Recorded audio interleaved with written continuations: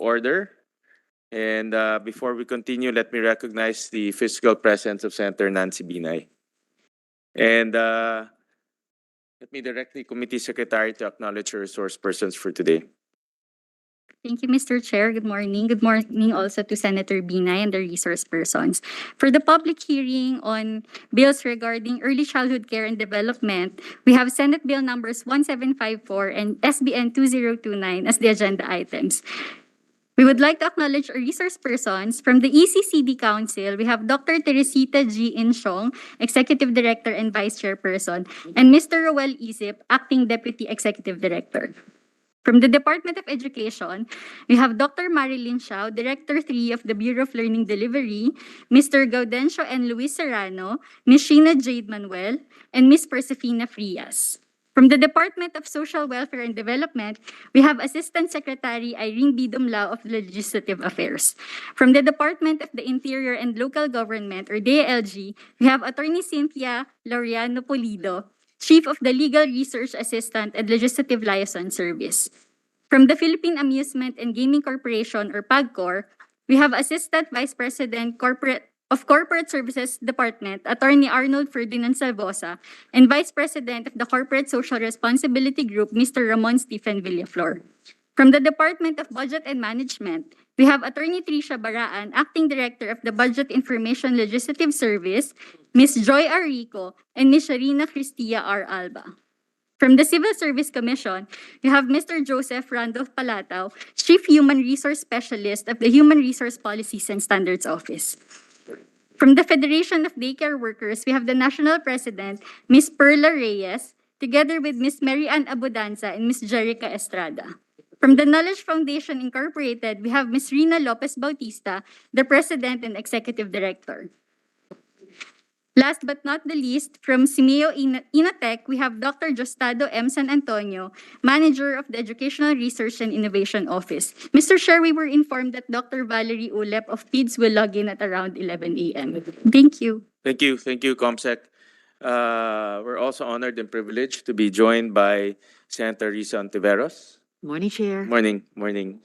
Today we'll be discussing two proposed measures, SBN 1754, and the title of this measure, an act strengthening the early childhood care and development system, amending for the purpose sections 6, 9, and 11 of Republic Act number 10410, otherwise known as the Early Years Act of 2013, and appropriating funds therefore, authored by Senator Sani Angara. The other one is SBN 2029, an act ensuring the alignment of basic education and early childhood education, appropriating funds therefore, and for other purposes, authored by yours truly. And today we'll be talking about these two bills.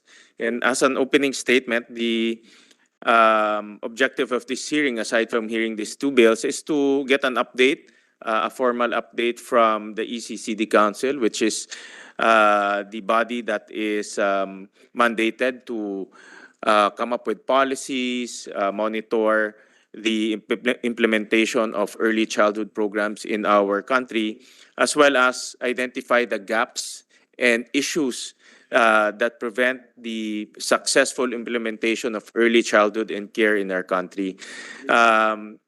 This early childhood is a unique setup because it is a devolved function to the local government units.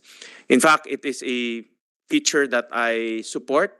There are many advocates of education that are calling for the devolution of education, basic education, to our local government units. Of course, that's a different topic altogether, but for early childhood and care, it is completely devolved to our local government units. So, in a way, it's a efficient setup in which our local government units have full control in terms of implementing early childhood, and as well as improving early childhood and care in our localities. But having said that, there are still a lot of gaps in terms of policies, most importantly in terms of funding. So those are the things that we want to discuss in this hearing, how to plug in those gaps, how to improve funding, and most importantly, I was talking to Rina earlier, identifying the vision for early childhood. There's a basic question that I asked our team last night when we were discussing this bill. What is the vision for ECCD for early childhood and care? No? What is the ultimate goal, no, for early childhood and care? What is the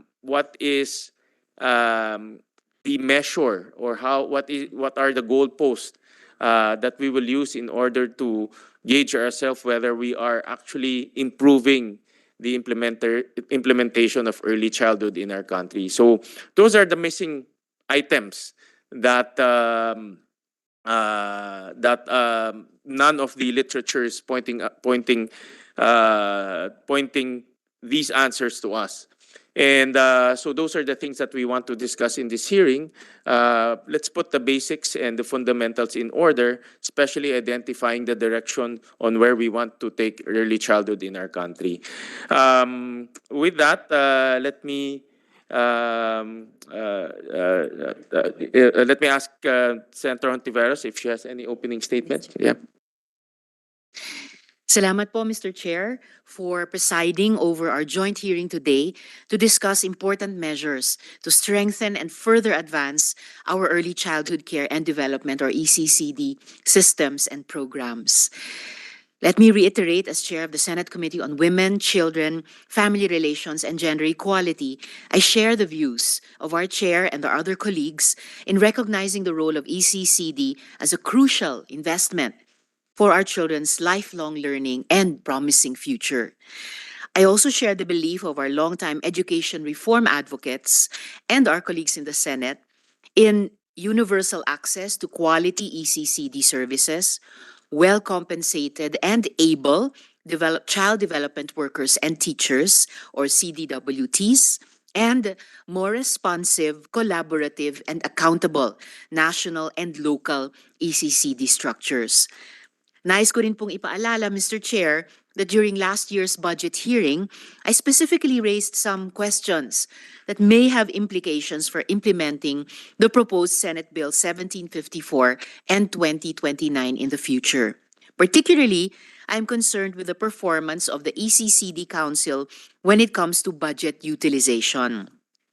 Gusto ko lang pong malaman, Mr. Chair, kung na-improve na ba ang budget utilization rate ng ECCD Council, given that both measures we're tackling now intend to provide sustainable funding for ECCD programs and services. Gayon din, Mr. Chair, I noticed that the Executive Director has recently been appointed. Matagal na nating hiniling during last year's budget hearing na magtalaga na ng Executive Director para pangunahan ang implementation ng work plans para sa pagtatayo ng mga National Children Development Centers. If this is correct, Mr. Chair, napapatanong tuloy ako na kung sakaling maisabatas natin ang mga panukala, ito bang bagong forma at mandato ng isang national at mga local ECCD councils ay maiimplementa without delay? I hope that when our resource persons share their positions on the proposed measures, matalakay din ang mahalagang tanong na ito. Likewise, Mr. Chair, in the continuing absence of a representative from the Senate minority, I hope that EDCOM 2 has already covered ECCD in the ongoing discussion. At itong outcome ng ating hearing ngayon ay hindi naman sana sasalungat sa magiging rekomendasyon ng EDCOM 2. Lastly, I hope we can come up with a consolidated version of the bill, and at the proper time, I wish to be considered as one of the bill's co-authors. Marami pong salamat, Mr. Chair. Thank you, Senator Risa, and thank you for taking interest in early childhood care and development, or ECCD, in our country. There is much to be done. Like I mentioned, budget is a perennial issue, especially during the budget season. And thank you for protecting and even adding more budget for the implementation of ECCD in our country. But more than budget, we need to look at the structure. As we have discussed in the past EDCOM hearings, there are also a lot of structural issues that we need to identify and also correct. Without strengthening and clearing the structure in place, it's very difficult to roll out a national program that is being implemented by a local government unit. No? We have about 1,500 local government units, and it's very difficult for them to evenly implement a national program if the structure is not in place. And having said that, also, the most fundamental question is where do we want to go? Where do we want to take ECCD? 5 years, 10 years, and beyond. No? And that's a question that has been unanswered for a very long time. No? And we aim to answer that today, and we aim to solve all of those gaps. And hopefully, the two measures proposed by yours truly and Senator Angara will help improve the implementation of ECCD in our country. So with that, we'll start off with some basics. No? And the ECCD Executive Director is here, and also Dr. In Cheong, who is a long-time executive director, and I understand you're a consultant for ECCD.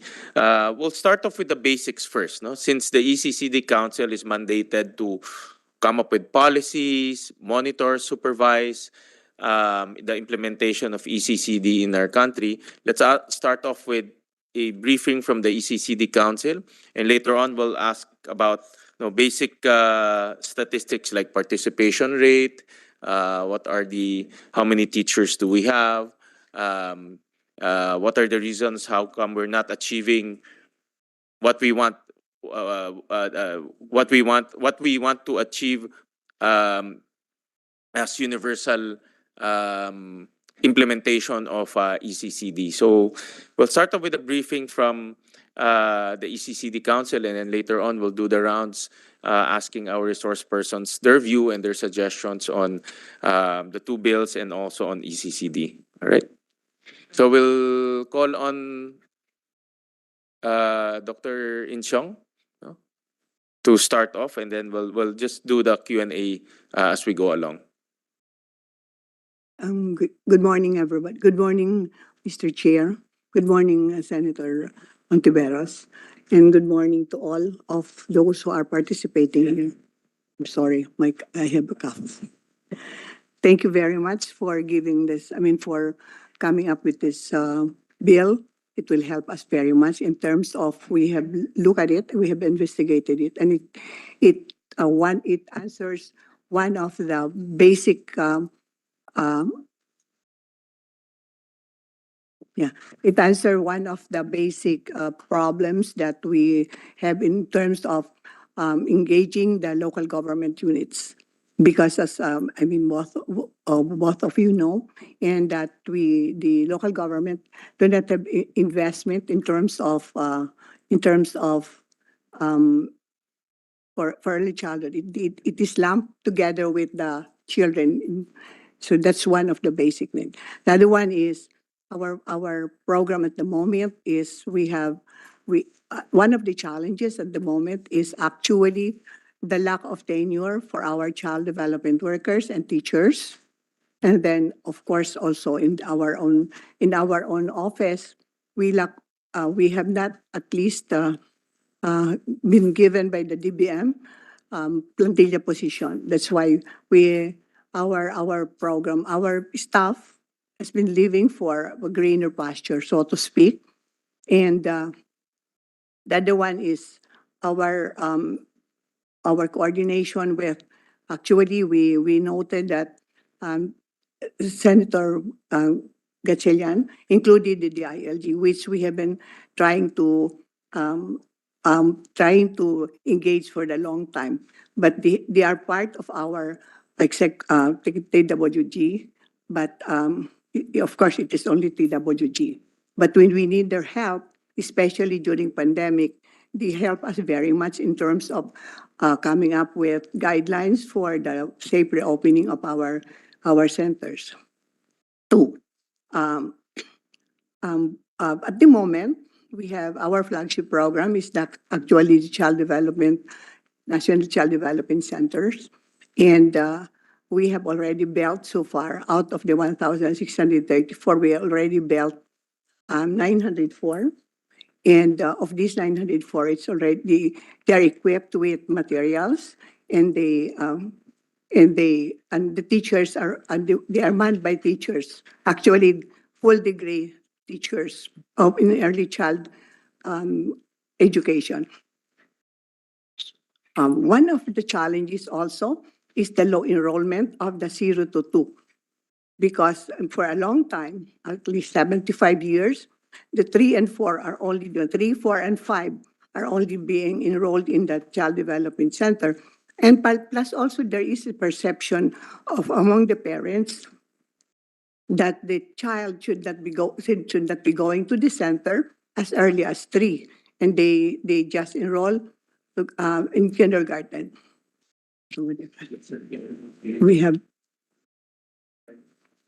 We have trained with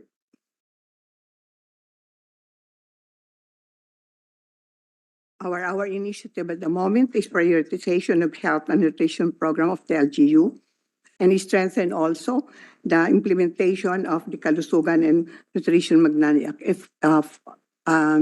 first 1,000 days, and involving the community for establishment of home garden. That's where we are now. But again, it is a low priority. So to speak, the ECCD is really a low priority among the local government.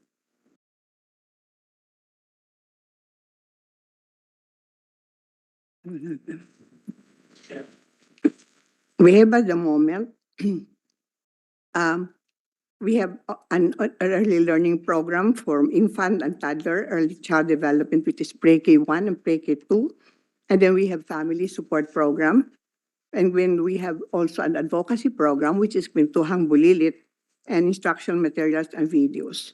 We also have distributed several modules, including modules for parents with children with developmental delays. And we are rolling it out.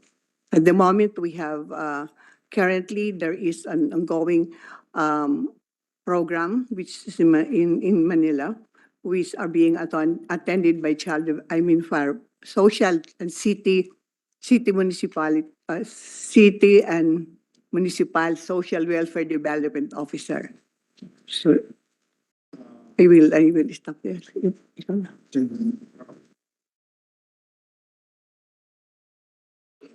Dr. Insyong, let's start with the basics. No, I heard earlier that you said low priority among local government units, but let's start first with the basics so everyone will appreciate. No, why do we need ECCD? No? Why do we need ECCD? Maybe the low prioritization by LGUs stem from lack of appreciation. From 0 to 4, let me go back to brain development. And that's why I didn't touch it anymore, because I was always taught not to preach to the converts. But very importantly, since 0 to 4, that is where the brain of the child is rapidly developing. And it is our hope that when 0 to 4 is quality education, then there is no reason why the child will have why we have our department an increase of dropout rate, because they are already ready. Now, the ECCD actually is not only it is not only preparing for primary education, it is also preparing for holistic development, for social cohesion, and for gender equality, so that it will contribute to the well-being, which is very, very important for our kids. When the 5 years old, not all children are ready for kindergarten, because they are not prepared. Maybe they are not properly nourished, they are not healthy, and there is a severe learning gap. So if we catch that time when 0 to 4, and if the government pays attention to that, and then so we are very much assured that it will improve the basic education, because we are bringing in kids that are ready for kindergarten. So what you're saying is to prepare kids to go into kindergarten and beyond. Um, ECCD is very important, Yes, and it's also very important for the holistic development yes, Your Honor. of our children. Um, I can see DepEd is here. Is ECCD in the Matatag agenda? Yes, because Is it I think is it part of the Matatag agenda? Okay, if you are saying it's very important, no? And it feeds into our formal schooling, which is K to 12, then we should put a lot of attention, no, to ECCD, starting with the vision of DepEd. No? I No? have And DepEd being the chairman of the council, diba? DepEd is the chairman of the council. Then it goes without saying that it should be part of the overall vision of DepEd, no? Which is the Matatag agenda. Matatag agenda. So is it part of the Matatag agenda? I have not seen, Your Honor, any literature that is specifically is specifically mentioned ACCD as part of the Matatag agenda, but actually the it is first making our learners learn. That is also our vision, but I have never seen any literature that includes ECCD in the vision of the Department of Education. Yeah, you're Mr. correct. Chair. Yeah, yeah, go ahead. Thank you, Mr. Chair. If I could just add to the question of the chair, Mhm. mahalagang tanong po yun dahil tingin ko yung isang direksyon na tinatahak, lalo na nung panukala nung chair, ay yung alignment Yes. ng ating ECCD sa K to 12 or sa kabuang K to 12 or sa kabuang education systems at programs natin, Mr. Chair. Kaya para sa akin, napakahalagang tanong po yan. Tama ko kayo, Dr. Insyong, di nyo nakita dahil wala talaga doon eh. It's Exactly. not in the Matatag agenda. No. So that's the level of importance that we are giving ECCD. No importance at all. No? Because it's not even part of the Matatag agenda. No? And that is something that is concerning, no? Because like what Senator Risa mentioned earlier, it feeds into our system. No? And later on, let's discuss the importance. These are all concepts: holistic development, gender equality, reducing learning gaps. But also, later on, we'll show, if you have also, but we can show the evidence from studies proves that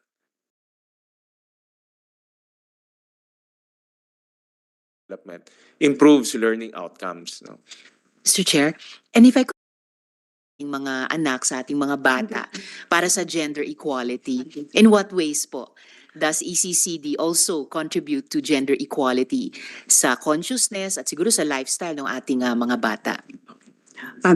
When the children are studying together, they do not see any difference. Then, in fact, we are also encouraging and we are training actually the child development workers and teachers to accept also children with developmental delays, children who are on IPs, because wala pa hong judgment ang mga bata. If they are growing together, then they will know that this is the world that they are living. At meron din po bang gender sensitivity training yung mga child development workers and Kasama teachers? po yun sa ating curriculum. Alright, salamat po Dr. Insyong. Salamat Mr. Chair. I would like to ask also DepEd. I understand that the predecessor of the Matatag agenda is the basic education, the BER, Basic Education Report or Reform. No? Is ECCD also part of the BER? The Basic Education Reform agenda?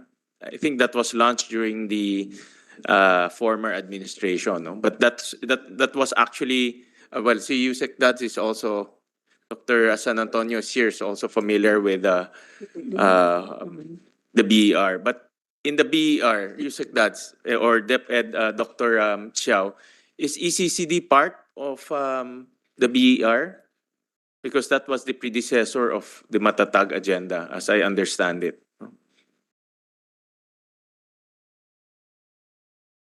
Good morning po, Mr. Chair and Honorable Risa Hontiveros and the rest of the resource persons invited. So, foremost, I would like to thank you for the invite and for engaging DepEd in this undertaking. And as to that question, in the matatag in the basic education report, VP Sara Duterte, our secretary, focused on the mandate of DepEd. But basically, considering the coordination between and among agencies, so there should be a coordination. So the alignment is well appreciated now because with this we can work out on the connections, how it will be connected to that of our kindergarten curriculum. But is it part of the BER of the former administration? We focused po on the basic On K to education. 12, no? Yes. The same. Tama ba? You said that. Kindergarten I think to- you said to- that's more is also very familiar with that, no?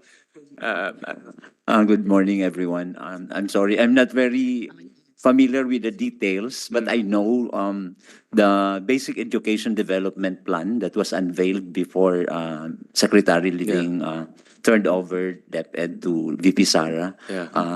Yeah, But was did it include ECCD, early I'm childhood? checking and I'll just communicate with your team. Yeah, but I'm sure it's Senator. not there because we Most likely. we looked at it. It's not there. No, my point there is, in both the BER or the Basic Education Plan of the former administration and the Matatag agenda, ECCD is not present. No, despite the statement of Dr. Insyong that it is important, it's foundational, it's a building block to improve learner outcomes.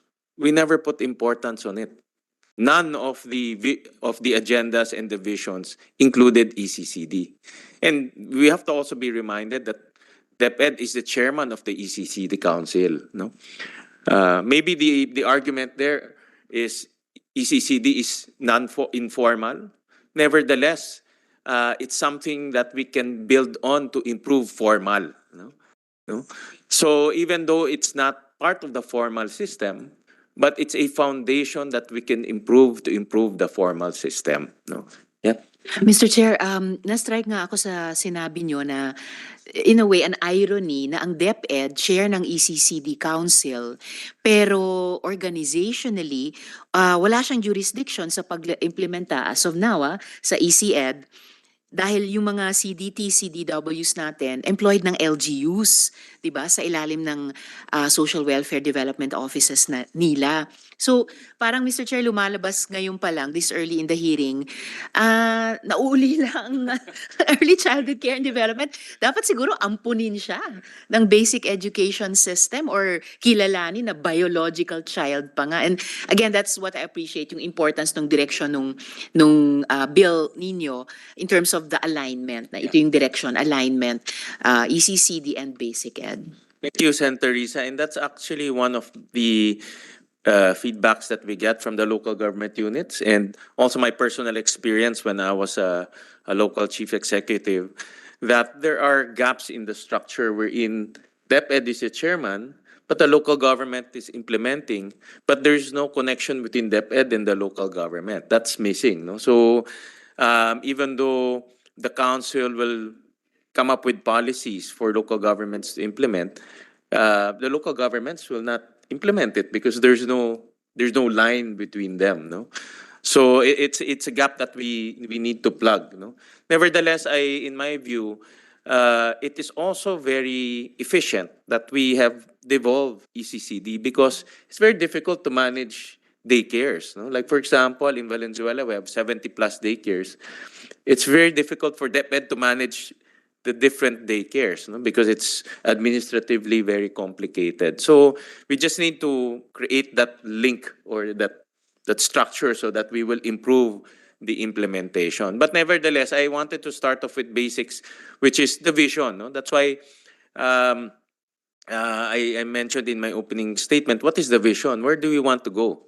But when we were looking at the documents, the agenda, the basic education report, the basic education plan, ECCD is not present. So in other words, wala tayong vision. No? There's no vision for ECCD. And we need to correct that, whether in the bill or through policy. We need to correct that, no? Because that's another gap. No, we don't know where to go, no, or we're not giving importance to ECCD. That's another one. The other one is let's have some basic numbers. And I don't know if the council has what is the participation rate of our ECCD right now? How many students do we have, and what is the target? Mr. Chair, it's from 0 to 4, there are 12%. And then from 3 to 4, it's 25% out of that 10 million. Because when we were computing it, when we flashed in enrollment, the participation rate of our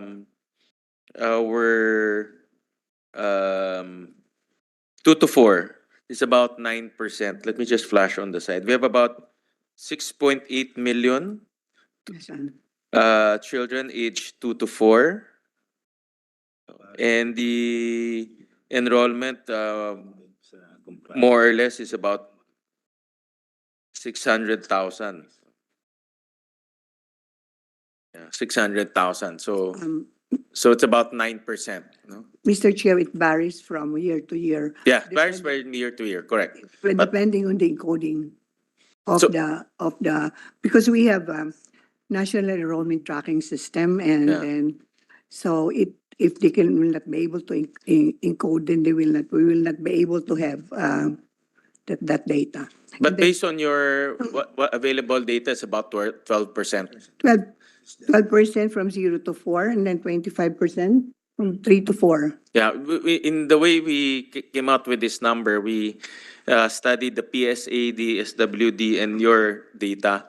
So more or less, it's between 9 to 12%, more or less. No.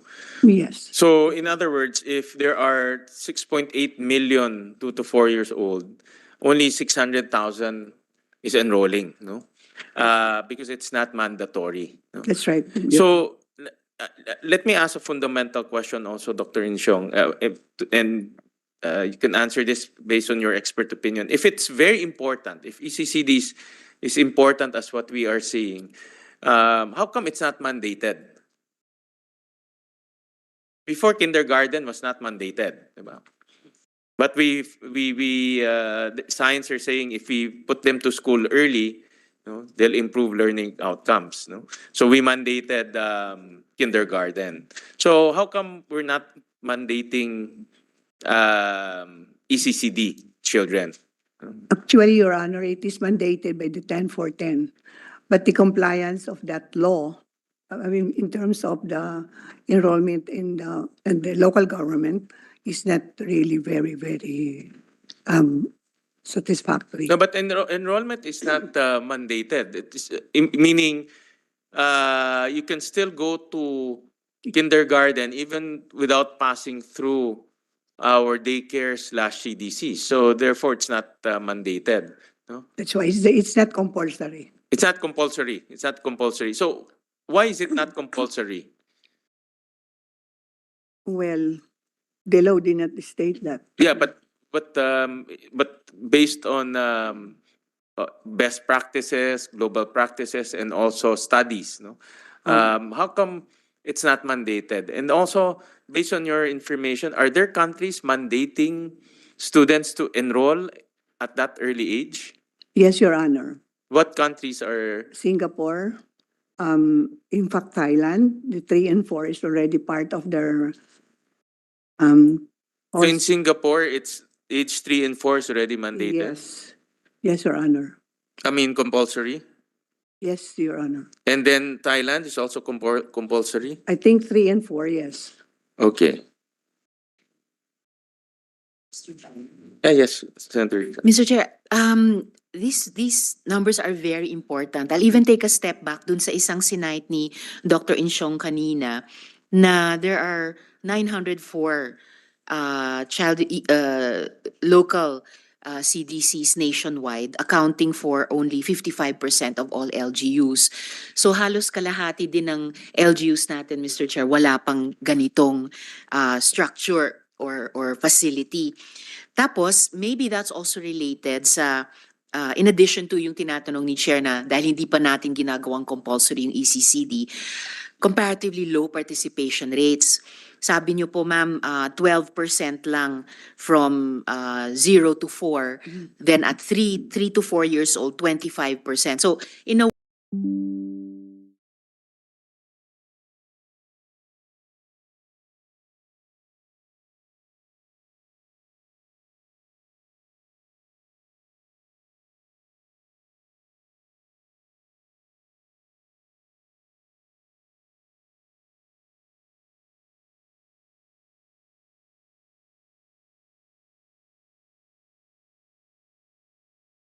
more than one. Thank you, ma'am. Thank you. Thank you. Are there any more countries that made it compulsory? Out of, so that we can enrich the records, Dr. Insyong? Because that's a policy question that we can discuss, no? Whether to make it compulsory or not. No? But then again, you're their expert, no? You guys are the experts. So what are the Actually, what is the global practice in terms of ECCD across the globe? Actually, we in recent years, I think in this decade, we are seeing more attention of the different countries in ECCD. For example, in New Zealand, it is also part of it is mandated, and then compulsory po ang 4 and 5, not 4.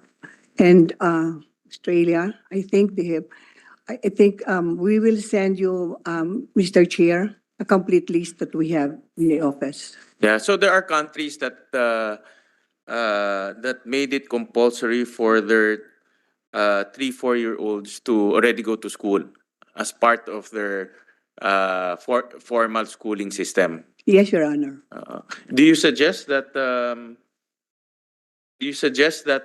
Philippines should follow suit Um, based on your expert opinion? Actually, Mr. Chair, I strongly suggest that at least 4 should be included as the mandate of the government, so that it improves our. I mean, at least there is 1 year that the child is prepared prior to the basic education. Okay. Reason 4 lang po. Yeah, go ahead, Senator. Thank you, Mr. Chair. It was nice to hear that New Zealand is also one of the countries that practices compulsory ECCD. I mean, the day after nanalo yung ating women's football team sa kanila sa World Cup. But I also, and it's not kidding, but that point aside, that happy point aside, tingin ko interesanting pag-usapan, even in terms of the possible budget implications. Dahil nasa constitution naman natin, highest budgetary allocation for education. And habang pinapalawak natin, or at the very least, ina-align natin yung ECCD sa basic ed, we conceive of ECCD as part of education. Dagdag lang, Mr. Chair, ilang mga punto to our further consideration of this matter of compulsory or still not compulsory ECCD. Siyempre po, yung isang context ay yung uneven capacity sa ngayon ng ating mga LGUs. Right. So it will be very interesting, important to hear from DILG in the hearing. Capacity po nila to deliver those ECCD Yes. services. Tapos syempre yung complexity nung mga kinakailangan o required na developmental interventions. So plus incentivizing as well, parental consent and appreciation of the program. Kung sabi nga ni Chair, yung appreciation around the table sa ECCD, di lalo na siguro sa mas malawak na hanay ng mga kapwa magulang natin. And then of course, never to minimize the complexity of the development development interventions. Kaya yung pagpapahalaga na binibigay ninyo, mga edukador natin, sa capacitating ng mga teachers and other education workers natin. And then at this point, Mr. Chair, may recognition sa early childhood education for 3 to 4 as part of the education system structure. Pero wala pa tayong plano. And I did ask Education Secretary VP Sara about this during the budget hearing, but there was no response at that point in time. So I'm looking forward to more of a response dito po sa ating hearing. Salamat, Mr. Chair. Thank you, Senator Risa, for those insights. I'll go back to another basic question, Dr. Insyong, or maybe Dr. Xiao can answer. We mentioned, well, I'll backtrack a bit, no? The participation rate is only 9%, so napakababa. Well, one of the reasons it's not compulsory, no, in our country. If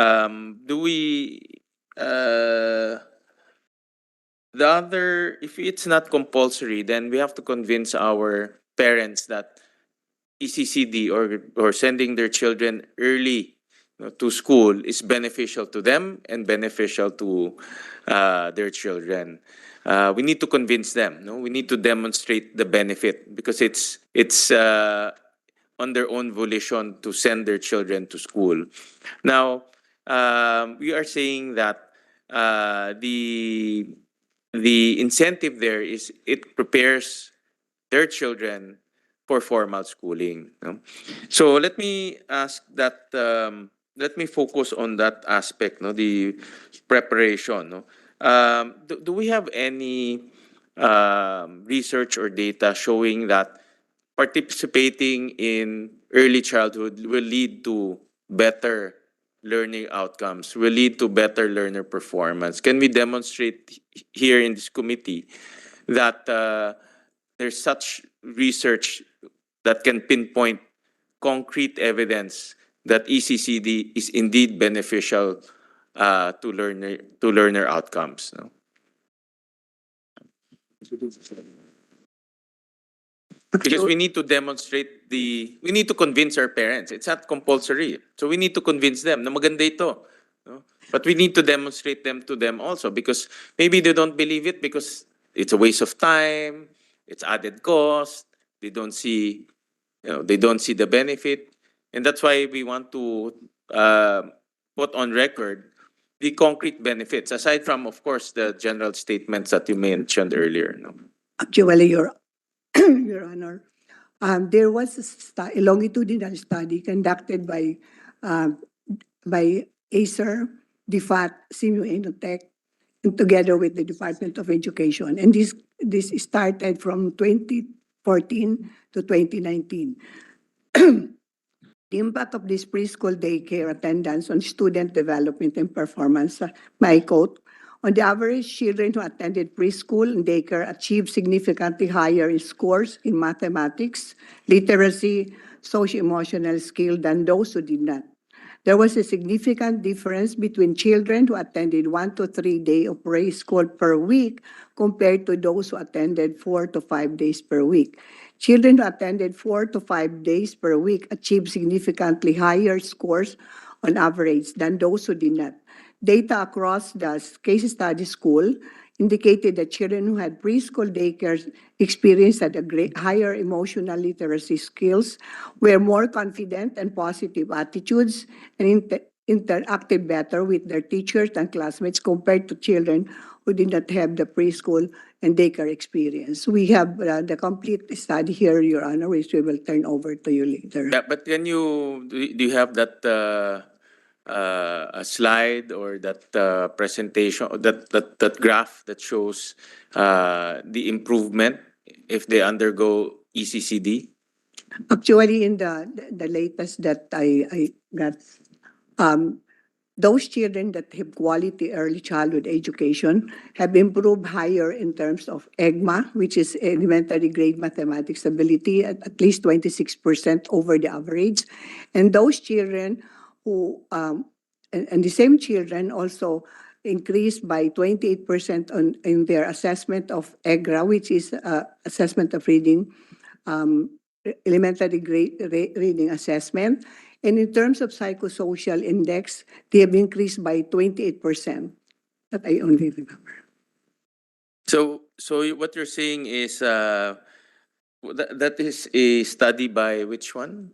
In the Philippines, So- by UNICEF, ACER, DEFAT, Okay. and Simeo Inotech. What you're saying is the students scored 26% better on literacy Yes, over the average. Yes. Those who entered a quality preschool education. quality preschool facility, and then 28% over the average Reading. on reading, and then 28% above average on psychosocial Yes. measurements. Yes, Your Honor. So, in other words, this study proved that those children who entered preschool, no? Which is anong age ho yan?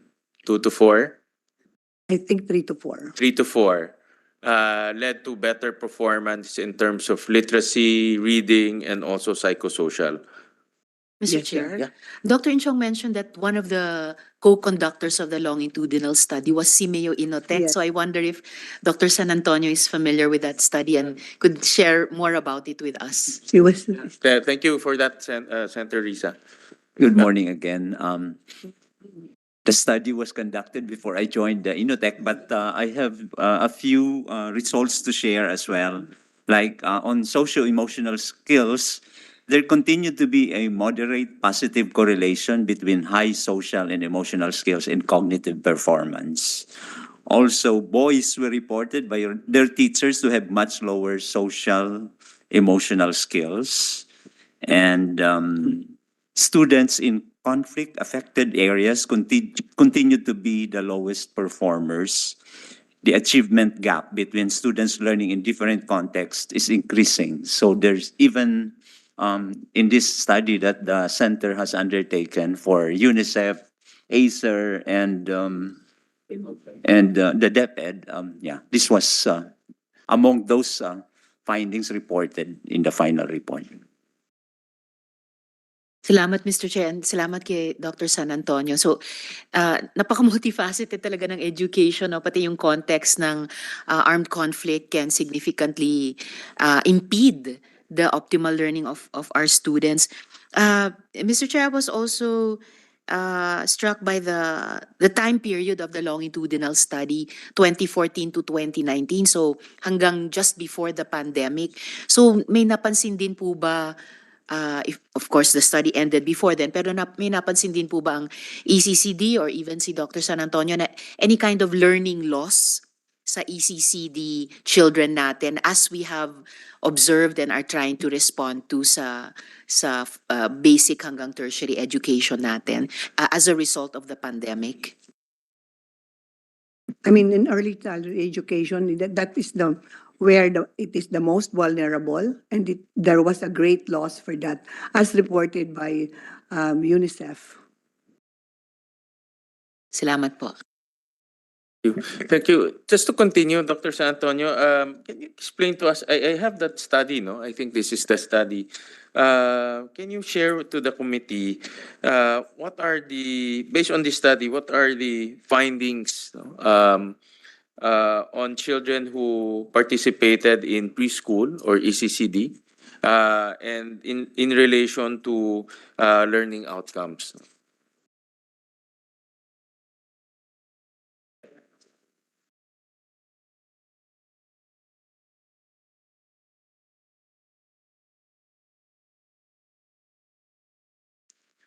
System level findings po on literacy skills.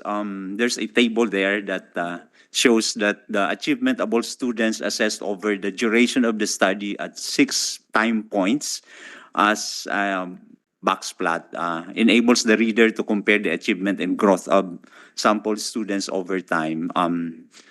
It shows that there are students generally over time, the students were still considered to be performing at lower levels, not at the proficient level.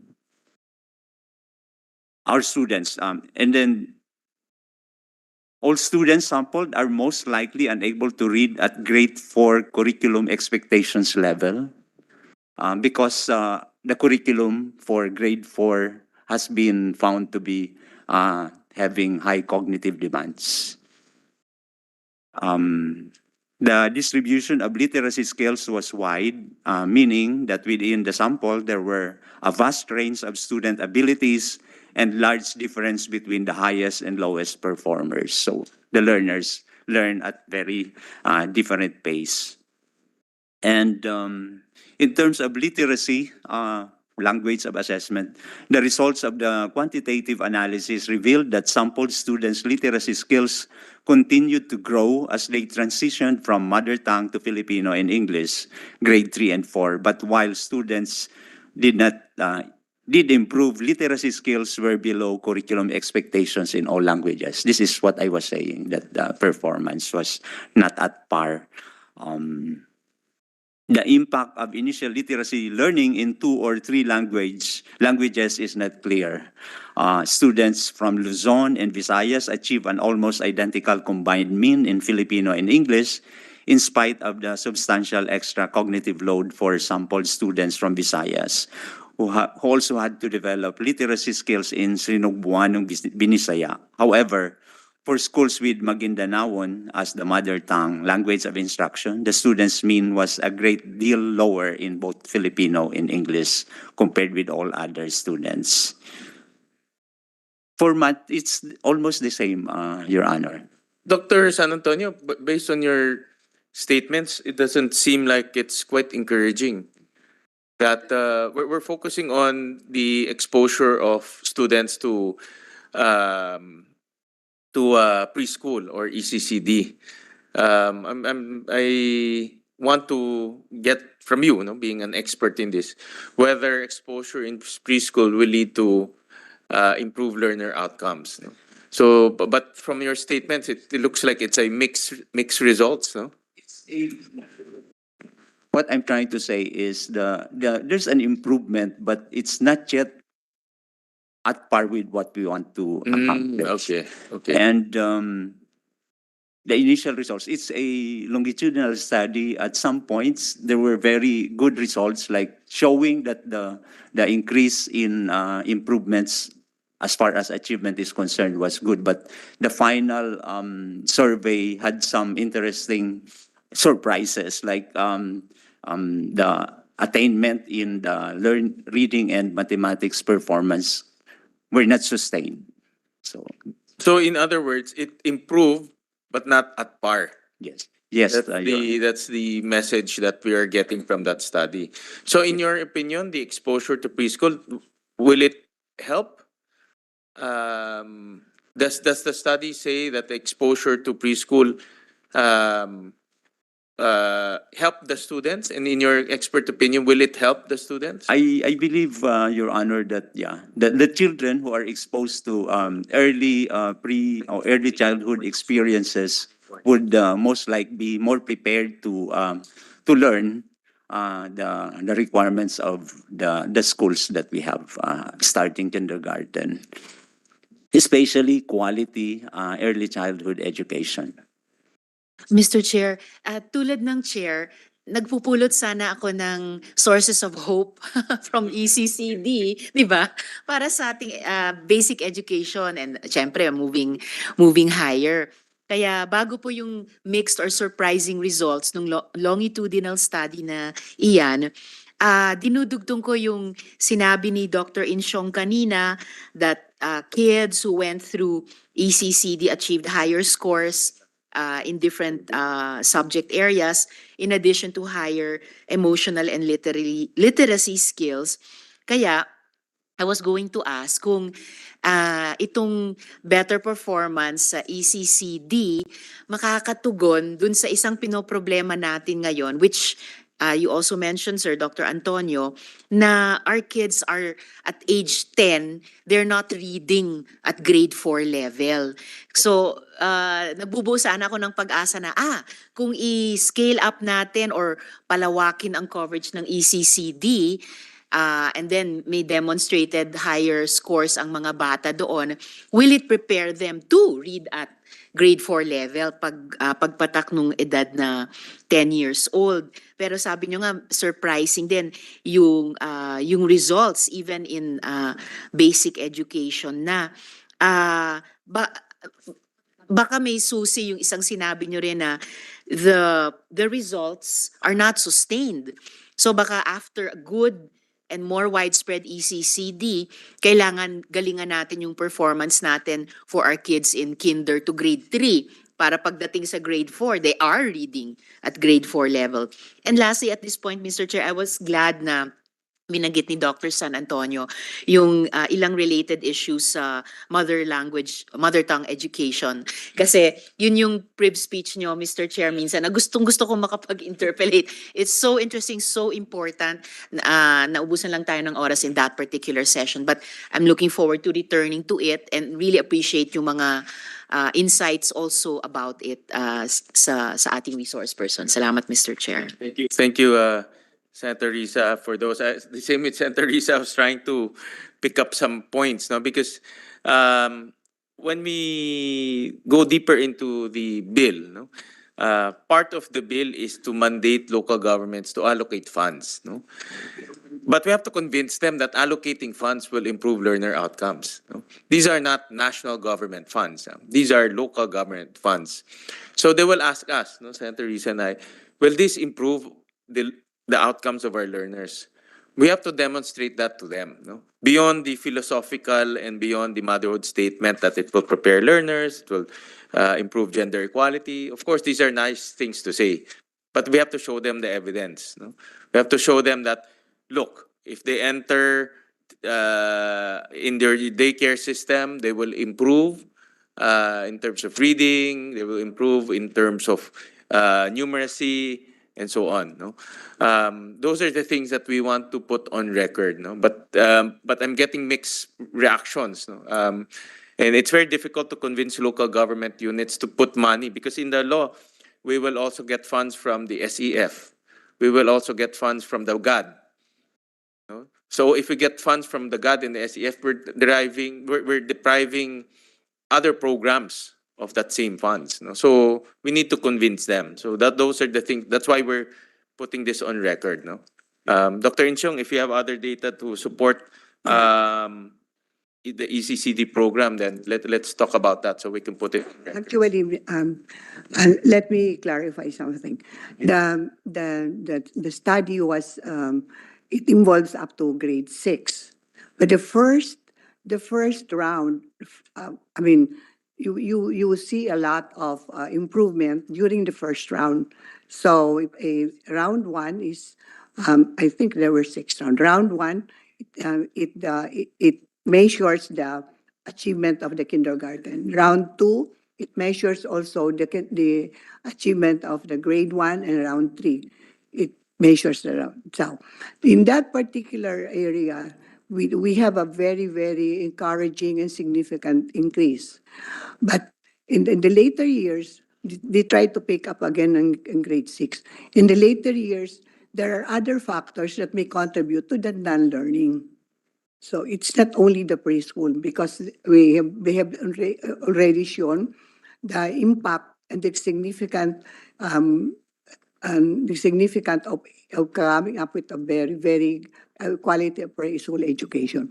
So what I'm trying to say is, the study shows here that in kindergarten, grade 1 and grade 2 and grade 3, the children were already improving. So what happens in the next one is that, I mean, I'm not very sure what are the factors and variables that come in the study.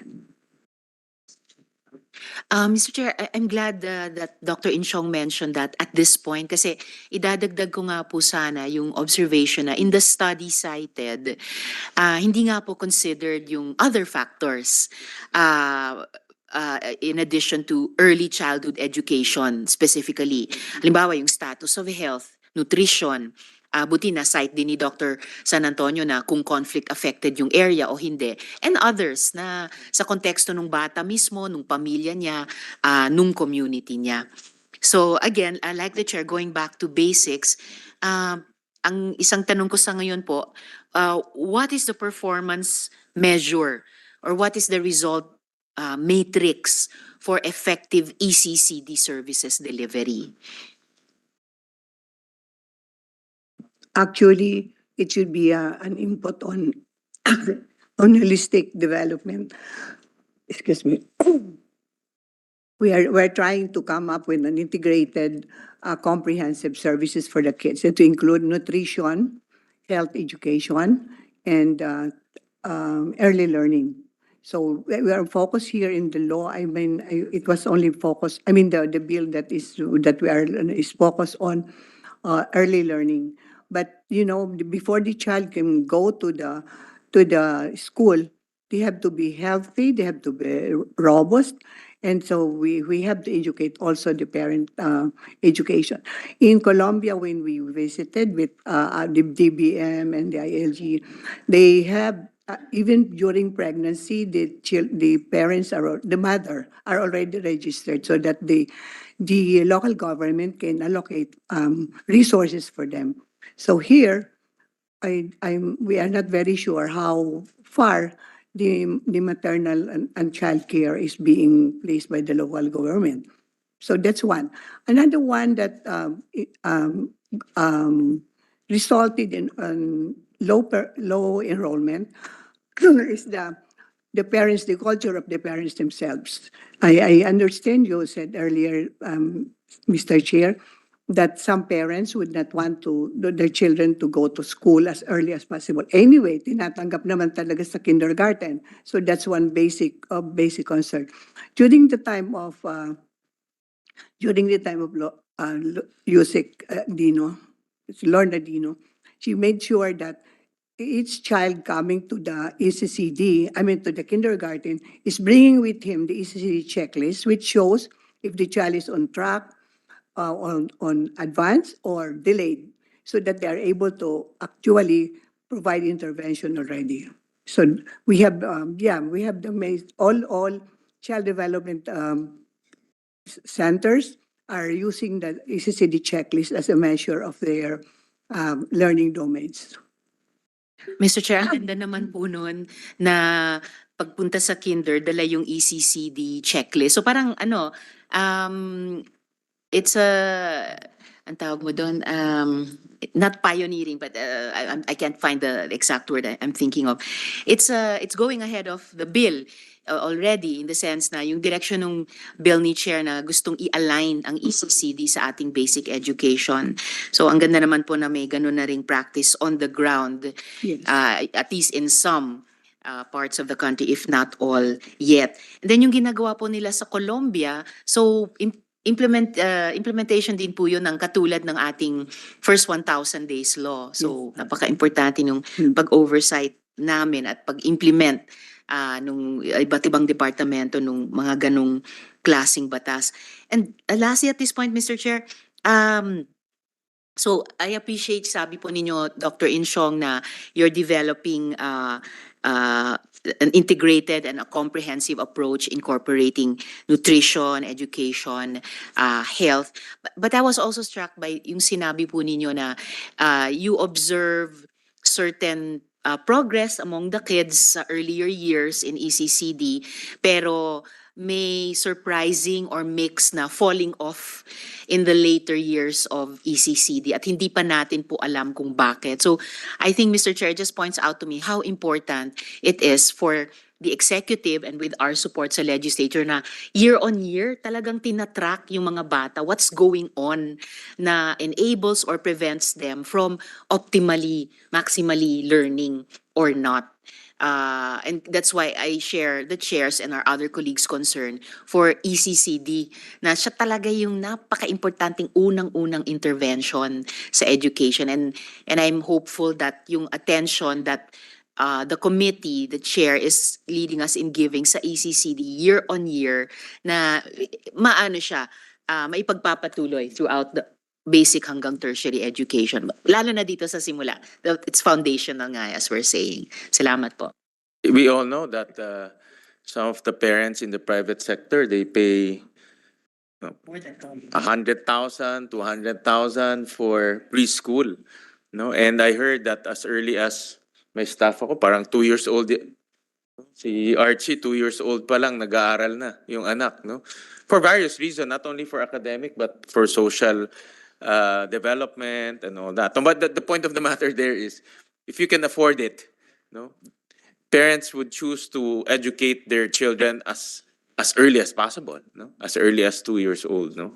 So that goes to show that parents who can afford are now giving a lot of importance to early childhood because they can afford it. But that should not be an equity issue. No, early childhood should not be an equity issue.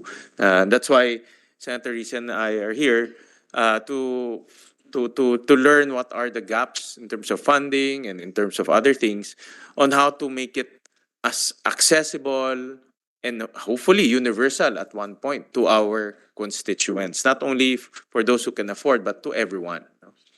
Would like to ask Dr. Xiao if you have any studies that will point to improve learner outcomes. Have you looked at this? Have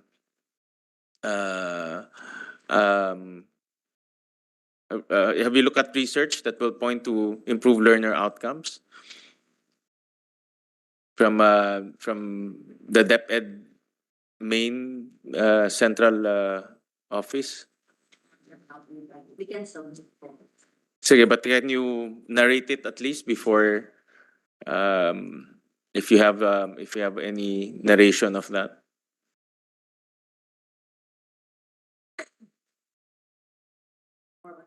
Yeah, we can. Actually, most of our data in focus on elementary. So this may be a good opportunity this time if we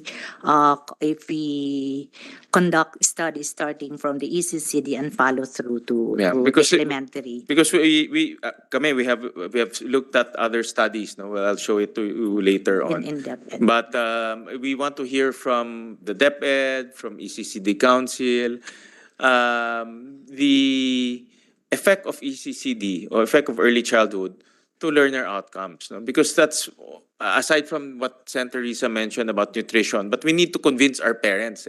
They're not, in other words, they're not seeing the value of putting their kids to early childhood care and development schools, no, to CDCs, and that's why the participation rate is only 9%. No, 600,000 out of the 6 million. No? So we're still far off from achieving universal participation rate. No? With that, we'll ask our resource persons, no, on their views and suggestion. We'll go back to Dr. Insyong and DepEd later on, but we'll do the round so that we'll hear the suggestion of our other resource persons regarding the matter. Dr. San Antonio or Yusek San Antonio, any comments on the matter? I really support the idea that we should make early childhood services, care and development services available to everybody, to all Filipinos, not only those who can afford. But we have to make sure that the child development centers will be able to provide high quality services, and we will have to make sure that the ones doing the facilitation of the socialization and other learning activities are done by those who know how to do it. Because I think one reason why some of the results do not seem to support our idea that an early childhood experience would eventually make the learners better prepared for learning is the fact that they may have perhaps gone through an experience that was not like scientific, that was not done by a professional. So that's one point that I hope the law will be able to capture. We'll have to make sure that the child development centers are able to provide good quality experiences for the kids. Of course, the leaders should also be capacitated. They should be made to understand the value of doing this. And already mentioned, parents should really agree and believe that doing this is something that will benefit their children. I've been always saying that yes, it's an equity issue. The children from the poor families, like my own childhood, we had no access to early learning because the parents could not really send us to those centers. But we know that even my own children, because I could already afford, had some access to early childhood development as well. So perhaps the local government units that do not have so much resources will also be given extra support from some funding institutions as well. Thank you, Mr. Chair and Madam Risa. Thank you, Dr. Dads. We'll hear from Ms. Rina of the Knowledge Channel, one of the foremost advocates of early childhood in our country. Thank you so much, Mr. Chair. And good morning, everyone. Senator Risa. Yeah, well, the Knowledge Channel, as Senator Gatchalian has been saying, is that has been working with early childhood in the past few years because we realized that there was, like a lack of focus and attention on early childhood, no? As it leads into better learning outcomes, no, in later years. But while we started on that track because of education, poor educational outcomes, we realized that it's not just learning outcomes that we need to look at, but really a holistic development of the child. No, physical, cognitive, social, emotional. No, and so when we talk about the 0 to 4 years old, we really look at all of these different aspects: the health, nutrition, social protection, early learning stimulation, no, that needs to be given to the children by professionals, by their their parents, their primary caregivers. The family is always the most important unit, no, and of course the teachers, no. And so for us,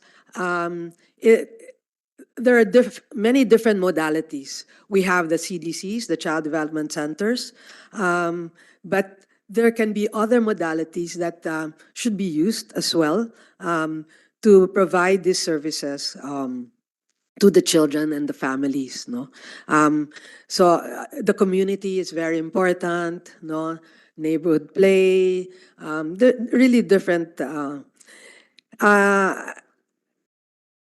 We also believe that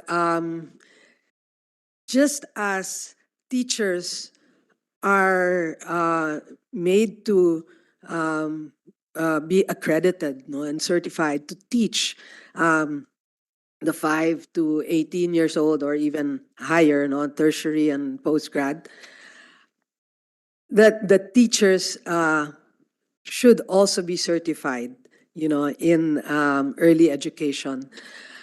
They should all be CDTs.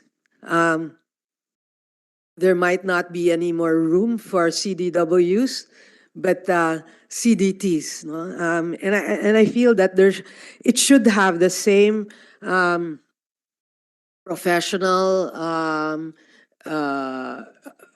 standards and room for advancement and growth as well as teachers in maybe the DepEd, no? So like maybe there should also be master teachers, no? So that they do not go, end up going to DepEd or other agencies, no? Or universities or schools, no? To teach or to grow and earn more, no, but really have that track.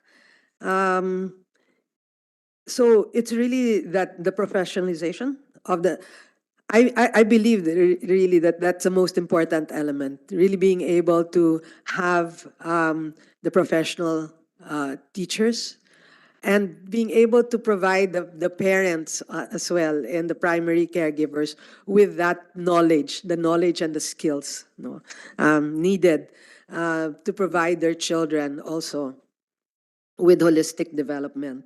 No. Um, and so, given that, we believe that there also needs to be a change in the ECCD, that there needs to be like an autonomous authority that is couched in family. No, I think that's and I'm sure Senator Risa, you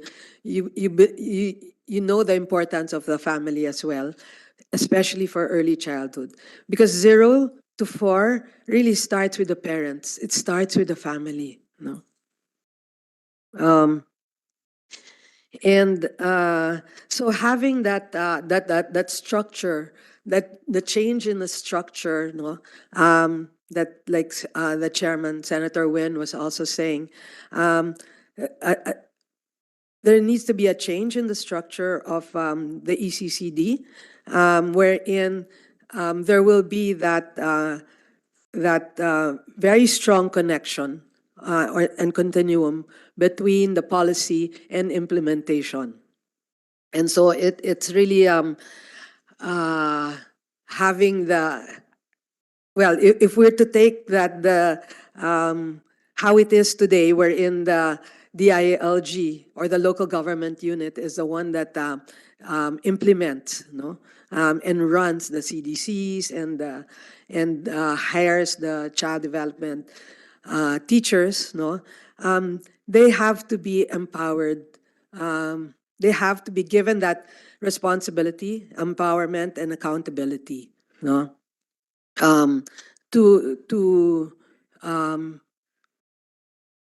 to be able to implement a good. Maybe they should have. I'm also a believer of positive reinforcement. So like what's that? The seal of good governance. No, they cannot get that unless they have a good program on ECCD, you know, or some other. I'm sure you know this better than I do, no. But what are the positive reinforcements that will make them, provide the best early childhood care and development for the children in their local communities, no? So for me, I think that we're willing to be part of like awards, no, giving awards to local government units, no, and all of that to be able to do that. So DILG really plays a big role, no. We were even toying with the idea that DILG should be the head of the ECCD council, no. So, but having of course all the consulting with all the education and DSWD family and all the experts, no, on early childhood. But because they're the implementers, no, so that was one of the things that we were also thinking about. Yeah. And of course, there's so many major challenges happening today with the pandemic, the effects of the pandemic, the COVID-19 pandemic, climate change, and the advancement in technology. All of these three have global effects that affect early childhood. the early childhood care, no, and development. And we need to really bring that in as well in our discussions of the structure and how we care for our children. No. Earlier, I think you're asking, what is it that why should we provide good care to our young children? And aside from education and better learning outcomes, this is also the time when executive function is developed massively. No, so attention, focus, self-regulation, it happens at this time. No, before the age of 5, and I think the next time that this will happen will be like in the later teenage years. No, so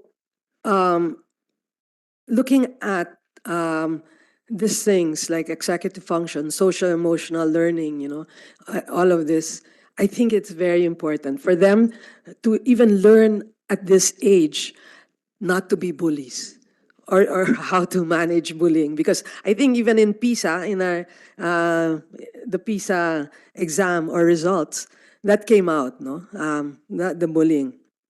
So all of these things start from very young.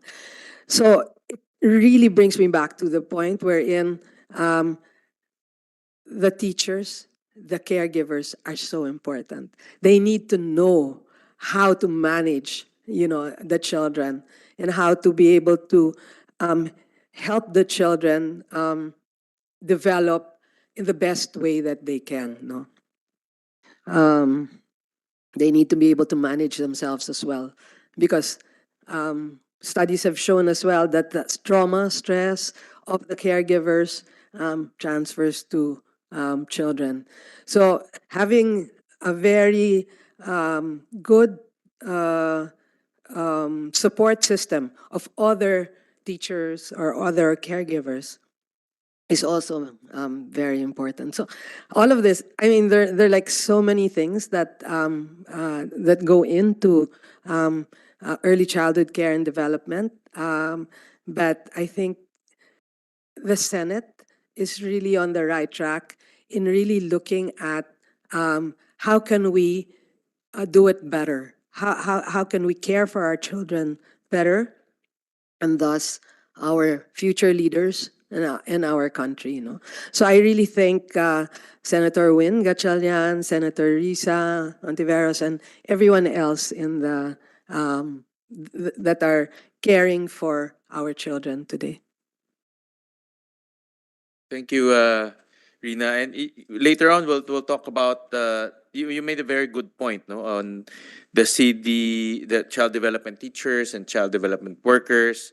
In fact, I know for a fact that you can actually concentrate or focus on early childhood when you take education in college. So in other words, there is now much focus uh, being given to teachers who want to teach in the early childhood level. No? So, and that itself is now becoming a specialization. No? So, that's a good point that you made. That we later on we want to talk about that also, and how to um, achieve professionalization. But do you have any? Yeah. Yeah, I just wanted to mention that because the SUCs are like free now, many of them, many of the WCDTs, no, can be incentivized to attend this courses or in the SUCs. But the SUCs have to be offering this course as well. So working with CHED also, I guess on this, no. So yeah. Thank you for that, Rina. We call on. Yeah, go ahead, Mr. Senator. Chair, just two quick points. One is, in fact, I remember a cousin of mine took early childhood education at Marinol pa ang pangalan ng Miriam College noon, at Marinol 4 decades ago. So it's really a long-standing and well-respected field, and it's good that it's highlighted now because of the work of our of ECCD. And I was struck by the comment that maybe really the focus is on the CDTs. There may not be room anymore for CDW. So it's interesting to continue discussing about that. Of course, in your own bill, Mr. Chair, there are provisions on the professionalization both of CDTs and CDWs, and there are also bills of our colleagues, Senators Jinggoy and Nancy, on Magna Carta for Child Development workers. Opo. And then secondly, ang ganda nung concept of autonomous authority couched in family. So moving forward, I'd be interested to learn more about that. So I think for now, Mr. Chair, just those 2 points. Salamat po. Thank you, Senator Risa. And later on, we're actually very privileged that we're joined by Miss Reyes. She's the national president of the Federation of Daycare Workers. And so, and in the proposed measure that I mentioned, the proposed measure that I filed, there's a transition. No, I honestly I know that we have a lot of daycare workers, as we call them now, who have been there for many years, no, and who've been trained in practice, no, but they don't have the formal schooling, no.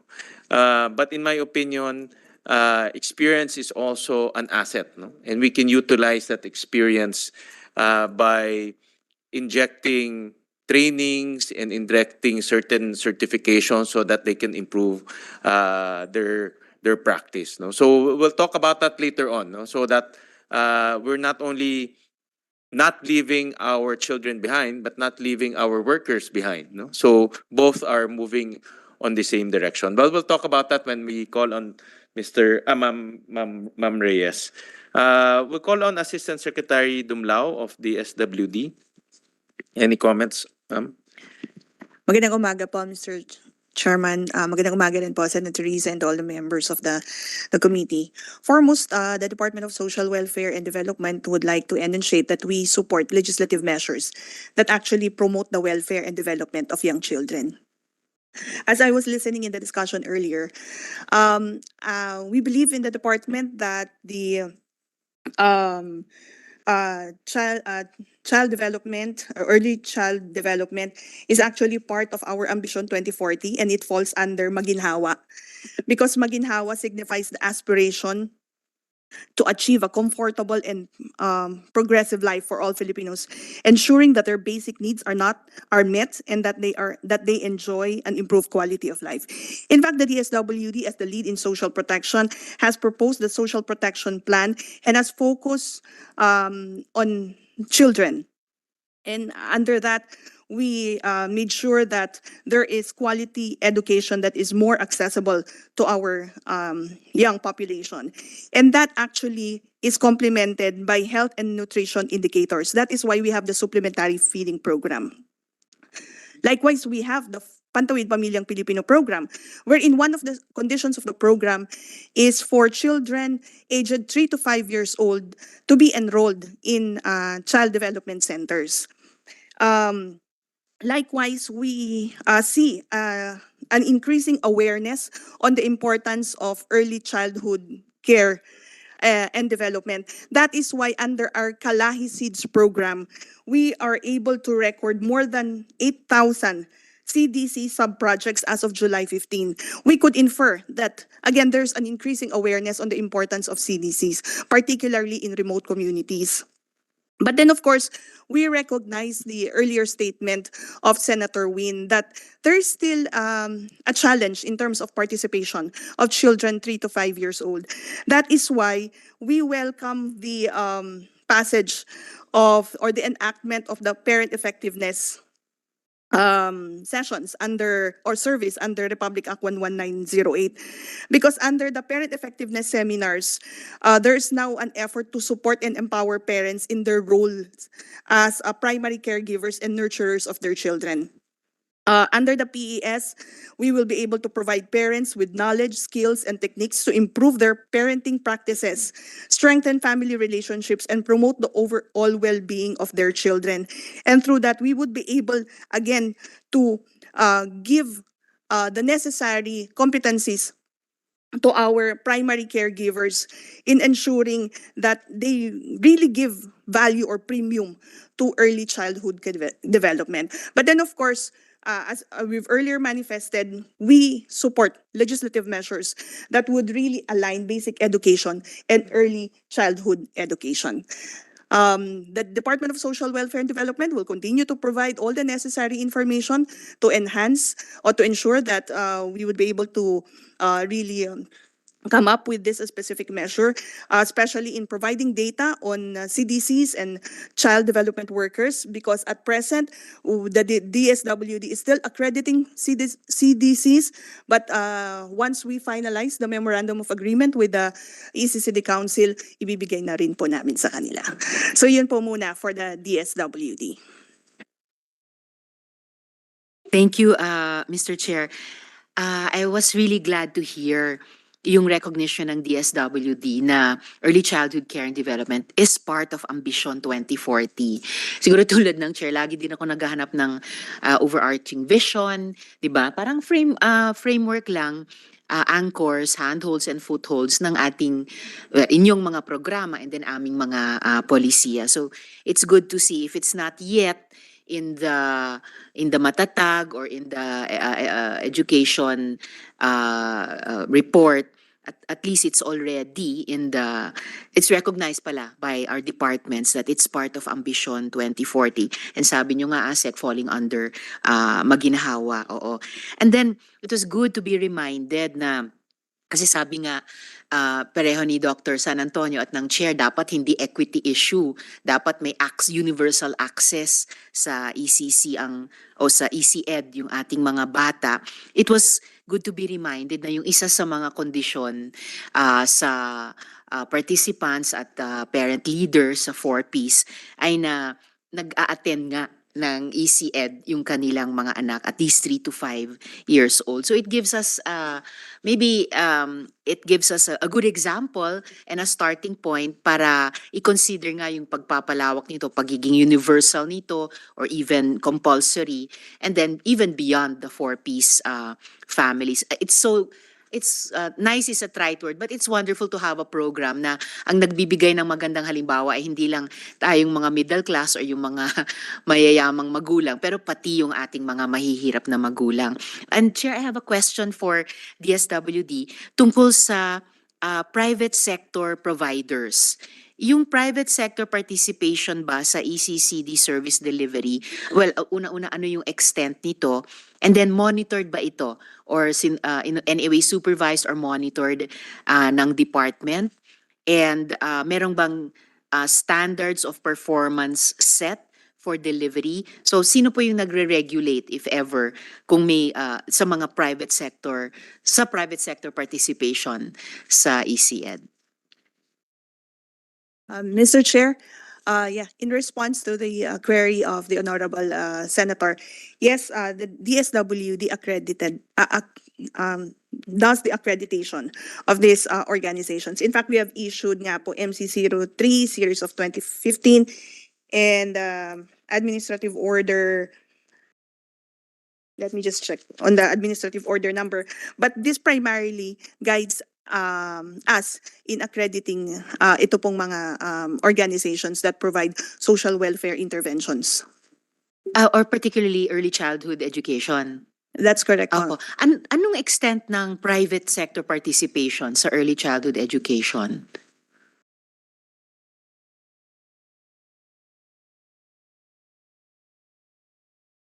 But with respect to private organizations, because sabi nga po natin, di po ba, hindi naman po kaya lahat ni DSWD. That is why we have private organizations partners in the implementation of social welfare development programs like those that provide early childhood care development. At yun nga po, ina-accredit ni DSWD to ensure that ito pong mga ini-implement nilang mga programs and services align with the standards set by the department. So at the minimum po, ina-accredit ng department yung mga private sector service providers of early childhood education.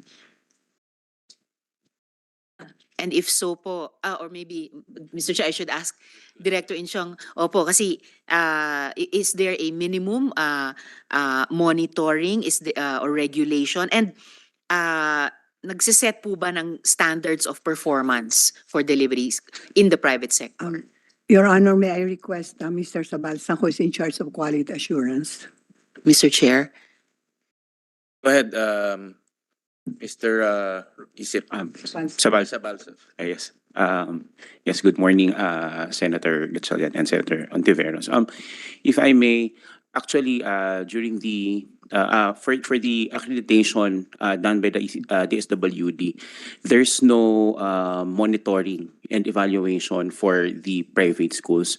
That's why in the mandate of the ECCD Council in RA 10410, wherein it includes the private service providers, that's why we had this transition on the tool that was used by the DSWD to the recognition tool that was passed the ECCD Council Governing Board during the 2015, so that we can also cover those private centers providing monitoring and evaluation to really include those private service providers. But because of the transition from 2015 up to right now, local government units are really having this difficulty to monitor the private schools since they're complying to the evaluation tool used by the DSWD. That's why we want to push through. That's the transition that was mentioned by ASEC Dumlao, the memorandum of agreement between the DSWD and the ECCD Council, so that we can really penetrate those private service providers and really monitor, and to address also the gap in terms of really covering the data of all children provided with this early intervention programs, both public and private. Thank you for that, sir and Mr. Chair. Importante din ito, similarly as we look at the differences between but also hoped for greater complementation between public and private education sa basic hanggang tertiary education. So it's good na nagsisimulang or nagko-coordinate ang department at saka ang ECCD also about this aspect nung shop nila. I just wanted to add also, Mr. Chair, the establishment of CDCs is part of the criteria in RA 11292 or yung Seal of Good Local Governance. Kanina may nagbanggit, I think it was Ms. Rina, na baka pwedeng ang criteria yung pag-provide ng quality early childhood education para ang mga LGUs makapanalo or makakamit niyang Seal of Good Local Governance. So nandun na po siya sa Section 7E.1. Criteria siya sa programs for sustainable education. Thank you, Mr. Chair. Thank you, Teresa, for those important questions. I'd like to ask the SWD, no? I'm trying to look for here in the Early Years Act, specifically the role of the SWD. And can you explain to us, ASEC, insofar as ECCD is concerned, what are the activities and the responsibilities of the SWD right now? Aside from, I heard earlier, you accredit child development centers. Is that it? Just the accreditation of the child development centers? Yes, Mr. Chair.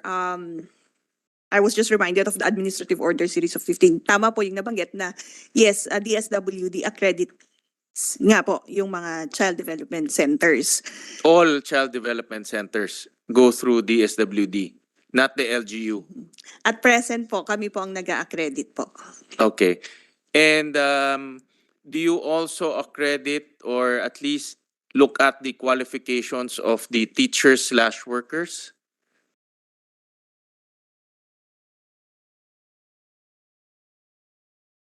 Let me just check, Mr. Chair, on our guidelines, just to be precise on my...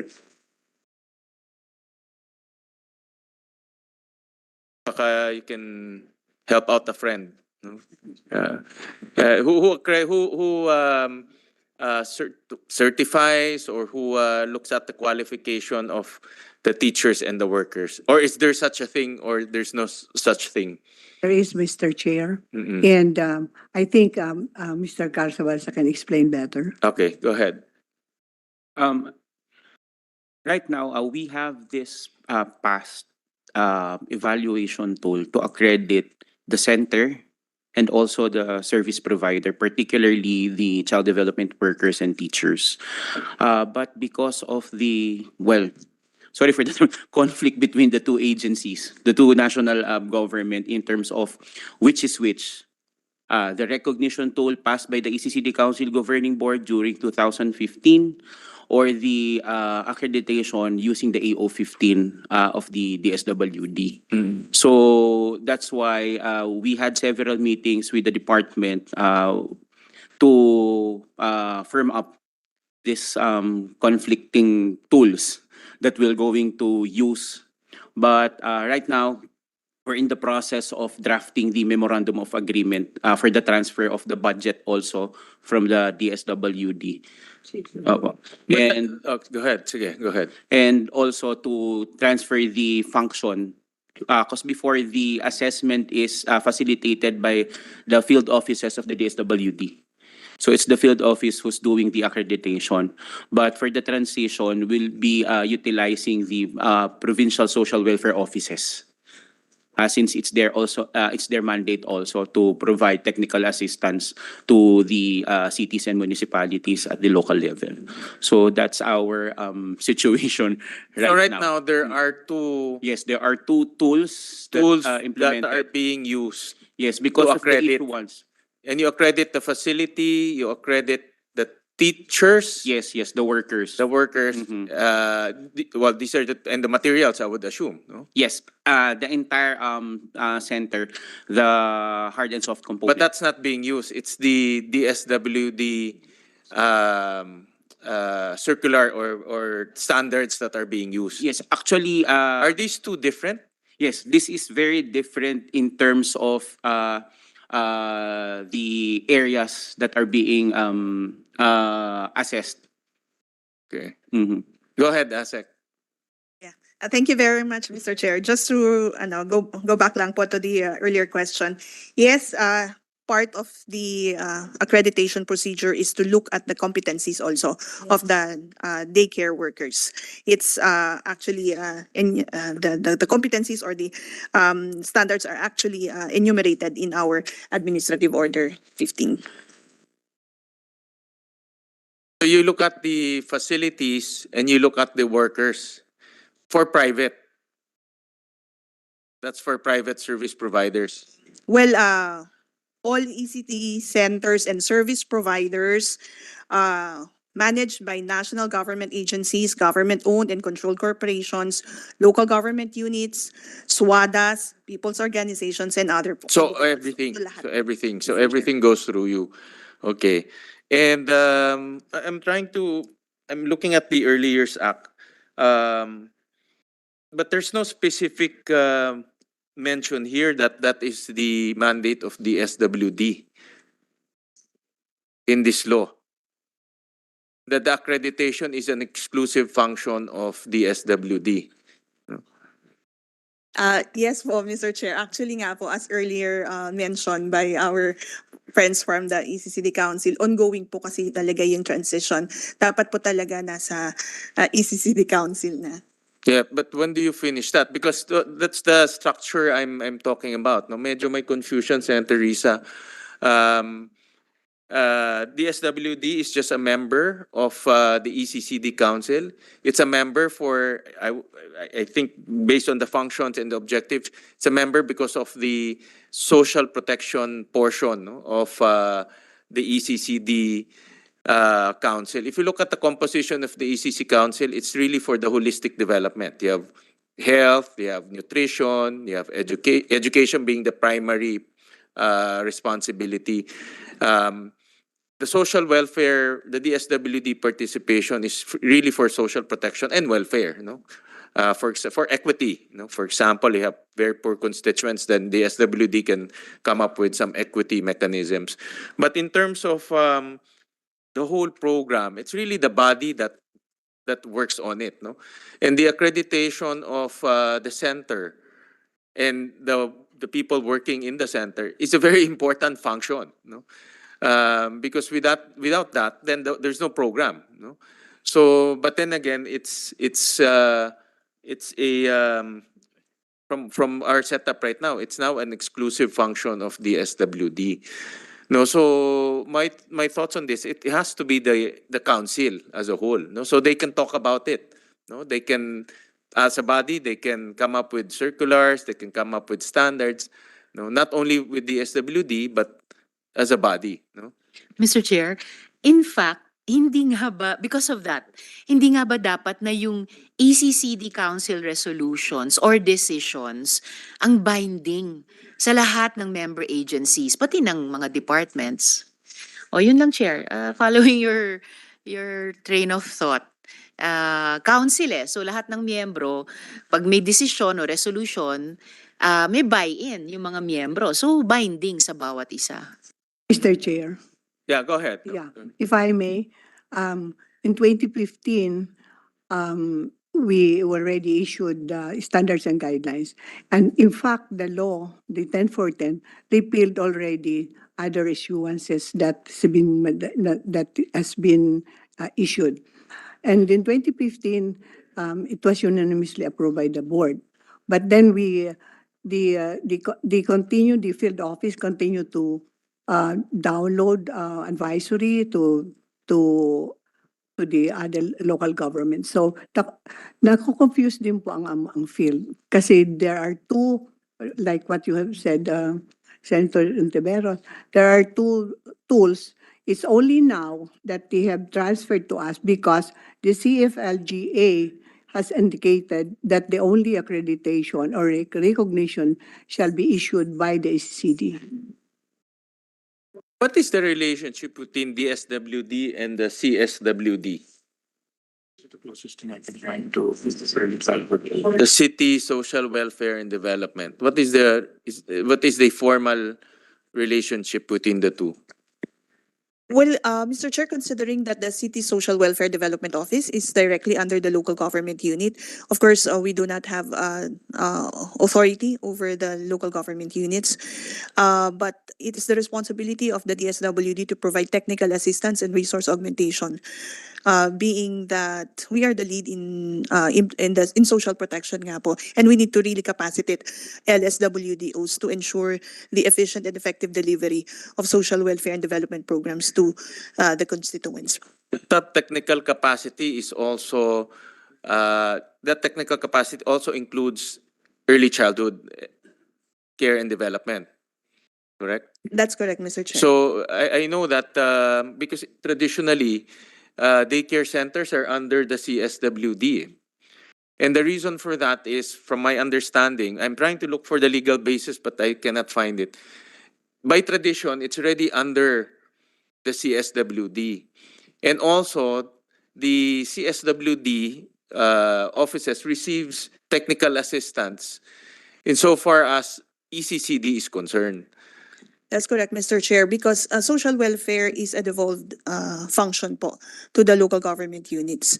So it's really the local government units which provide primary social welfare services. So that's actually another source of confusion. There are two sources of confusion. Number one is the standards being used. So there are two standards now, no?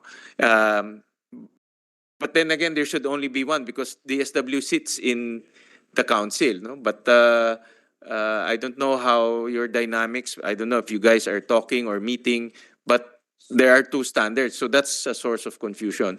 The other one is the implementer on the ground only listens to DSWD, not to the ECCD Council. So, for example, in the case of Valenzuela, I know that our head of our daycare receives memos from the SWD on many things, no? Regarding ECCD. I know that throughout the years I talked to them. And because nga, in their understanding, the ECCD program at the local level is a function of the DSWD at the national level. No? No? In fact, they hardly interact with the ECCD Council. I don't recall them mentioning any instructions or policies from the ECCD Council. So there's a confusion from the implementer's point of view. They don't listen to the policymaker of early childhood, but they listen to the SWD. So that's the structure that we aim to correct, no? So that it will be only the ECCD issuing the policies and the standards that the local government units follow. Total, ang DSWD sits in the council. They can participate on the standards and issuances. No? Hindi sila, kumbaga, autonomous when it comes to ECCD. No? Mr. Chair. Yeah. And Mr. Chair, on at least on the first source of confusion, yung tools or instruments sa accreditation or sa yung evaluation and monitoring, at least po sinabi naman po kanina na the two agencies are in the process of finalizing an MOU. And if I heard correctly, I really appreciated yung sinabi ni ASEC Dunglao na it should really be ECCD. So kung meron pong ganong understanding at i-institutionalize nila through the MOU, edi maganda po. It's a good example of practicing subsidiarity on the part of DSWD and recognizing yung shop, yung field of expertise ng ECCD Council. So I really welcome that, Mr. Chair. Of course, the council will look at the holistic point of view, the nutrition. DSWD will look at the welfare point of view. So one dimension lang yung welfare. In fact, if you look at the Early Years Act, ang welfare is not so pronounced. It's really more on the holistic nutrition, protection, yung mga ganyan. No? So that's what's missing right now because nga, they're only looking at one dimension. So hopefully you guys can, may ano man timetable para maayos yung inyong is that MOU or direct transfer? Obviously, if direct transfer, dapat kasama yung budget, no? I mean, or Mr. else Chair. it will be very difficult. Yeah, there is the memorandum from the Office of the Secretary that they're transferring. I mean, at least the DBM has already been informed that they are transferring the remaining funds for accreditation. Yeah, for 2023 only.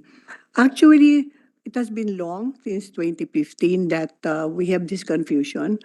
And every time, what happens, that's why some of our program is stalled in relation to quality assurance. One, every time a new secretary will come in, they issue the memorandum to stop a moratorium to stop the standards and guidance of the ECCD and to again use the AO15, which has already been repealed by the law. So this has been going on for some time. It's only during this time, that the CFLG already put in their indicator that the accreditation that they will be recognizing is the one that has been provided, or rather crafted by the ECCD. Actually, in the in our resolution, all the members are already signed.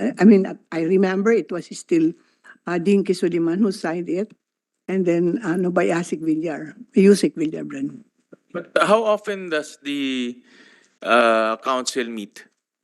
in the law, it is said that it should meet every month, but during the time of Secretary Luisto, it was changed to every quarter because of the humongous materials, and then so that is what But when's the last time the council have met? for this year. Ever. Itong ano lang, when was the last meeting of the council? February 6. It was February 6. Of this year. Yes. When is the next meeting? The office of the secretary, BP Sara, has scheduled August 2nd. I think the two secretaries should already put that on the agenda. Yeah, we To already, already transfer, because in the absence of the law, that will solve the confusion and also the structure issues. actually, it's part of the agenda, Mr. Chair. Okay. Magkaibigan naman yung dalawang secretary, so they can talk about it and just transfer, because that will streamline many things. No? Yes, sir. That will not only streamline but erase the confusion. And there's only one when it comes to early childhood and development. It's the ECCD Council. It's not the SWD, but the ECCD Council, which the SWD is a member of. I think, Mr. Chair, the problem there is the perception of the local government that it is the daycare, because it has been there since 1964. So their perception is it is still under the DSWD. What we were saying is that it is under the local social welfare development office under the mayor. Yeah, but even on the ground, we proposed to already separate the daycare/CDC component into a new division outside of the CSWD. No, medyo guilty rin kami sa Valenzuela, yung daycare teachers namin. Pag may calamity, sila rin yung nagpapakain ng mga ano. So instead of making lesson plan, alam ni Ms. Reyes yan, instead of making lesson plans, instead of preparing to teach, they're preparing food, they're distributing aid, which is not the job of our daycare workers. No, it's not the job. In fact, if the calamity is long, they're the ones being used to, but that's not their job. They have to prepare for the lesson. They have to study the lesson. They have to monitor their learners. But that's their job. But because nga it's under CSWD, by practice on the ground, LGUs are using them for other purposes. No, si Ma'am Reyes can probably elaborate that later on. So that's why even on the ground, we're proposing to change the structure outside of the CSWD para independent division na siya under the local government unit. And the local government unit can do that naman, di ba? Sometimes they create trade and promotion office. They create cooperative office. So why not create a early childhood and development division, no, under the office to mayor? The chair, actually, we have already pockets of initiative. Like the province of Quirino, there is already a division, an office which is separate from this, and also Misamis Or. And here in the Metro Manila, it's Muntinlupa, and then I think Cabatuan and Mabalacat, Pampanga, and they have very good program. But I think that should be if the council can issue a memo to that effect, no, to that's why we want DIL, and DILG is here, I think, no, later on.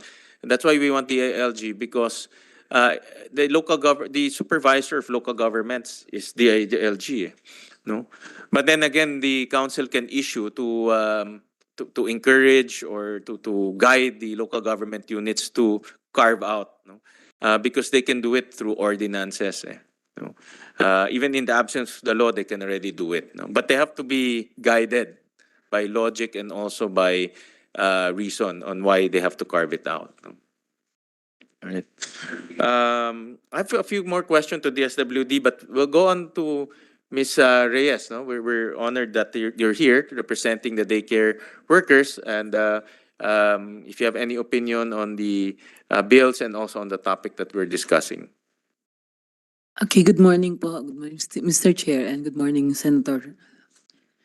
The way I am listening, earlier ay nakakatuwa po na yung mga tanong na kami kung yung po mga agencies ay nalilito, how much more of kami po na nasa ground. Ano po. Pero salamat kasi ito nagkaroon ng clarity.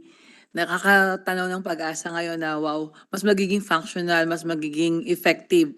Kanina po ay yung sabi nga, yung tanong kanina ni Senator Gatchaliana, where do we go from here? Ano po? Yung importance po ng ECCD experience at yung ano ba, would it be ano parang nakaka-alarm na tutuloy pa, parang gusto ni Senator tutuloy pa ba natin to? And we got so ano yung fear ano po at the same time po na pag-asa din na dahil napapag-usapan ngayon mas maliwanag yung bukas ano po. Sa daycare, wala po akong data na dala-dala from daycare. Ang di ko lang po alam kung yung ECCD data ay kanila sa NCDC lang yung 9%. Kasi the way I look at it po, ang bawat LGUs ay marami pong daycare center. Ano po, at talagang ano po siya, among sa amin po sa Silang ay 64 barangays. We have 54 barangays implementing daycare center. So I doubt kung yung pong 9% na yon ay kasama po ang daycare service or ACCD, NCDC po. Ano po. So yun po yung gusto kong maano po. And then sa experience po ng yung kanina po sa data na from 3 to 4 up to grade 3 ay maganda po yung yung result ano po. Sa experience po namin kasi from daycare service, ano po, na ang bata ay nasa amin, kapag po nagpapatawag kami ng mga meetings, ano po, talking about the welfare of the children, ang mga parents ay 100% nakakaya po na mag-attend, ano po, and all the programs that will need to be implemented ay nakukuha po namin, ano po, na ibibigay sa bata ang serbisyo and at the same time yung magulang nagiging aware. Aware po sila na ito yung programs. Kanina po nabanggit yung PES. That is one of our passion po na every time na may nag-enroll sa amin, ang amin po number one ay conduct ng parent effectiveness services. Kung saan nakikita po namin yung mga magulang na nagkaroon ng anak na pero hindi pa rin handa sa pagmamagulang. Ano ho? Doon po lumalabas, meron po kasi doon may mga myself, ano po, yung self, ano nila, realization na eto na ako, may anak na ako. Pero may mga painful experience pa na pwede siyang matransfer sa mga bata. So yung pong parent effectiveness services is one of our function bilang daycare worker, ano po, na na-address through daycare service. Ano po. And at the same time po yung parenting, hindi lang po kami bata. Hindi lang po kami sa bata gumagalaw. Gumagalaw po kami more on din sa ating mga parents. We are parental good parenting advocates. Ano po. And that's why ano po, nakita ko kanina. Tapos ito nagdaan, parang yung DILG nagkaroon na po ng mandate sa parent effectiveness service. So natuwa po kami doon kasi may mga pagkakataon kahit ang mga magulang anyayahan mo, hindi po lahat pumupunta. Pero ngayon na mandated na ng DILG, mas magiging fruitful na po yun. So, ako po, I can assess to my experience. 28 years in service na po ako. Ano po, na nagtuturo. At nakita ko po yung effectiveness ng daycare service. Ano ho, na bagaman wala po talagang tiyak na kinikita. Pero nagising po yung aming ano na more on po sa mga daycare workers natin ay naniniwala po ako we are not after the kita. Kasi hindi kami tatagal dito ng ganito kung kami po ay nandoon sa material focus. Medyo we are open. Sabi nga po ni Ma'am, we are open the agenda na kami ay i-professionalize. Salamat. Na po. Kaya lang po, I can say naman na ang mga daycare worker naman po ay hindi naman po, we are capable of handling, ano po, we have trainings, ayan, we have seminars. And a while ago po, kami po ay nag-under na ng mga NELT, mga curriculum training.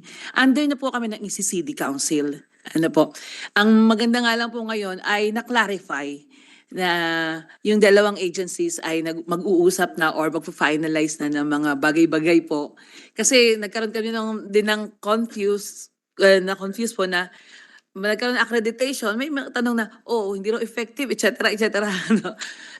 Hindi daw to valid, iba-validate pa. So naku, ang mga daycare workers ay bigla kaming nagulumihan na naman. Kasi for the daycare workers to have an accreditation, it will take so much of our time, so much of our effort, so much of our, wow, ang dami po nung kaakibat, the reports, the records, etc., etc., and it will be revalidated again. Pero sige, if it is kung ito yung dapat, then so be it. Salamat naman po nagkaroon ata ng pag-uusap na no, hindi na kailangan, etc. So marami po nakaklarify ngayon. Marami po kaming nakikita na ang akin lang pong ano ngayon ay child development workers, though we are not that all, hindi naman po, pero may marami din naman po na with degree, pero hinubog na po kami ng panahon. Sabi nga po ni Sir, ano po, they have sa kanila po sa Valenzuela may mga cases din. But we know na po na we love the work. It is not just a profession, it is a novel cause for us, it is a vocation. And we are welcoming change, positive change, professionalism, we will take it.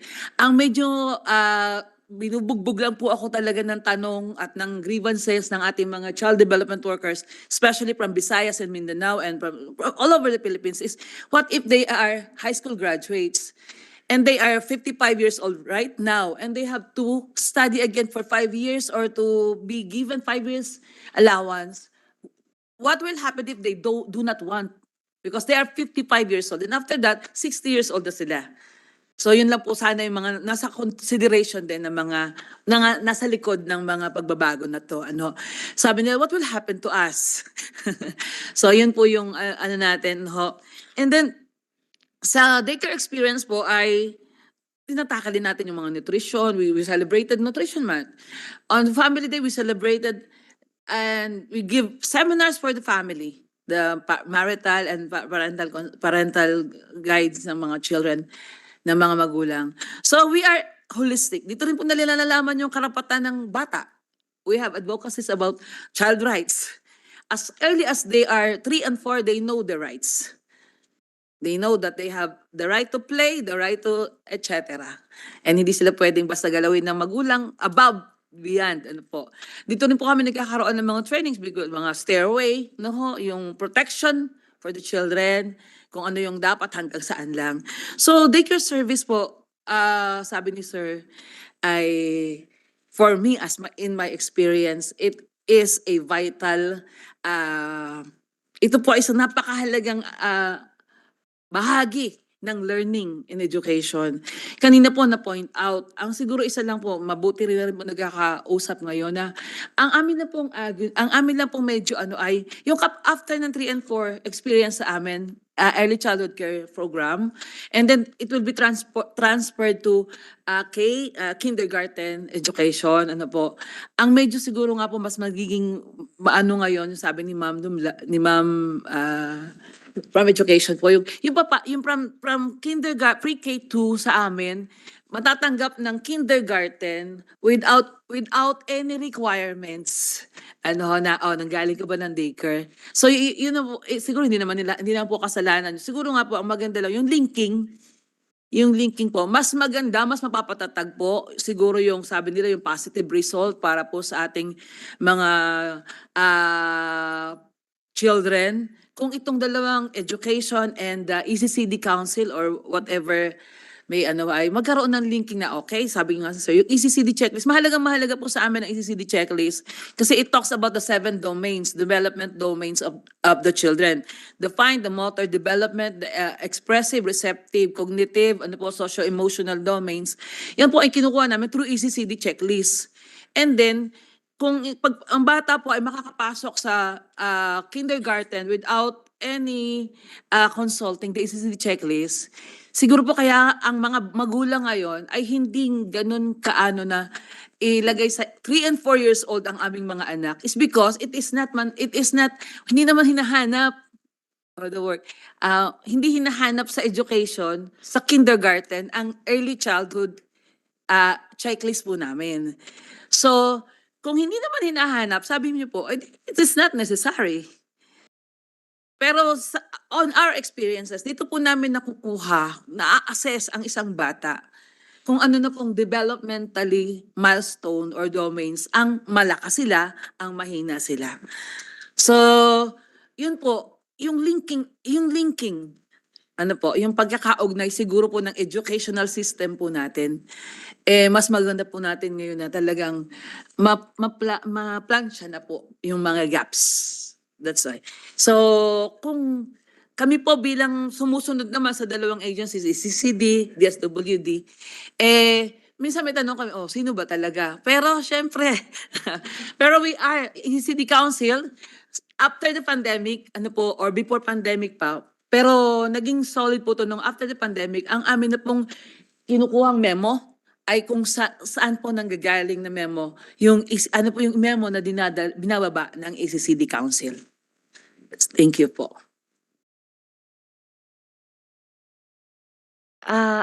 Salamat kay Ms. Pearl. Habang nagsasalaysay kayo, naalala ko, yung sinusulong pa rin din naming Magna Carta of Barangay Health Workers naman, or Bibong BHW Bill.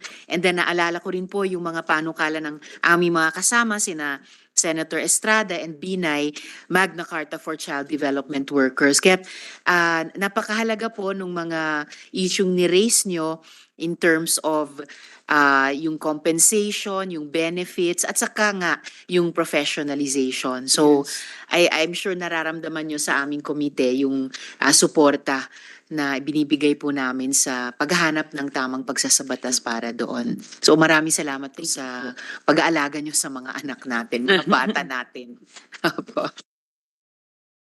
Thank you. Kaya kami ho ni Sen Risa, sang-ayon ho kami na magkaroon ng yung tinatawag nating reskilling, upskilling ng ating mga workers, daycare workers. No? Because like in Valenzuela, I know for a fact that marami sa mga daycare workers natin have been there decades, in the years, decades. No? And we cannot discount their experience in terms of teaching, taking care of kids, and also interacting with parents. No? I think that's a value in itself. So, ang nakikita naming paraan to improve the system, kasi tinitingnan lang natin yung buong sistema, is to come up with a reskilling, upskilling, and training programs, no? For our existing daycare workers. Ang tanong ko ho, ma'am, I don't know kung meron kayong data, pero yung mga daycare workers ba natin, ano ba ho sila? Regular, casual, contractual? Alam ko, sakit rin yan ho sa local government units, no? But gusto ko lang malaman, kung meron kayong data o at least yung nakikita nyo lang, ano ba ho yung kanilang category in employment? No? More on po sa honorarium. Okay, volunteer, ayan, volunteer. Then it becomes an honorarium, then minsan JO. Casual, pero very mean po or little percentage po yung permanent. We are on the more on honorarium basis. Na iba-iba pa po. Sabi niya po dyan ay mayroong 1,000. Totoo po yun. From Mindanao, I receive text from, we are 500. Na po, 500 pesos a month. So, pero tuloy-tuloy po yung servisyo, sir. Hindi po tumitigil. Wala naman ho siguro teacher na papayag 500 pesos a month. Pumapayag po yung mga child development workers. Yeah.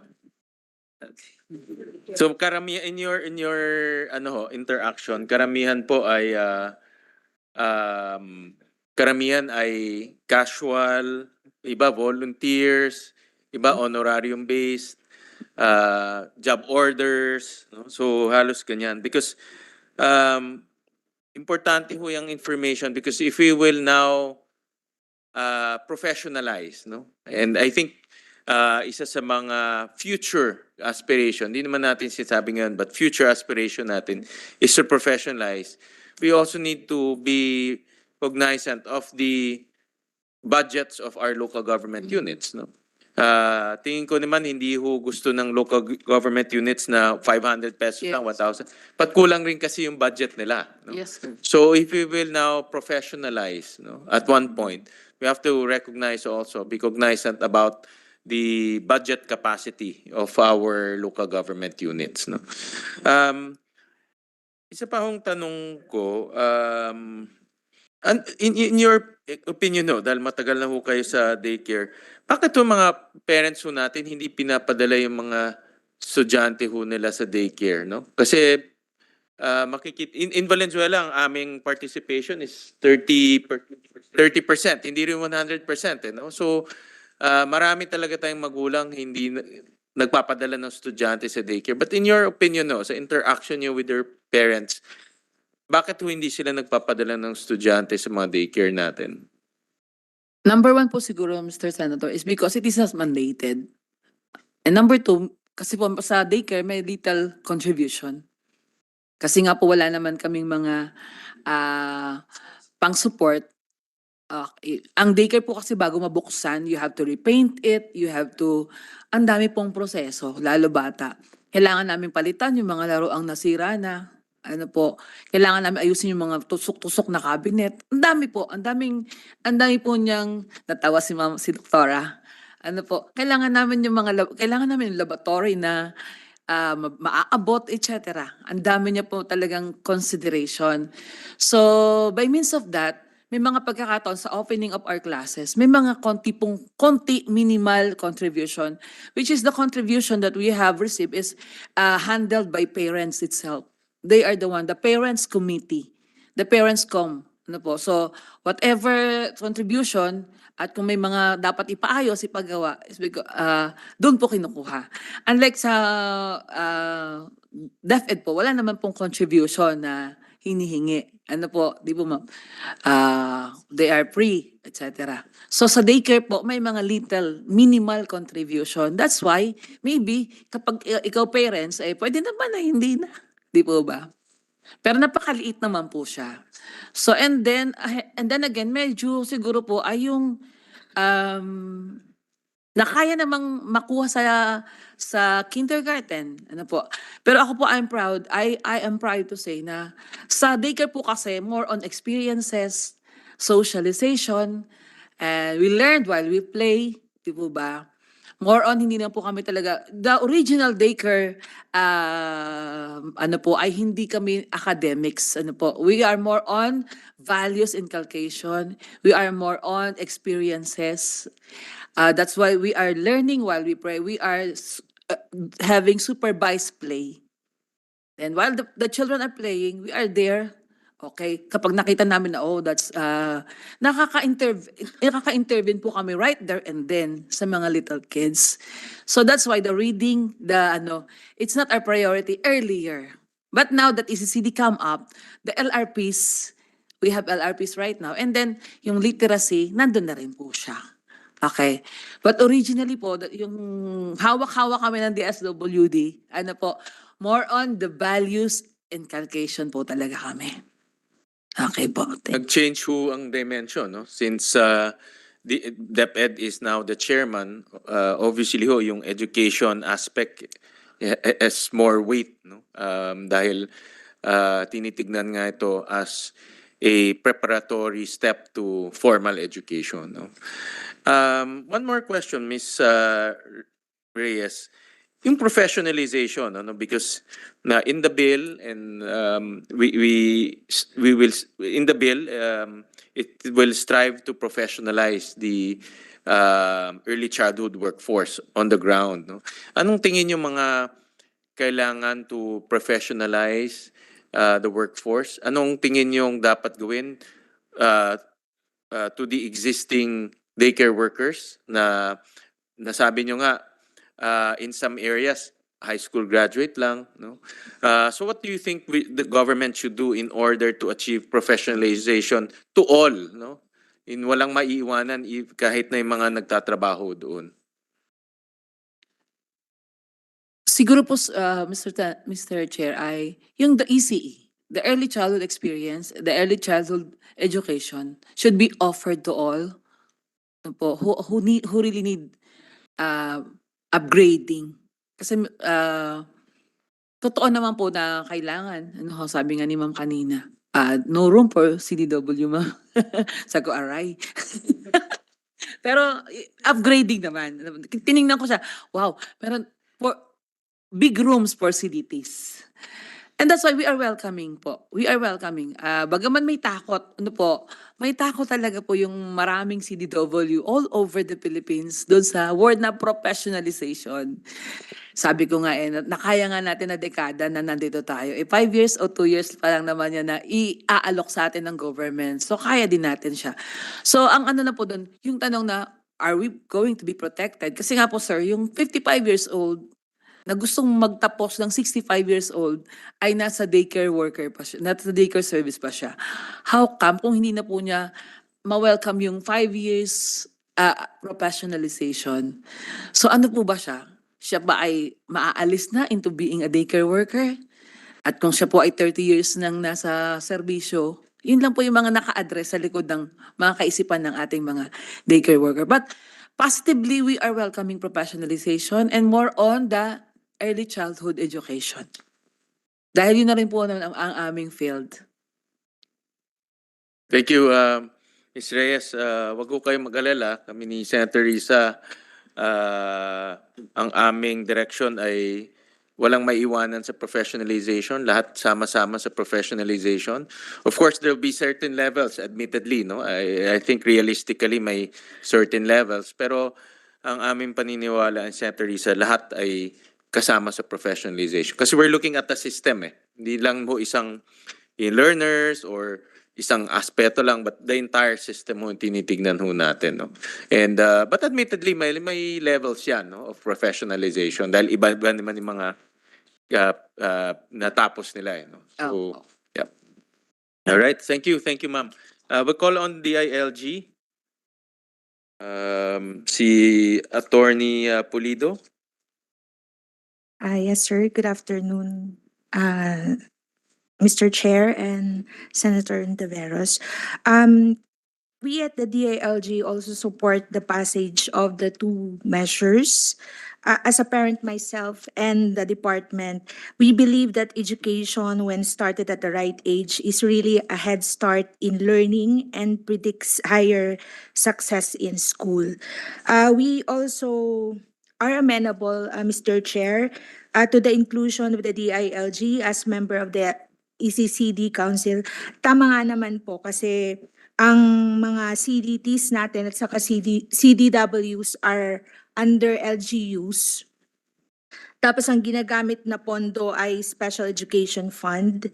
At ang nagmamanage ng SEF ay ang local school boards po natin, which are under DILG's supervision, Mr. Chair. Pero since sabi nga po ni Ma'am resource person from Knowledge Channel kanina, ang member ng ECCD Council should know how to manage children. Naniniwala ako na sa amin sa DILG, sir, hindi namin competency yun. So kung pwede, sir, na member lang po muna kami ng ECCD Council. Tapos as to the question of Senator Hontiveros, Mr. Chair, kanina, as to the issues encountered by the LGUs in implementing ECCD, nagtanong po ako sa NBOO and BLGS, pero sabi po nila, wala po silang data as to the specific issues na na-encounter ng LGU. Siguro kasi hindi naman po kami isa sa mga agencies under the ECC. Ngayon pa lang po kami mag-i-enter. Pero if I may share, Mr. Chair, kasi kaka-take ko lang din po yung SLDIWA program ng SAS Board, yung kung gusto mo pong maging member ng CES. And they have this community engagement module, sir, na yung kami pupunta sa isang community, tapos magi-immerse kami. And we were immersed in this municipality of Botolan, Zambales, yung mga indigenous community po. Botolan is a first-class municipality. And yet, dun sa barangay na kung saan po kami tumira ng 5 days, wala po silang daycare center. Isang barangay po yun, Barangay Villar. May facility po sila, pero it's not functioning. Wala pong, siguro kung tatanungin kung ano yung mga reasons kung bakit ganun yung mga LGUs po natin, we have already identified first yung lack of funds, and kung may pondo man, it's not the priority, Mr. Chair. Nakausap po namin during our immersion yung mga municipal officials at hindi po nila alam in fact na hindi functioning yung daycare center nila. So, second reason siguro is yung low level of compensation. Yung sinabi po ni Ma'am kanina that they are only paid through honoraria. And the third, lack of parent engagement, Mr. Chair. Kasi dun sa tinirhan namin, dun sa immersion, wala din po silang water. As in, sa poso lang po sila. Wala din kuryente. So, yung sinasabi po nila na kahit hindi natin papuntahin yung mga students, ay yung maliliit na bata po natin, and we look for other modalities para maturuan po sila. How can we have this modality? Wala nga po silang water, wala po din silang kuryente. So kahit TV man lang, hindi nila maturuan yung bata. So sa ating dito sa Manila, we have the luxury ng technologies. Pero dun sa barangay na pinuntahan namin, Mr. Chair, wala silang water and kuryente. And I think we would understand na hindi nila papupuntahin yung mga anak nila, uunahin nila yung pag-intindi ng pag-produce ng water and yung how to uplift their lives, yung mga yun po. And then,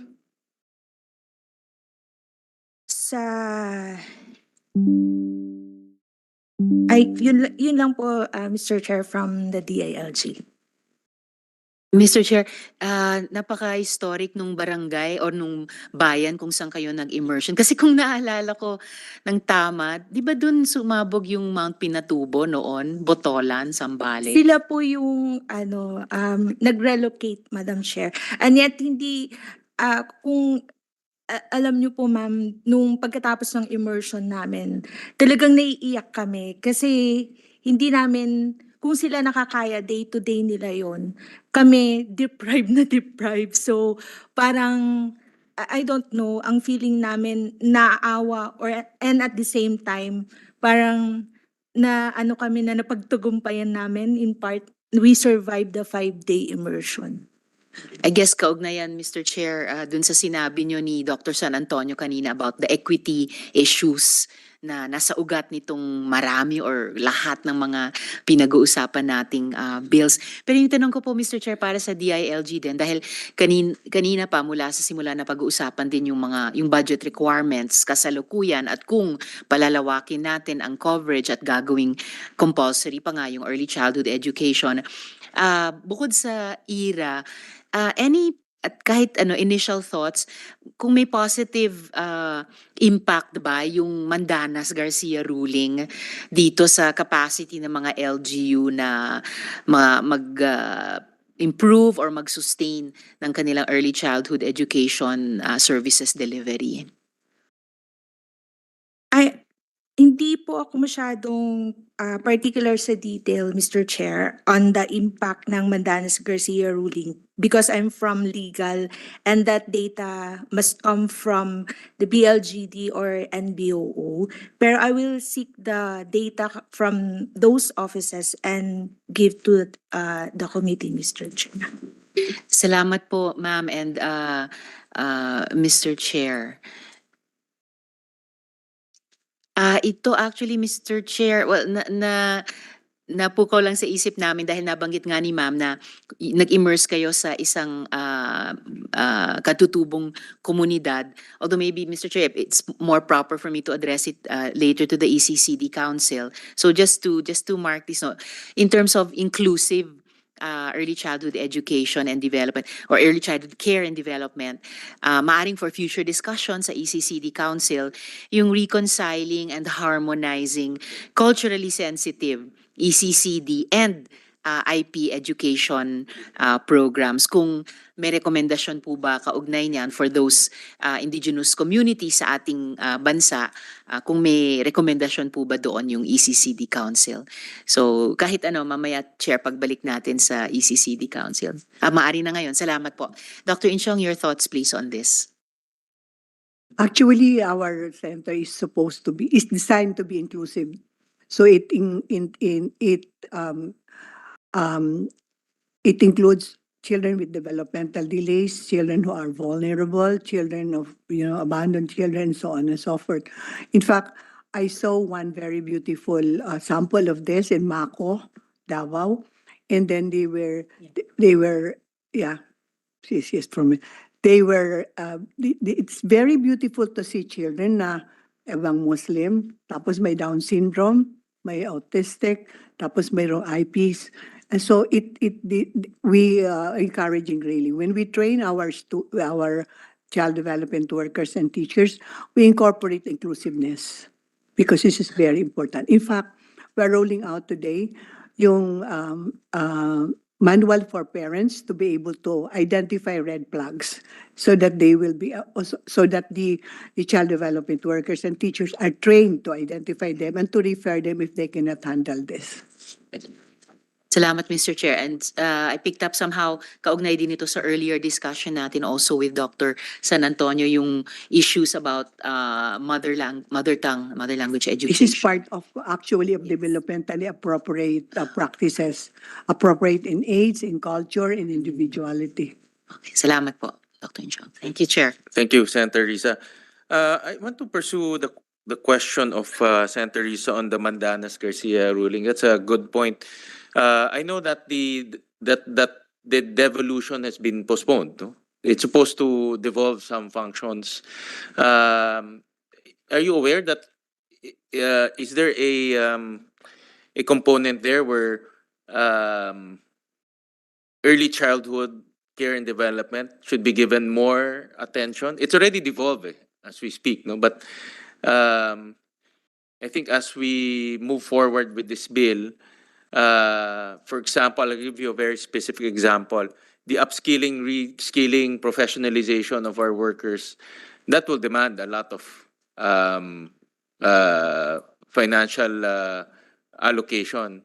At the same time, later I'll show you, when you reskill our workers, you will also increase salaries. No? Of course, the local governments will also have to absorb that. No? So is there any talk within DILG to put emphasis on ECCD insofar as that devolution in relation to the Mandanas ruling? Sir, I'm afraid parang wala. Kasi tinanong ko yung BLGD and NBOO, wala silang ka-data-data monitoring yung ECCD. So, can you include that? Maybe yun ang aming panawagan, no? Kasi pinag-uusapan na rin in devolution to be honest about it. It was postponed because nga may tug of war. This is already a devolved function. But in the vision of improving the rollout or the implementation, we will need substantial amount of funding allocation. And since nandyan na si Mandana's ruling, can you at least consider including ECCD in that emphasis? No? Devolved na siya. It's just putting emphasis lang. No? Sige Yeah. po, Mr. Chair. Gawa na lang po ako ng report. Siguro sabihin ko na lang kay Secretary and then siya na lang po ang... Alam niya rin yun. Dating mayor yun. No? He knows Para that very malaman well. din niya. Oo. And at the same time, the inclusion of DILG as a member, whether vice chairman or as a member, how can it improve? No, you've heard the discussion earlier. How can it improve the implementation at the local government level? No, what can DILG? How can DILG improve the implementation of ECCD? Sir, siguro, ang first that comes to my mind is yung capacity building siguro sa mga LGU officials natin. First, yung nabanggit niyo po kanina, at that it should be inculcated sa mga LCEs yung importance ng ECCD. And as I've mentioned dun sa experience namin, sir, sa City of Bihawo, yung LCE nila doon, first class municipality, I assume they have funds, sir. Kaya lang, hindi nila pinapasyalan yung within their area na itong daycare center na ito. Meron yung structure, sir, pero dilapidated siya.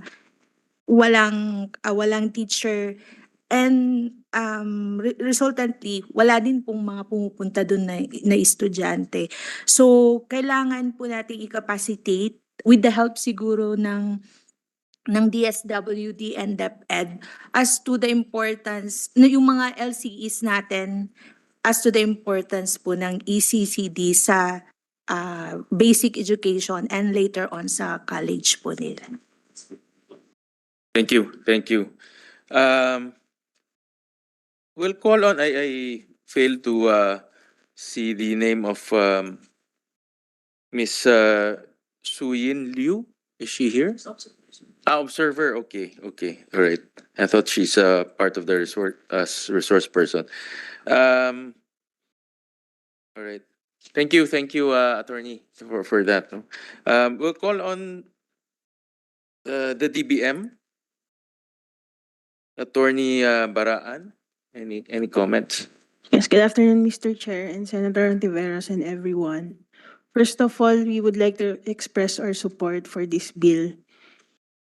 And in order to ensure the smooth implementation of the proposed measure, like yung mga napag-usapan po kanina, we wish to clarify ka po kung ano talaga yung kailangan ng mga CDCs natin na officials and plantilla positions for the purpose, kung pwedeng magkaroon na po tayo ng standards para at least alam natin, ma-compute po natin yung estimated na magiging costing po niya.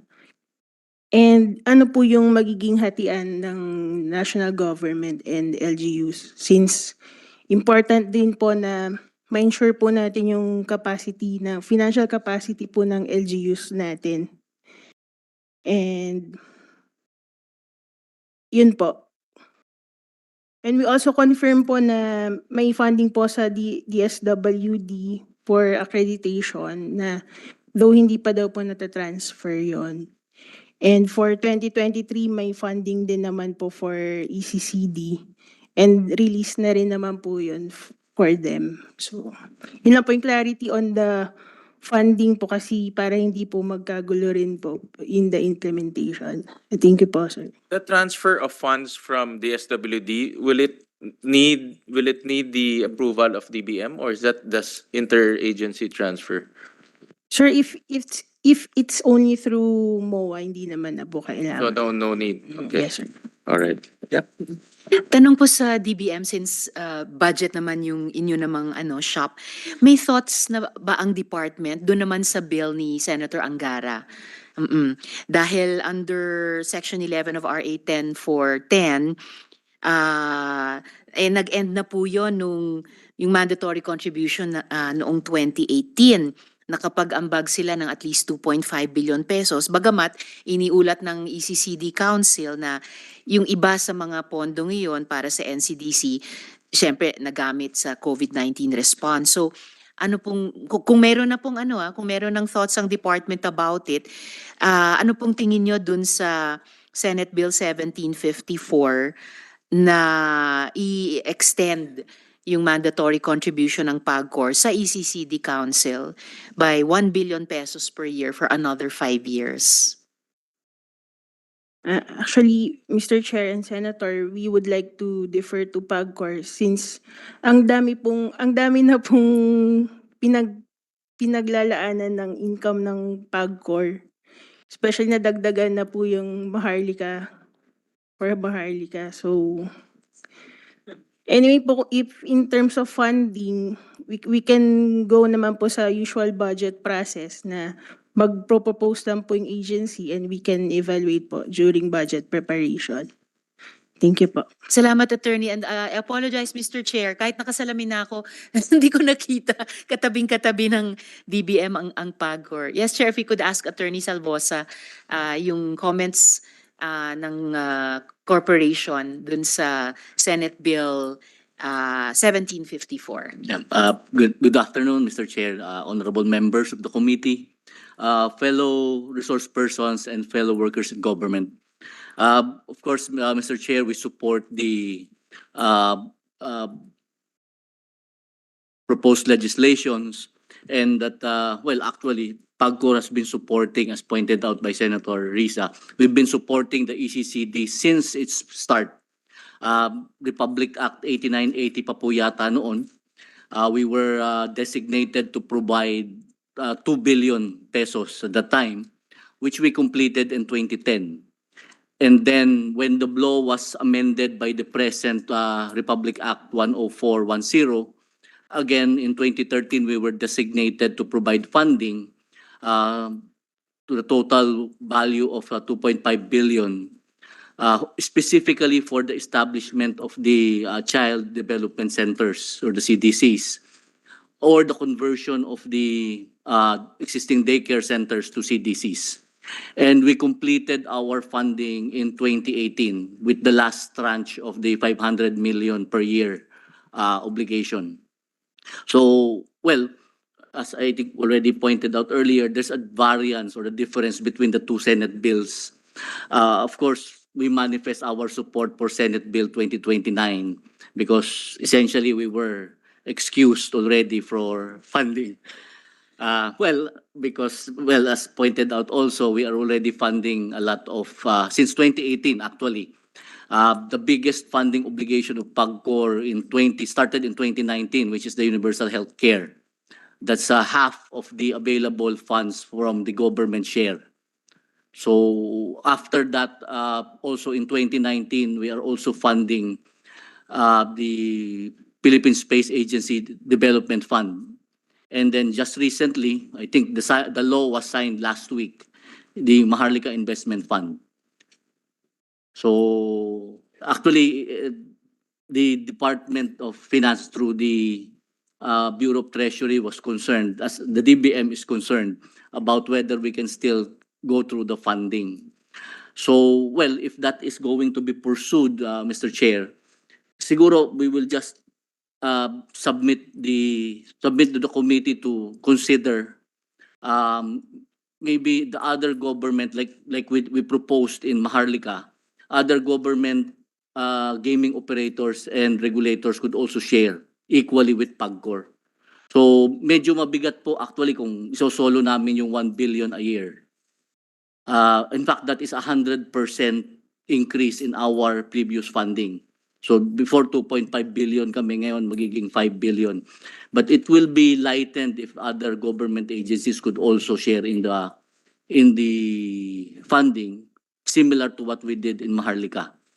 And then also similar to Maharlika or the other funding requirements, even in universal health, maybe the funding could be specifically sourced from the government share. Kasi yun po ang isang pinakamalaking chunk. Although the concern nga po ng Finance and DBM and Treasury is that the part of that, yung residual noong pondong yun ay ginagamit din sa GAA.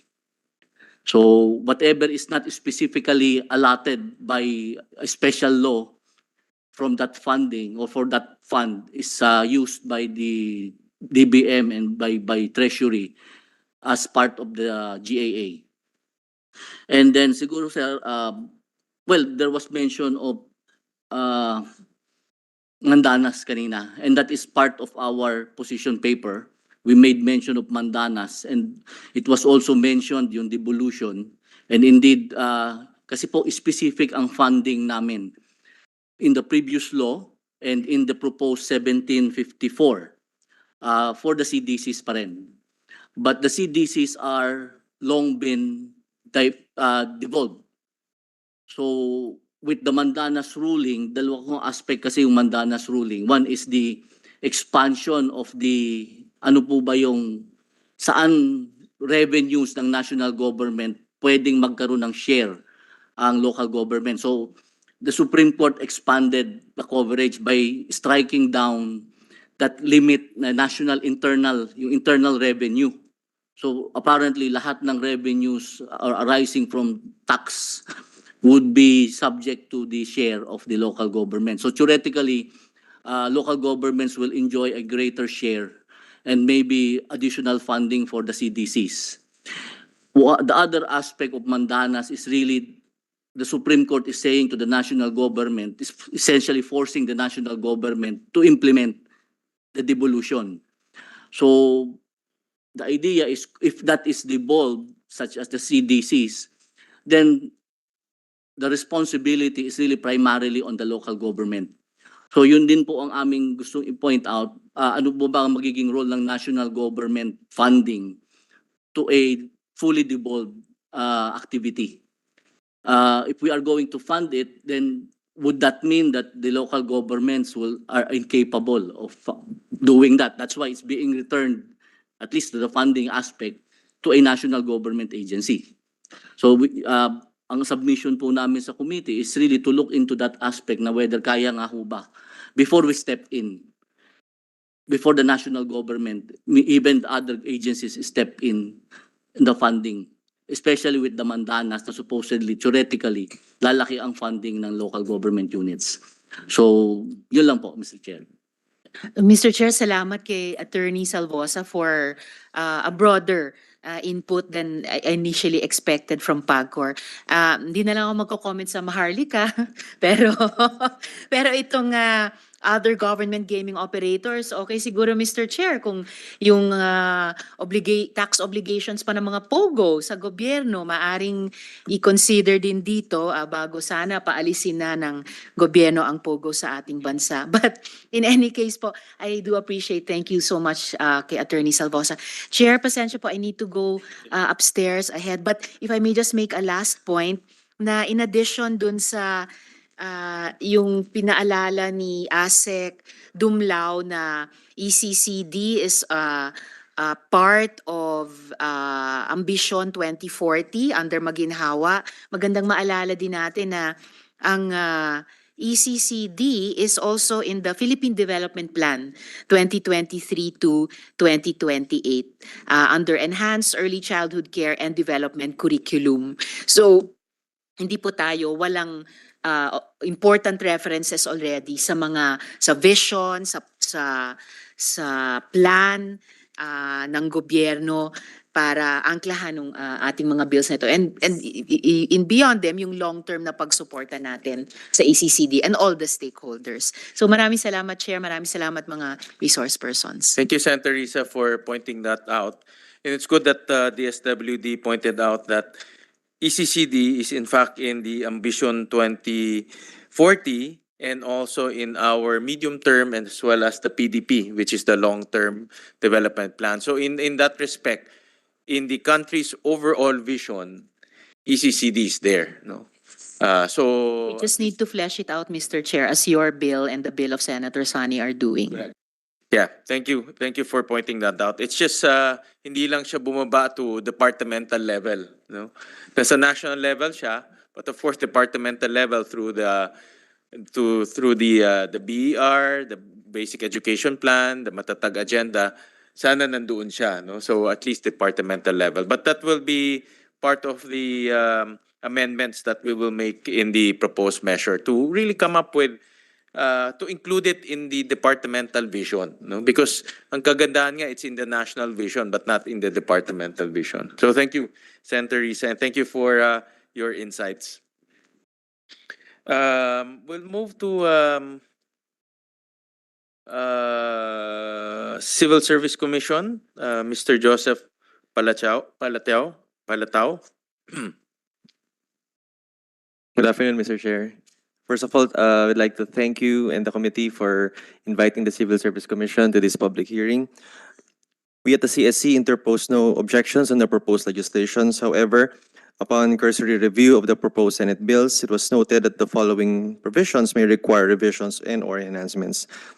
First, it's on the creation of a provincial early childhood care and development office. Which is meant to ensure the implementation of early childhood care and development programs and projects of a particular province. However, It may be noted that under Section 76 of Republic Act Number 7160, the CSC shall prescribe minimum standards and guidelines in the design and implementation of OSSPs and LGUs. In fact, the Civil Service Commission promulgated on last year through Civil Service Memorandum Circular Number 12, Series 2022, the 2022 guidelines and standards in the establishment of organizational structures and staffing patterns in local government units pursuant to Republic Act Number 7160. And then on Section 4 of Senate Bill Number 2029, we noted that in item 4 of section 7 of the proposed amendment, one of the responsibilities of the LGUs through the local school boards is to create plantilla positions for child development teachers and child development workers. However, it may be noted that under section 325 of RA number 7160, the creation of mandatory positions shall comply with the 45 to 55% budgetary limitations for personnel services.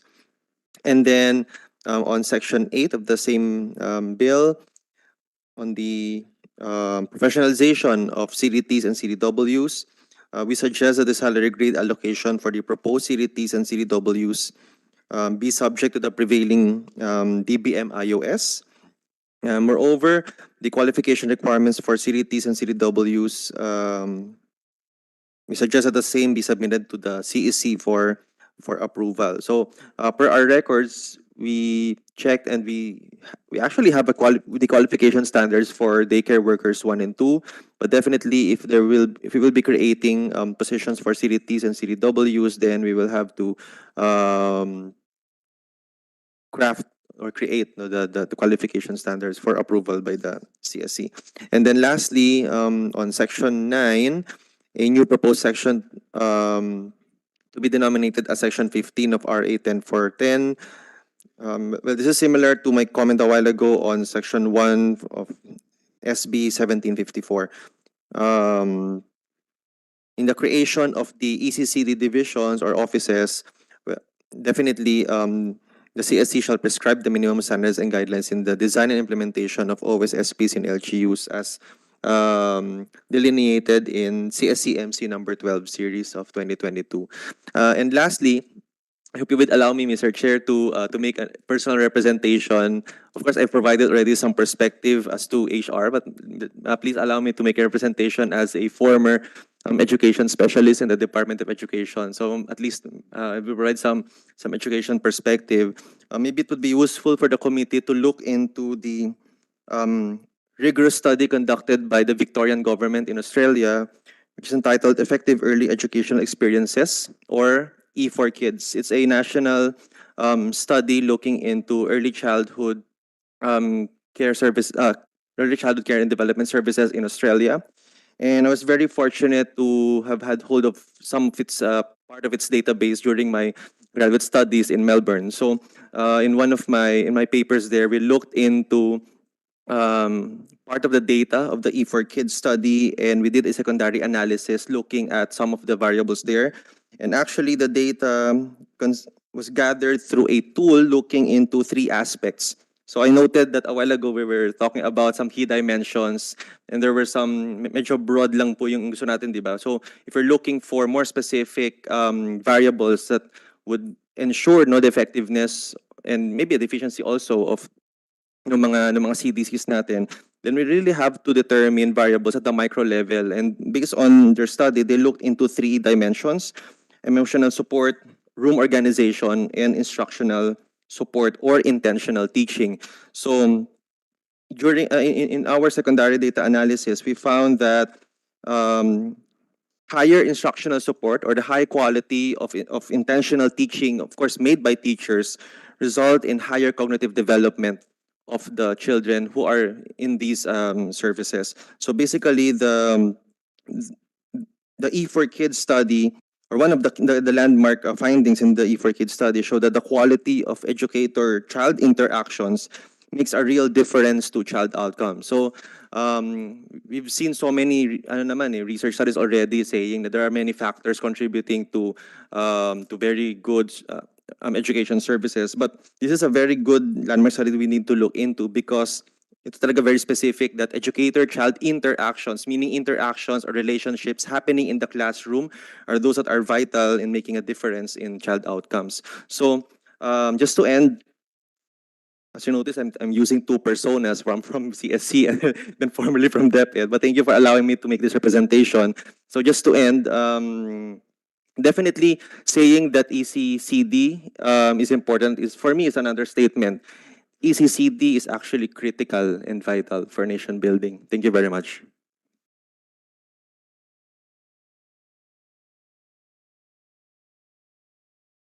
Thank you to Mr. Palatao. Yeah.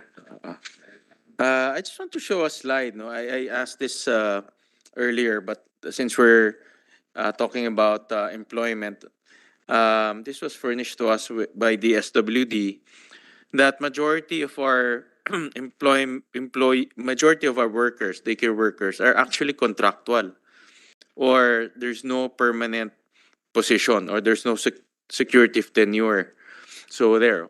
So 30% are contractual, 22% are casual, 20% are MOA, then you have 11% permanent. Actually, permanent is the minority. Then you have volunteers, then you have job orders. No, so this is actually the the category of employment of our workers. That's why I need to show this, because in the quest to professionalize, improve the ECCD system, you also need to incentivize by giving tenure to our workers and our teachers. No, I won't not make a distinction between workers and teachers in terms of tenure. Both should be accorded with tenure. No, but since we are devolving this to our local government units, they will be the one absorbing the tenure. No, and there's diba meron tayong we have a maximum limit for salaries. No, how much is that? 40%? 45 to 55. 45 to 55%. So that will affect that. No? So I just want to put that on record, because we will let the LGUs now have that flexibility on dictating what ratio or who do they want to convert into plantilla positions or regular positions. Si LGU na will have to decide on that. My question to Mr. Palatao, as CSC, not as a educator, is any comment on the salary grade? No, because we specified salary grades here, and the reason why we specified it is will send a signal to potential CWTs, no, to work in our CDC. So any comment on that salary grade that we propose? Yes, Mr. Chair. Actually, upon checking the qualification standards for the daycare workers 1 and 2, yung education requirement nila, ano lang high school graduate. And then yung eligibility, actually non-required, am I correct? And so, if we intend to professionalize these personnel, kakaroon tayo ng CDTs and CDWs. As stated in the proposed measures, definitely yung education nila magiging bachelor's degree po, no? And so if the CDTs, I'm sorry, so meaning yung mga CDTs, kung bachelor's degree in childhood ed or elementary ed yung education requirement nila, then their eligibility must be R8 and 18 na, as amended. Katulad din ng any other teacher. Yung CDWs naman, bachelor's degree relevant to the job, most likely ganun yung magiging formulation. For example, psychology, child study, family life, and child development. Unless there's a specific professional license na intended for these bachelor's degrees, most likely yung eligibility nila would be CS Prof or second level eligibility. On that note, that would mean na kung tataas yung education requirement nila, baka mas mataas din dapat yung kanilang salary grade. So for example, sa CDT, kung bachelor's degree tapos RA 1080, dapat equivalent siya at least minimum SG 11 yung entry level. Si CDW, well, personally, parang tingin ko nga yung minimum na SG4, baka maliit nga po siya, especially kung gusto natin mag-bachelor's degree sila, di ba? But then again, that would put pressure ngayon dun sa allocation na bibigay ng LGU. Saka sa computation, nagko-compute yata ang DBM regarding that. Kasi kung imamandate nga, or maging compulsory for all LGUs, magkakaroon talaga siya ng fiscal implications. Ganun. But definitely, from our perspective, baka dapat mas mataas siya considering the qualification requirements. And of course, yung move natin to professionalize.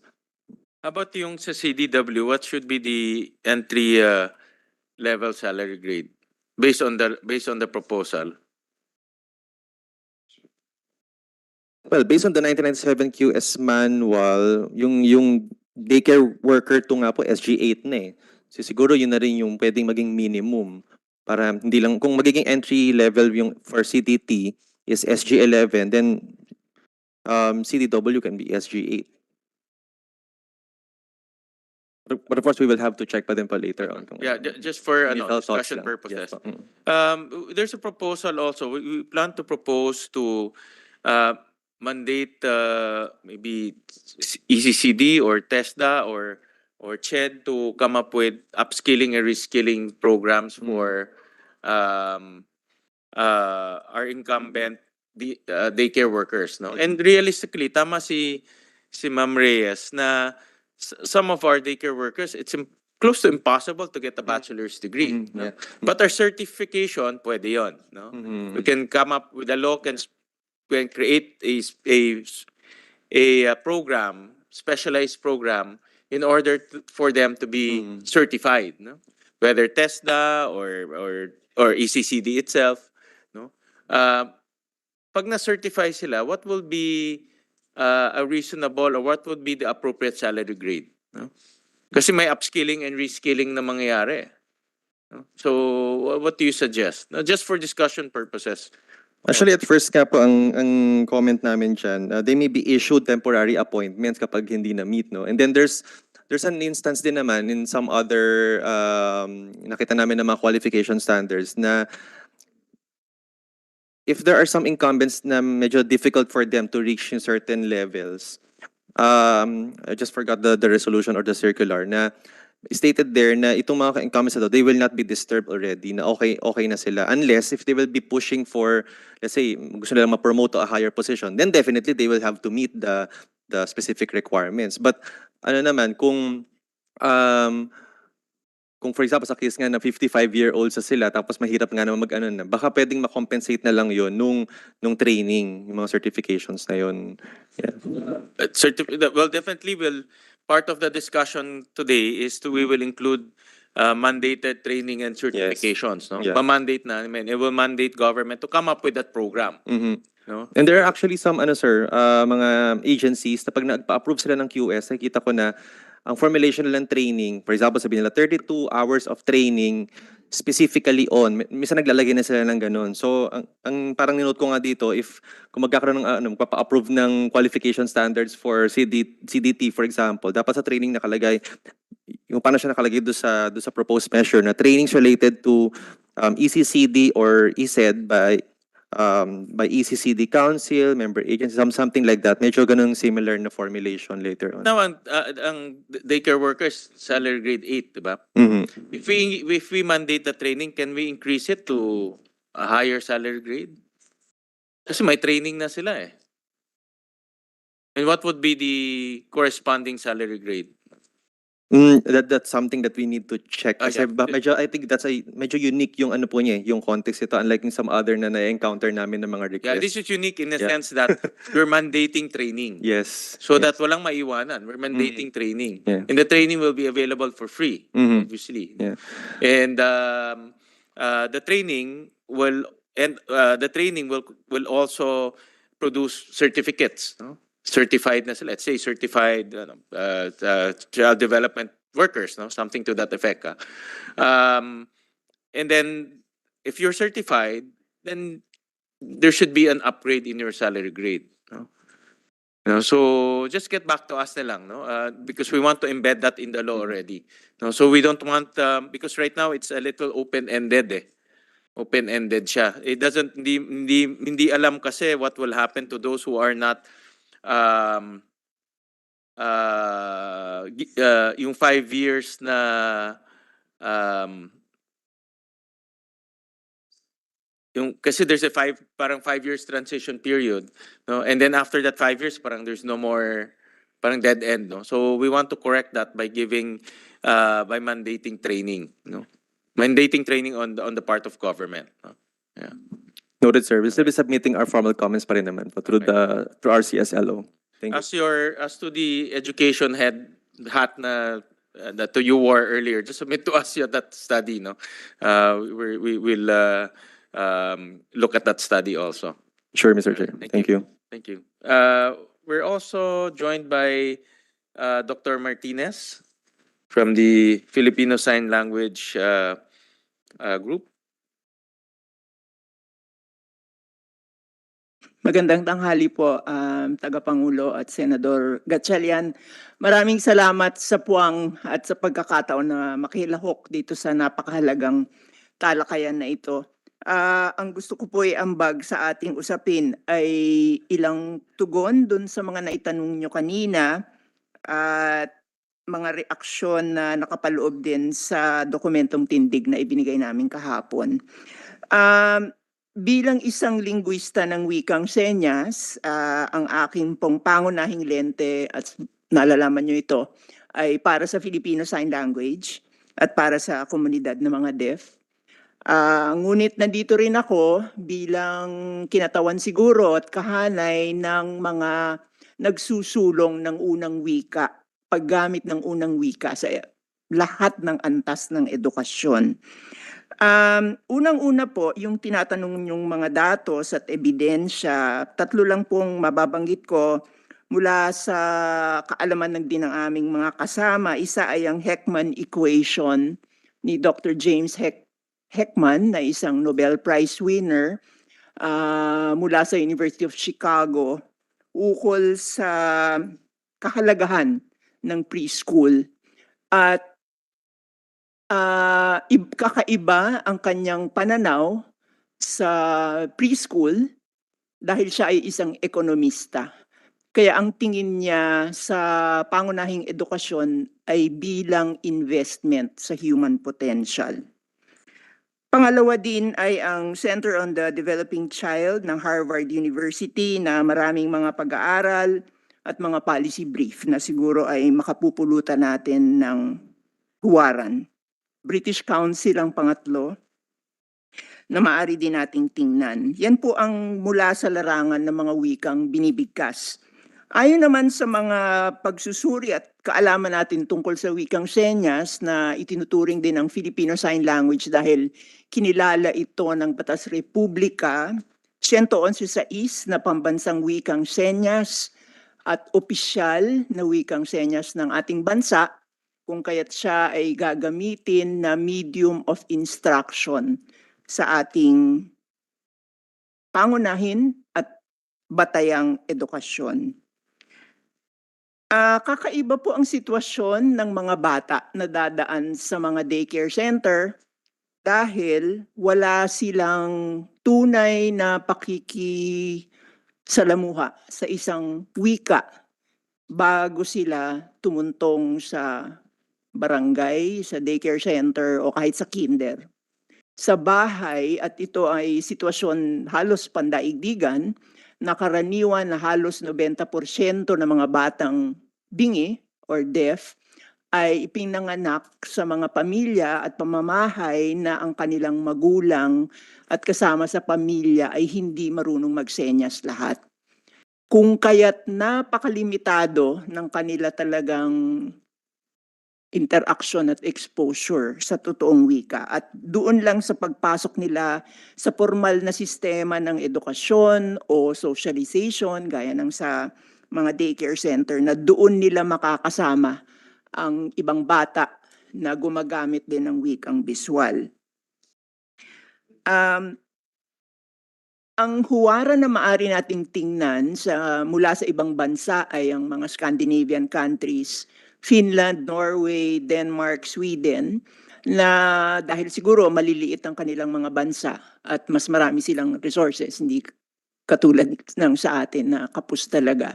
Pag nalaman ng kanilang social services na mayroong isang pamilya na may sanggol o may batang deaf, ay emergency. Kailangan puntahan kagad yung bahay at turuan magsenyas ang mga magulang. Kasi bago pa nga, tama yung sinabi lahat ng ating mga kasama rito na bago pa man tumungtong sa eskwelahan ay mahalaga talagang impluensya at environment ang mabibigay sa pamamahay. Kaya po kakaiba talaga. Dito naman sa ating mas malapit sa atin, ang mahalagang mga language acquisition centers na nag-aaral, merong isang sentro ng Sign Language Studies sa Chinese University of Hong Kong na talagang naniniwala na mahalagang makita kung papaano nakukuha at nabubuo ang wikang senyas bilang unang wika. Sa Amerika, ang Visual Laboratory ng Gallaudet University ay nagsasagawa ng maraming psycholinguistic at neurolinguistic na mga aral upang maunawaan kung paano ang language acquisition ng mga bata na wikang visual. Sa karanasan ng mga deaf sa komunidad, alam ng marami na ang mas rare na sitwasyon na ang isang deaf na bata ay napapanganak na ang magulang niya ay deaf. Tinatawag nating deaf of deaf. Napakalaki ng agwat ng kanilang academic performance sa mga deaf na mga bata na ang karaniwang magulang ay hearing na hindi marunong magsenyas. Kasi nga walang hadlang mula sa pagkasanggol ang wika. Kaya doon pa lang sa pamilya, meron na silang full access sa wika. Sang-ayon kami doon sa sinabi po ng ating mga kasama na holistic din, nakikita namin ang binibigyang diin ng panukalang batas na edukasyon, ang pananaw na gusto nating ikonsidera. Subalit talagang ang wika ay mahalaga sa iba't ibang lahat ng bahagi ng bata, mula sa pisikal, emosyonal, pag-iisip, intellectual at mental. Meron pong tinatawag na language deprivation syndrome among deaf children at malaki itong concern sa mental health. At kung tinatanungan natin na bakit natin kailangan bigyang diin ang unang wika dahil sa pangkalahatang pangangailangan at hindi lamang dahil sa pag-aaral o pang-akademiko. Mahalaga din po yung gusto ko yung tinanong nyo na paano ba practical, paano ba natin makukumbinse ang mga LGU at mga magulang. Sa katotohanan, pag tinanong namin, sa karanasan namin, pag tinatanong namin, nag-volunteer kami, mag-aaral kayong sign language, pamasahe o ang problema. Ganong kaya yung bagay na hadlang, pondo at parang napakaliit na pamasahe. Pero tsaka, sino yung magdadala ng bata dito? Kung may kapansanan nga ay kailangang dalhin siya sa isang SPED center kung sa batayang edukasyon ang pinag-uusapan. Kaya mas malayo pa, hindi lahat ng mga barangay at daycare center ay may mga pasilidad upang maharap ang pangangailangan ng isang batang bingi. Paano natin makukumbinse ang mga magulang na mahalaga na pumasok sila, yung mga anak nila sa preschool? Simple lang ang sagot namin doon. Kasi ang mga magulang, alam namin na, lalo na sa mga deaf, hindi nila makausap yung anak nila. Out of control ang mga bata. At alam nating lahat, kung meron kayong mga anak o mga pamangkin, mga apo, na yung mga bata papalakat na lang ng iyak, maglulupasay sa sahig, sa mall, sa jeep na hindi mo makausap, hindi mo mapagsabihan. Ganun po kasi kung may imagine nyo, isang deaf na bata, hindi niya nauunawaan kung anong sinasabi ng itong mga tao sa kapaligiran niya. Meron kasing barrier. At yung mga magulang na nakaranas na yung anak nila at sila ay natuto ng isang paraan ng komunikasyon na nagkakausap sila, nagkakaintindihan sila. Ang laking pagbabago sa kinikilos ng kanilang mga anak.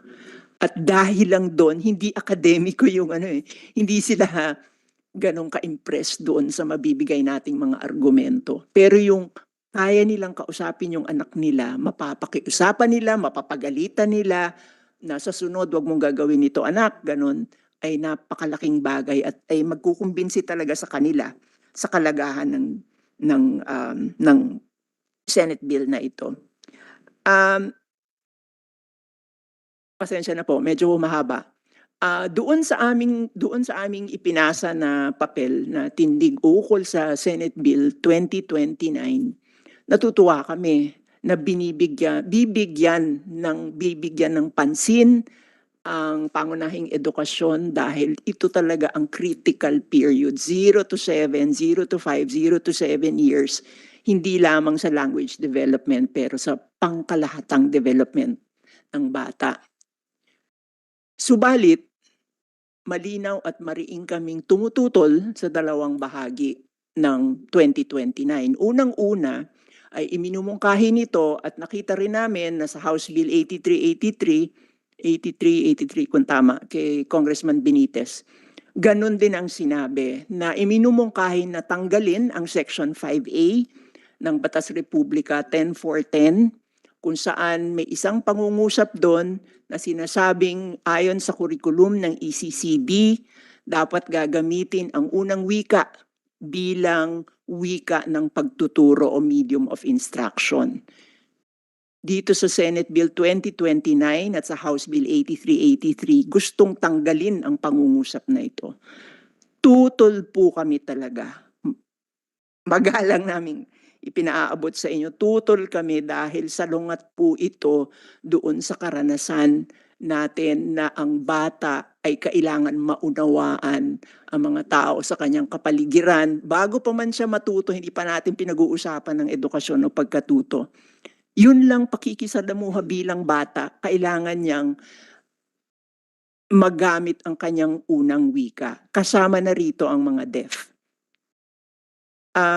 Yung pangalawang bahagi ng panukalang batas na may marami kaming duda ay ang usapin na pinag-usapan na natin tungkol sa professionalization. Nakikita namin ang benepisyo ng pagkakaroon ng professional standards kung ibig sabihin nito ay makatarungang pagsasahod, tamang kapaligiran, working conditions. Subalit, ang tingin namin dahil nga sa pananaw kung merong mga volunteer na tumutulong sa kahit sa kinder o sa daycare center na sila ay mga katutubo, kung itong mga volunteer na to ay deaf, alam natin kung gaano kahirap para sa mga grupong ito na makatapos man lang siguro ng high school, hindi pa yung pinag-uusapan na makatungtong sila at makakuha ng degree mula sa kolehiyo at pamantasan.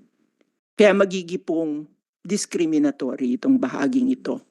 Ang iminumungkahi namin ay magkaroon ng alternatibong requirement na hindi lamang yon na akademiko kasi nga hindi mawawalan ng suporta ang mga guro kasi ang mga guro umaasa rin na merong sumusuportang mga magulang, mga tao mula sa pamayanan na marunong gumamit ng wika kasama na ang mga deaf.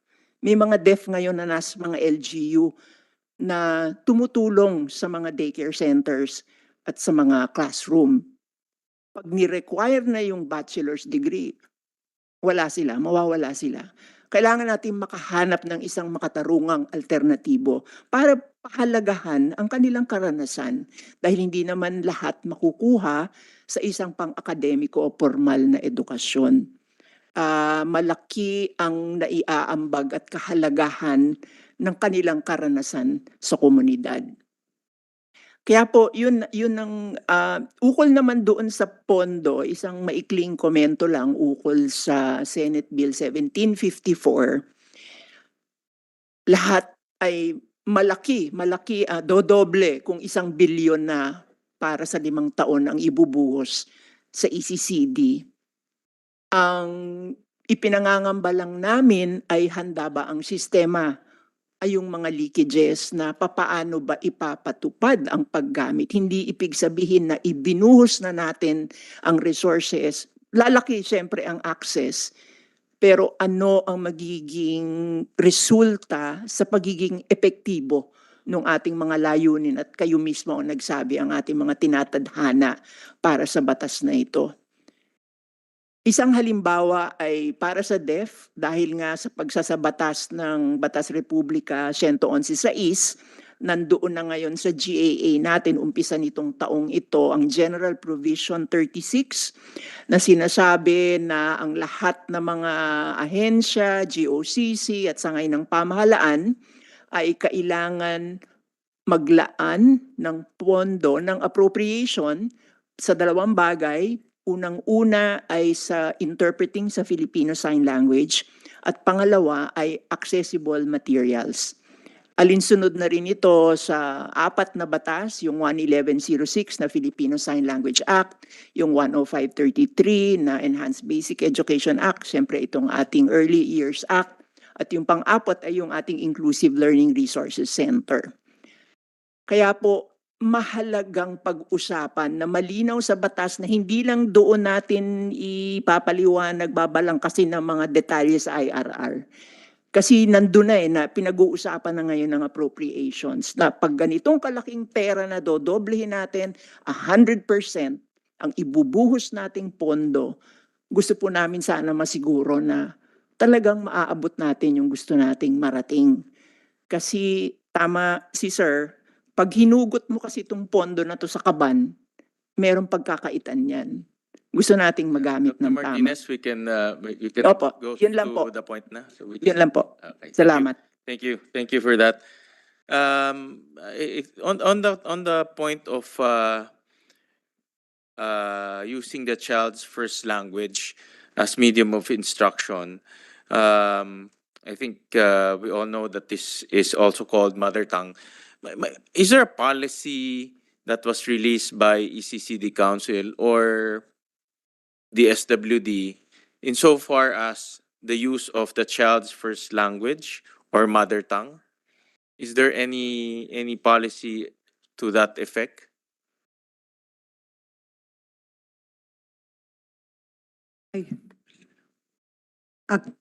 Part of the curriculum is the use of mother tongue.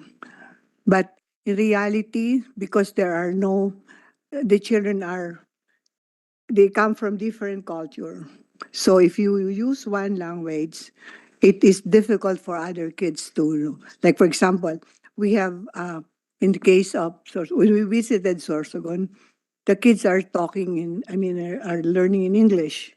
And also the teacher may not be very, very familiar with the first language. But it is it's part of the law and it's part of our curriculum to use as much as possible the first language. But did you release any written policy to that effect? When we train our child development workers and teachers, and also our city and municipal social worker, and even the mayors, we emphasize this because it's part of the law. But how about in a formal policy that they should? An advisory, Yeah. we haven't. How about the materials? Are they also in the mother tongue or the child's first language? Actually, Your Honor, Senator Awin, when I was still in the Department of Education, the supervisors were saying that it's better to put it in English because they can translate in their own language. When they already, teach the teachers and then also the children, they can translate it in their own language, which is different from like Filipino. They do not want that, but they want English because they can translate it on their own according to how they. I remember when I was in Antique, one of the supervisor was saying that mali po ang translation ninyo sa Karayaan. Karayaan ba yun? Kinarayan. O mali daw ang translation ng DepEd. So, dapat po ma'am, binigyan nyo na lang sa amin ng English. Kami na magta-translate. That the wisdom why we deleted, Dr. Martinez, the um, sentence on the use of the child's first language. It's not because of removing mother tongue, but just giving the teachers the flexibility on what language to use. Because we also recognize, I think during the hearings that we conducted, that even daycares are multilingual. No? So you'll have daycares or CDCs wherein you have children speaking different mother tongues, no, or different languages. So in order not to make it complicated for the teachers, we will now give the teachers the flexibility to use what language the daycare or the CDCs are using or what is prevalent in their facilities. At the same time, in terms of materials, we'll also give the CDC, the ECCD council, the flexibility on what materials to produce, because they will be the ones crafting the curriculum. So by that deletion, it's just giving the council that flexibility, and the teachers that flexibility. And we saw that because it's really very complicated for teachers to implement a single mother tongue in a classroom because most of our classrooms are multilingual. No? So that flexibility is just is the objective on why we deleted that here. No? Because in the past hearings, we also had that feedback. No? Thank you, Dr. Martinez, for that, and thank you for your position paper as well. So I'll just go back. I know that ASEC needs to leave, but I'll have a few more questions, but I'll finish it. But ASEC, go ahead if you have any feedback. No? Thank you, Mr. Chair. Just to respond to your question, I checked on our accreditation tools and dun nga po sa curriculum, dun sa content, activities, and then the learning materials, facilities, and equipment, we really, our CDCs are really required to deliver using indigenous and local language and materials. Or is that Accreditation tools. in the accreditation rules? No. That's correct, Mr. Chair. Okay, but have you monitored your experience on the ground as to are they using the indigenous language? Are they using indigenous materials? Because this will be implemented by the local government units. Like for example, in Valenzuela, I know that we buy our own books. No? But I think the books that we are buying, if I'm not mistaken, are in English. Typically English yan dito in Metro Manila. No? But if that is the mandate under your administrative order, is that being implemented by our LGUs? Yes, Mr. Chair, we believe it is really being followed. Kasi po in the process of accreditation, meron kang desired level, meron kang must, meron kang exemplary. So kung ikaw yung local government unit and you want to have a longer validity of your accreditation, you would ensure that the maximum indicators would be complied with. So kapag sinabi po na yung curriculum should be appropriate, the content, activities, and learning materials for children are appropriate and socially, culturally relevant, you will ensure that you will be able to meet all of the requirements. But then again, kung in the process again of accreditation, kung nasa desired level ka and you want to go up a higher level, you will, of course, again, comply and ensure na ma-meet nyo yung mga But the indicators. LGUs are also being accredited. The LGUs, that is the accreditation process That's correct, As it- Mr. Chair. As I earlier mentioned, for and the private and also. LGUs, private. What if the funds. LGUs do not follow? Well, meron po kasing minimum and maximum eh. So Okay. kung hindi po nami-meet lahat, pero yung the other indicators naman po ay na-meet nung LGU, they will be accredited. Was there any instance where an LGU was not accredited? Well, I will have to check on our I don't records, think Mr. Chair. I don't think that will happen. I think there's a leniency in terms of accreditation to the lalo na LGUs because they're the ones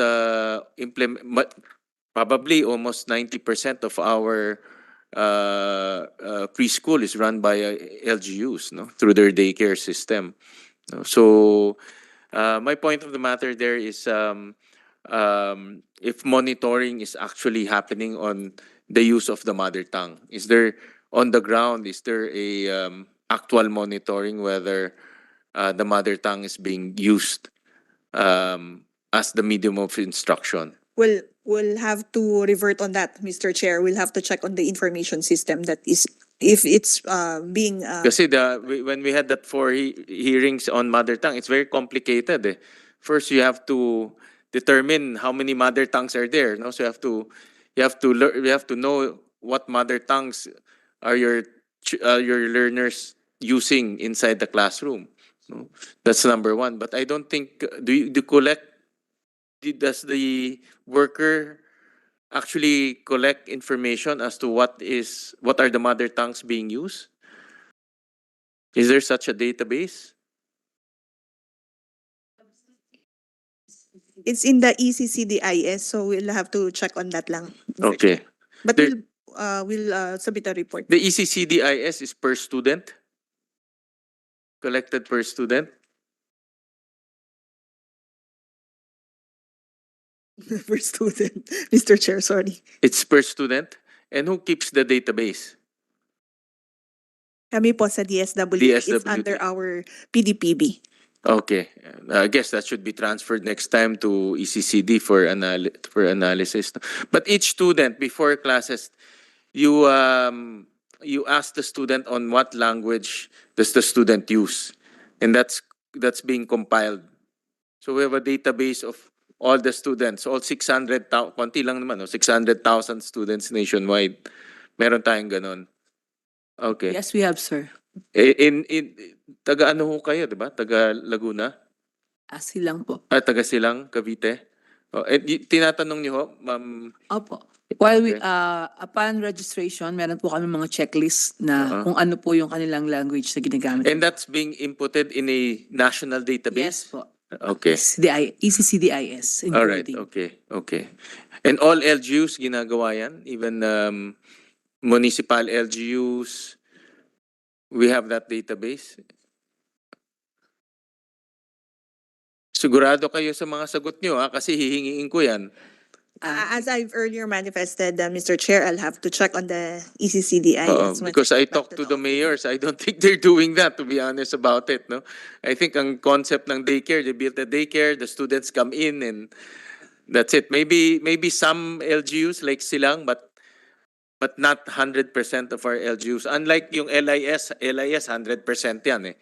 Yan talagang walang tapon dyan. But for ECCD, I doubt it if the municipalities, lalo na yung mga far-flung municipalities, Sir, are doing yun that. po yung medyo challenge ngayon, yung pong ECCDIS, kasi may mga lugar po na mahina pa rin yung signal Yes. sa encoding. So hindi kami makapagbigay ng concrete data kung ilan na ang aming population. Kasi po may mga challenges nga po ng signal and then yung Yeah, mga bundok-bundok. Yan, marami pong ano. Yeah, ganito na lang. Just give us a report on that ECCDIS. No? How many LGUs have collected information system? How many students are actually enrolled? How many, if you have the breakdown per language, what are the languages that they are using? Those type of things. Kasi if you follow the DepEd, memorize ko na yung DepEd Mother Tongue DO74, you have to determine what language are the students, may language mapping through the ILS, and then you group them, di ba? So that's how the mother tongue should be implemented properly. I don't know if the ECCD is doing that, no? Our daycares are doing that.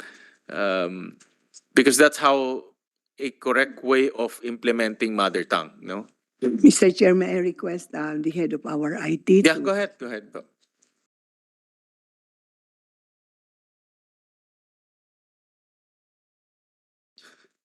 Magandang hapon po sa lahat, Mr. Chair, Your Honor po.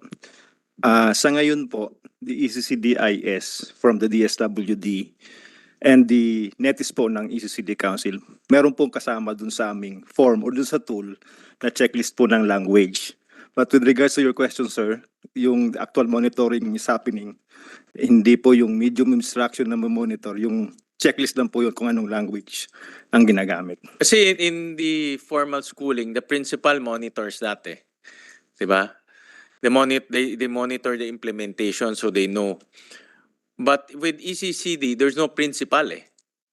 No, in fact, the LGUs will have minsan like in Valenzuela, we have a what we call a focal person for our daycare. Iba-iba yan eh, no?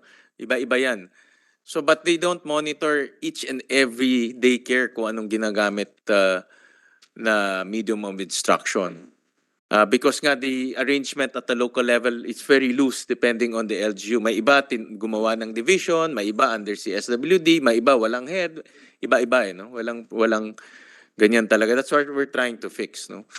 But in your sir, naka-breakdown siya per language and we can have that information on how many languages are being spoken inside our Yes, sir. Yes, sir. CDC. So far as the net is, and I think the CDIS also from the DSWD can have that. The different languages inside. The Okay, we can center. generate that report. Yes, sir. Okay, sige. We'll request for that data na lang para malaman namin because that's in line with the comment of Dr. Martinez, no. So we'll see how it's being implemented on the ground, no. And then my next question is I heard earlier that part of the condition for the fourth piece is to go to our daycare centers, no. Monitor ba yan? That's correct, Mr. Chair. Our four-piece beneficiaries with children aged 3 to 5 years old are being monitored po if they are attending CDCs. That's part of the condition. So kung wala, if we have a compliance monitoring division in our four-piece NPMO and we have compliance verification forms. These forms are given to our daycare workers and they fill up the form if indeed these children have attended school. So yun po yung magiging basis in the generation of the payroll, which will be the basis for the distribution of their cash grants. The parent leaders are the one monitoring that Uh, or the city link? we have our municipal and city link and the social welfare assistants doing the rounds or the or distributing the compliance verification forms to the daycare. How many families do we have now in the four-piece? At present, Mr. Chair, we have more than 4 million households enrolled in the Pantawid Pamilyang So Pilipino if there are 4 million, assuming one household will have one, that's dapat may 4 million enrollees tayo, diba? But how come in the data it's only 600,000?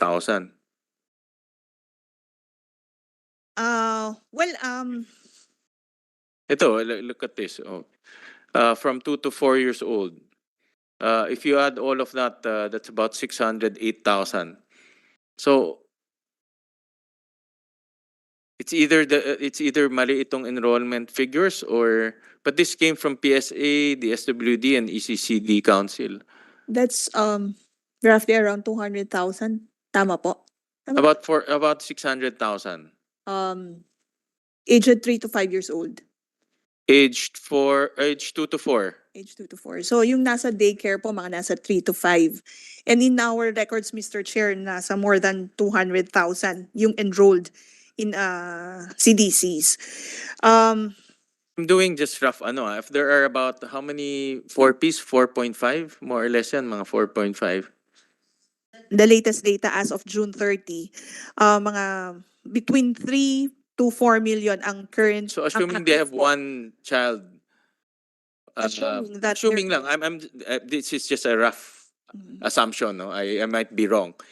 Then we should have at least 3 million something enrollees. Kasi that's a big boost to our efforts to achieve universal enrollment, hopefully, no?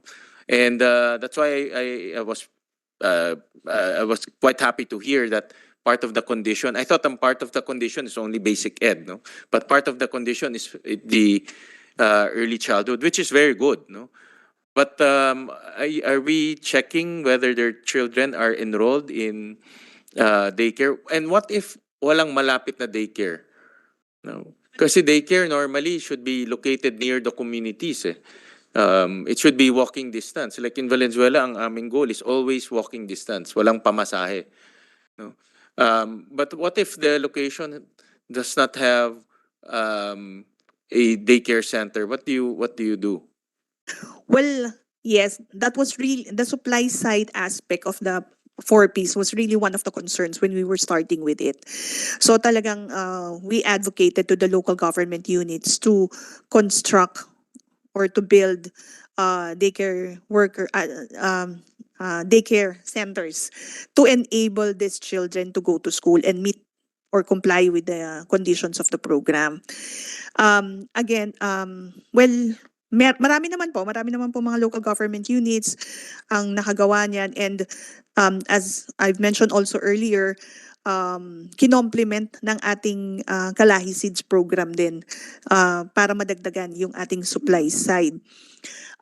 In terms of monitoring, yes, we are able to monitor nga po. But this is one of the findings that we've encountered po in the program implementation, that majority of our beneficiaries hindi po siniselect yung mga aged 3 to 5 years old for monitoring. Dahil nga po, sabi nila, masyado pang bata yung kanilang What do you mga mean? anak. They don't. What do you mean they don't select? If we go back to the program design, ang minomonitor po natin are children aged 18 years old and below. Kung ang isang household po ay may 5 anak, usually ang pinipili po ng ini-enroll nila for monitoring ay yung pong nasa senior high, nasa elementary. They don't monitor everyone, all the. When we were starting, Mr. Chair, when we were starting with the program implementation, 3 lang po yung maximum na minomonitor. But with the institutionalization kasi of the program, pwede nang madagdagan yung children for monitoring. But as I could perfectly recall, when we were starting up with the program, 3 lang yung pinipili, and kung may 5 anak, ang pinipili nila for monitoring yung nasa high school na, kasi mas madali na lang daw nga po ma-convince o mapapunta sa mga schools, as compared to children aged 3 years old na sabi nga ng mga ibang magulang, masyado pa daw pong bata or wala daw pong mag-aalaga doon sa kanilang mga anak. So hindi sila nase-select in program monitoring. That was in the past mo. But ito nga po, dahil nadagdagan na rin yung mga children for monitoring, meron naman na po na mga na-elect na mga mas bata pa. But just going back to your question, yes, we are able naman po to monitor. Yeah, go ahead, Dr. Martin. Gusto ko lang po sana malaman doon sa graph kanina kung ilan pong deaf ang nakakasama sa ECCD-C or sa mga daycare centers. Kung meron tayong breakdown ng mga deaf. Mr. Chair? Yeah, go ahead. Mga 4-piece beneficiaries po ba? Or from the Yun entire pong population? nakikilahok na nakakatanggap ng. Kasi iba-ibang disenyo nung programa, maaring home-based or sa center-based. Pero ilan pong deaf na bata ang nakakasama sa mga programa at gawain ng ECCDC? Do we generate that ECCD. report, yung mga LWDs? Okay. Not that disaggregated by category of general disabilities. We have children with disabilities, but not necessarily only for the deaf, because we have a lot. Opo, ano po kaya yung dahilan na hindi po na i-considera na i-disaggregate ayon sa kapansanan? Lalo na sa deaf kasi yun nga pong sa wika at meron po tayong nasa sa batas din na nakaka5 taon na ang paggamit ng Filipino Sign Language, at meron din pong bahagi sa IRR na binabanggit ang iniaatas sa ECCDC ukol sa gamit sa FSL bilang unang wika. So we based on this report, there are about 180 LWDs enrolled in our NCDCs. No? Parang maliit siya, 180. Kasi sir, the NCDCs are only 900 plus. Yeah, okay. But do we have the data for the 600,000 enrolled in our nationwide daycare slash CDCs? Do we have a breakdown of how many learners there are considered Sir. LWDs? According, Go ahead, sir. Your Honor, if I may answer po. The data is with the ECDIS, I think po, kung mayroon sila. But the 600,000 is with the ECDIS, ma'am, ASEC. Meron ba? Dapat talaga ilipat na sa inyo ito because you guys are the one creating policy. You cannot create policy without data. No? Yes. So, sir, but- 0 to 2 is not included in the 4Ps. That's why we kept on, every time that we have a board meeting, we requested that the 0 to 2 also be included in the 4Ps. I mean, as part of the 4Ps. yeah, well, that's a policy issue that we need to. I think the council needs to talk about, no. But do you identify LWDs, learners with disabilities, in the ECCDIS? Is there such a, because in the LIS meron eh. Well, for the Pantawid Pamilyang Information System, natitik lang po, Mr. Chair, na check lang kung ano siya, person with disability. I believe ganun din dun sa ECCDIS. But as to the specific disability, hindi po ata nailalagay dun sa system. But we'll have to check, Mr. Chair. I think the point there is we cannot lump disability into one disability. We all know that different disabilities will require different interventions, different approaches, and that's in line with the inclusive education law. No, so and we didn't exempt ECTCD from the inclusive education law. Also included rin siya. So moving forward, I would urge the SWD and the ECCD to disaggregate data and pay special attention to learners with disabilities. That's in line with the inclusive education law. So we cannot just lump everyone together and say, this group has a disability. No? Kasi iba-iba talaga ang disability. Mr. Chair, ako rin po siguro sasagot nung tanong ko kasi alam po natin lahat dun sa usapin natin tungkol sa 11650 na isa sa mga issue ay ang assessment. Karaniwan ang mga batang hindi nakakarinig, lalo na kung walang formal na assessment, ay napagkakamalan na may kapansanan sa pag-iisip o mabagal o hindi nakakaunawa o intellectual and disability. Kaya marami sa mga bata ay talagang lalong nahuhuli kasi nga napagkakamalan kung anong klaseng kapansanan ang meron sila. So yun po, tinutukoy ko na mahalaga pong tingnan natin yung buong sistema dahil ang malamang, tama yung sinabi nyo, na kung hindi po nadidisaggregate, ibig sabihin, yung paglapat ng curriculum o pagturo dun sa mga bata ay isa lang.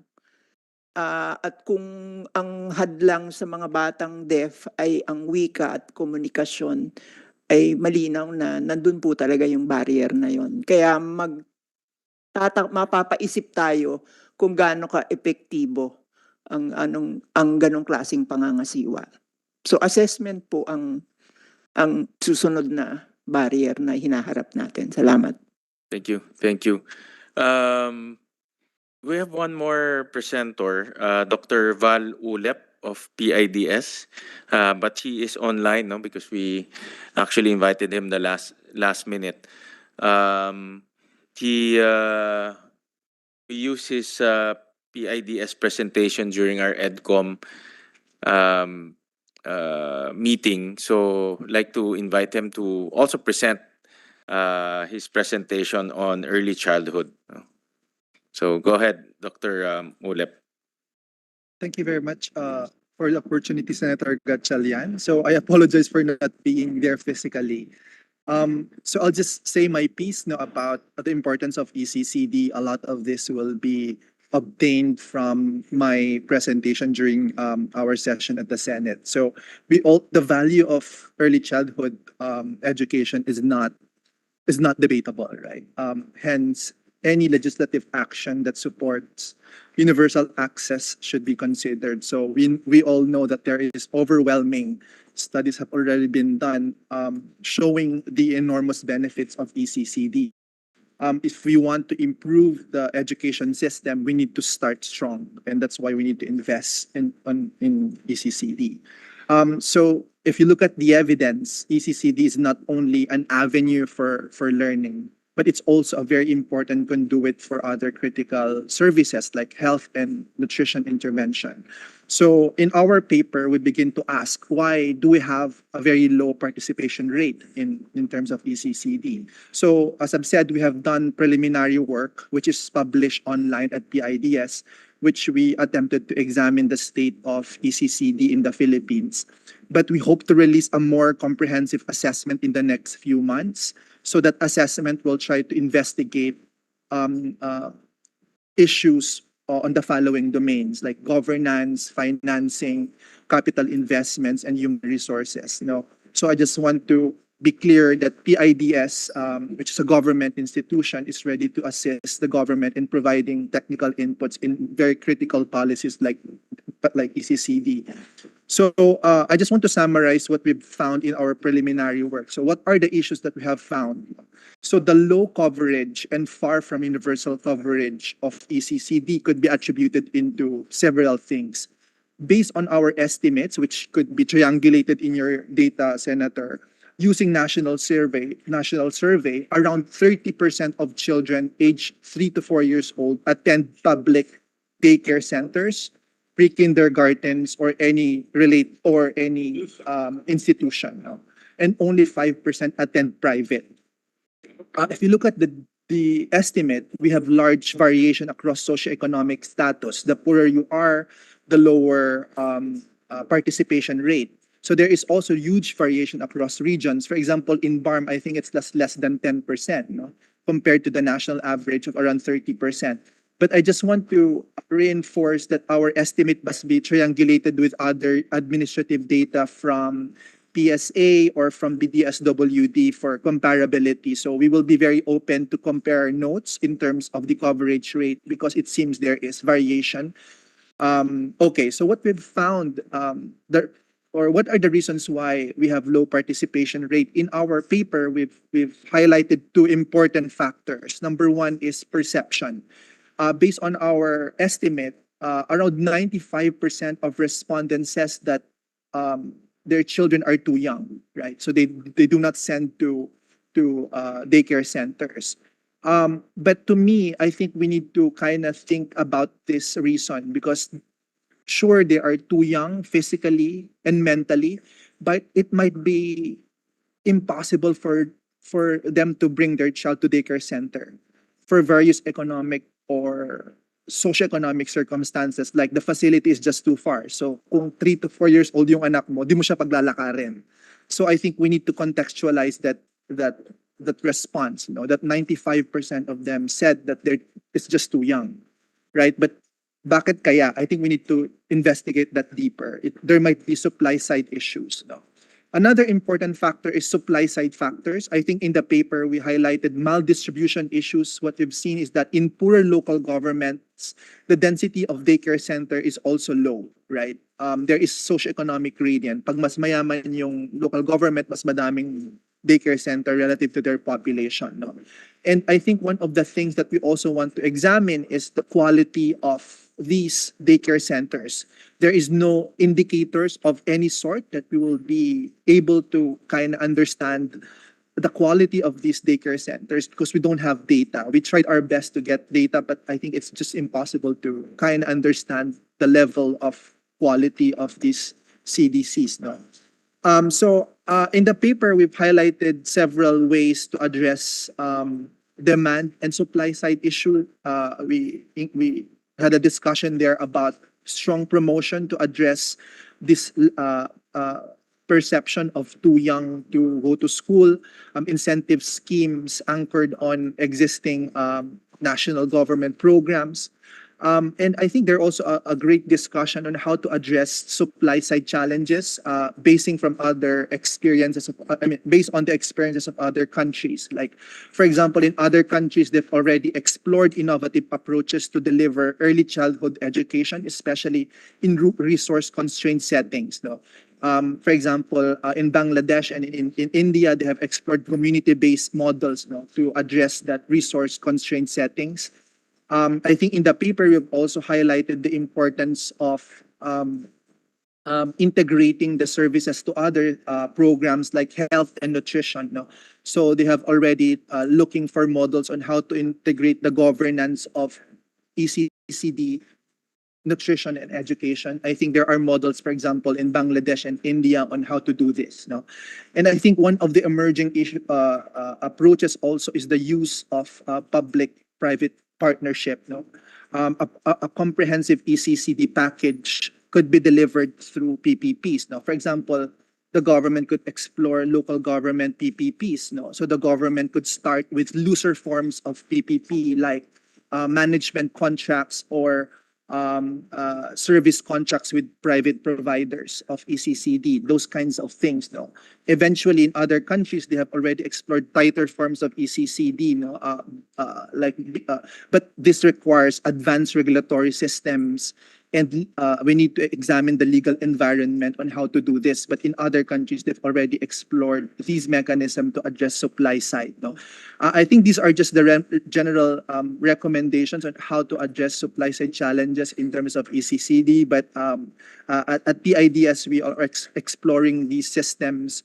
Hopefully, it will guide our policy decision makers and to improve access to ECCD. So I think that's those are my points, Honorable Chairman. So thank you. Thank you, Sir Ulep, for sharing with us your findings. I'll go back to Dr. Inchong and to our executive director. Earlier, we were asking. I think part of the earlier, Mr. Ulep mentioned about perception. You know? And he said the perception of our parents is that their children are too young. No? But there's also another perception, which is value. No? I think most of our parents don't see the value of sending their kids to daycare centers or CDCs. Instead, they see it as a cost. No? Siyempre, may bibihisan mo sila, dadalhin mo sila doon. There's time and effort, no, for our parents to bring their kids to daycare centers. No? Sabi rin kanina ni Ma'am Reyes about that. No? So one way of improving the perception is to show them that performance will improve. No, tatalino yung anak nila. No? Yung anak nila will have good grades in math and science and reading. No? So that's why I'm asking if aside from the ones you mentioned earlier in the earlier part of the hearing, no, improvements in reading, improvements in writing, what are other studies that we can show our parents that early childhood can indeed improve the performance of their children? Actually, it was mentioned already by Dr. Martinez. The Heckman study is actually, James Heckman has been the Nobel Prize. He is an economist, and he said investing in ECCD is actually an economic issue. It's not only education issue, but it is an economic issue because children, he has a longitudinal study for at least 27 years, and he conducted it in Bangladesh. And then I think the cohort that he studied were better off. I mean, they were earning better than, I mean, some of them are part of the World Bank. Okay. Do you have that study? Can we demonstrate that now in the... We don't have Meron it ba here. tayong study so we can put that on record? We will submit it to you. Just submit to us. We also, well, I just to I want to show the body, no? This we picked up from CPLM, which is a large scale international assessment. And in their study or in their analysis, and you can, I'll flash it, no? In their analysis, we can see, in fact, in other jurisdictions, they call it early childhood education. No? The green bar is no early childhood education. The blue circle is the 2 years of early childhood education. In both early language and early mathematics that they tested on grade 5 learners, you'll see the difference between those students who did not take early childhood education and those who took up early childhood education 1 year or 2 years. No? So based on the CPLM assessment, there's a marked difference, no, in terms of learner outcomes. And we broke it down further in terms of average differences on math scores. And we saw also a difference, although not so big, about 6 percentage points. Those who did not attend ECE and those who attended for 1 year. So the scores you can see is about six points difference. So not so big, but there's still a difference. And we further aggregated this. And this is where the equity issue comes in. No? And we have to take note of this because those who can attend, no, yung dark blue, in dark blue is top 25% of the cohort, meaning the top 25 richest or the top 25 who can afford, scored very remarkably different than those at the bottom 25. So if you compare those who can afford to go into preschool will score better. Those who attended preschool but at the bottom 25, the difference is only 1 point. No, and the reason for that, if you can afford, obviously you can go to better schools, and if you go to better school, you perform better. Those at the bottom 25, even though you attended ECE or early childhood education, your improvement is only very small. So in other words, quality is also very important. No, it's not only building as many CDCs as possible, but also the quality is very important. And when we talk about quality, we talk about curriculum, and we talk about our workers and teachers. No, that's the logic why we included professionalization, because alam niyo naman to, we're all exposed. If you have the means to bring your children to a private preschool, they will perform better as to compared to a government preschool. No, so the message of this slide is quality is very important. It's not only building access, but also having high quality. And then there's also one slide. This is the slide that Dr. Insyong mentioned earlier, but we also took a look at the UNICEF study, longitudinal study. And basically what this study is saying, they tested grade 4 students, this one. And there's also marked improvement in terms of literacy, mathematics, and socio-emotional skills development. They compared those who went into our daycare system. This is daycare system, and those who did not. So there's also a marked difference. Hindi lang naka-disaggregate ito based on income class, because the income class will tell you a different story. And that's where the equity comes in. And that's where we want to put in equity. If we will get funds from PAGCOR, kung papagbigyan kami ng PAGCOR, alam ko Kaya talagang ano na yung PAGCOR na gatasan na ng sobra. But if we will, because Senator Angara's proposal is to allocate some funds from PAGCOR, the funds should be based on equity, no? And that's where Dr. Ulap's comment earlier that as the LGU for rich LGUs, they have more daycare centers. The poor LGUs, they don't have daycare centers, and that's where the equity should come in. No? Any funds allocated from national should be in the form of equity, no, because equity matters. No, we cannot leave our children behind. So, just sharing with you some of the research that we came out with, just to establish and to convince our parents and our LGUs that early childhood, the early childhood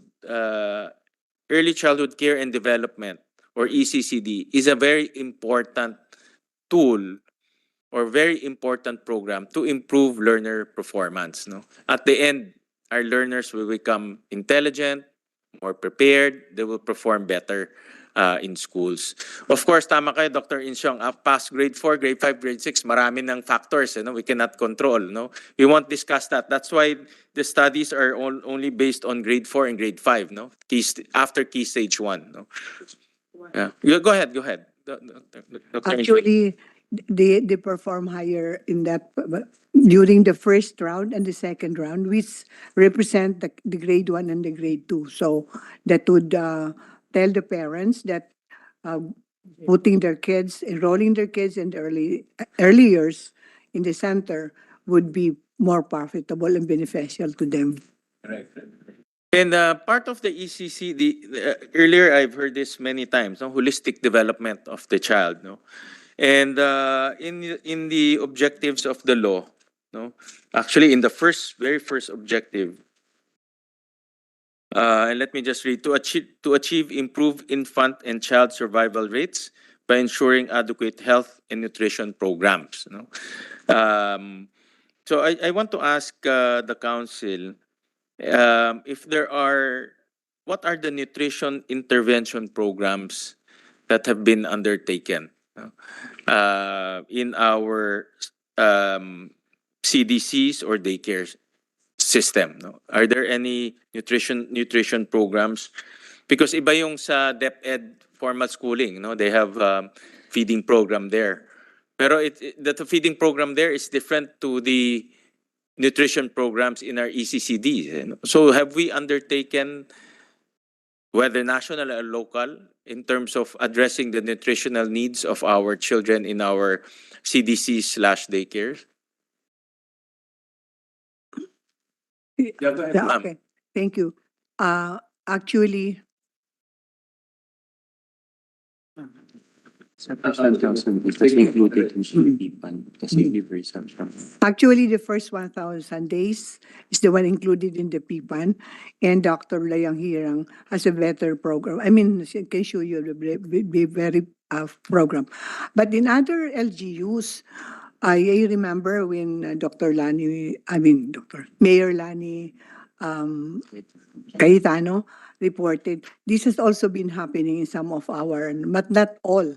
They have the parents are encouraged to augment the the feeding program, and then they're the ones cooking for the children, and this is very attractive to children who do not have anything to eat at home because they have to come to the center.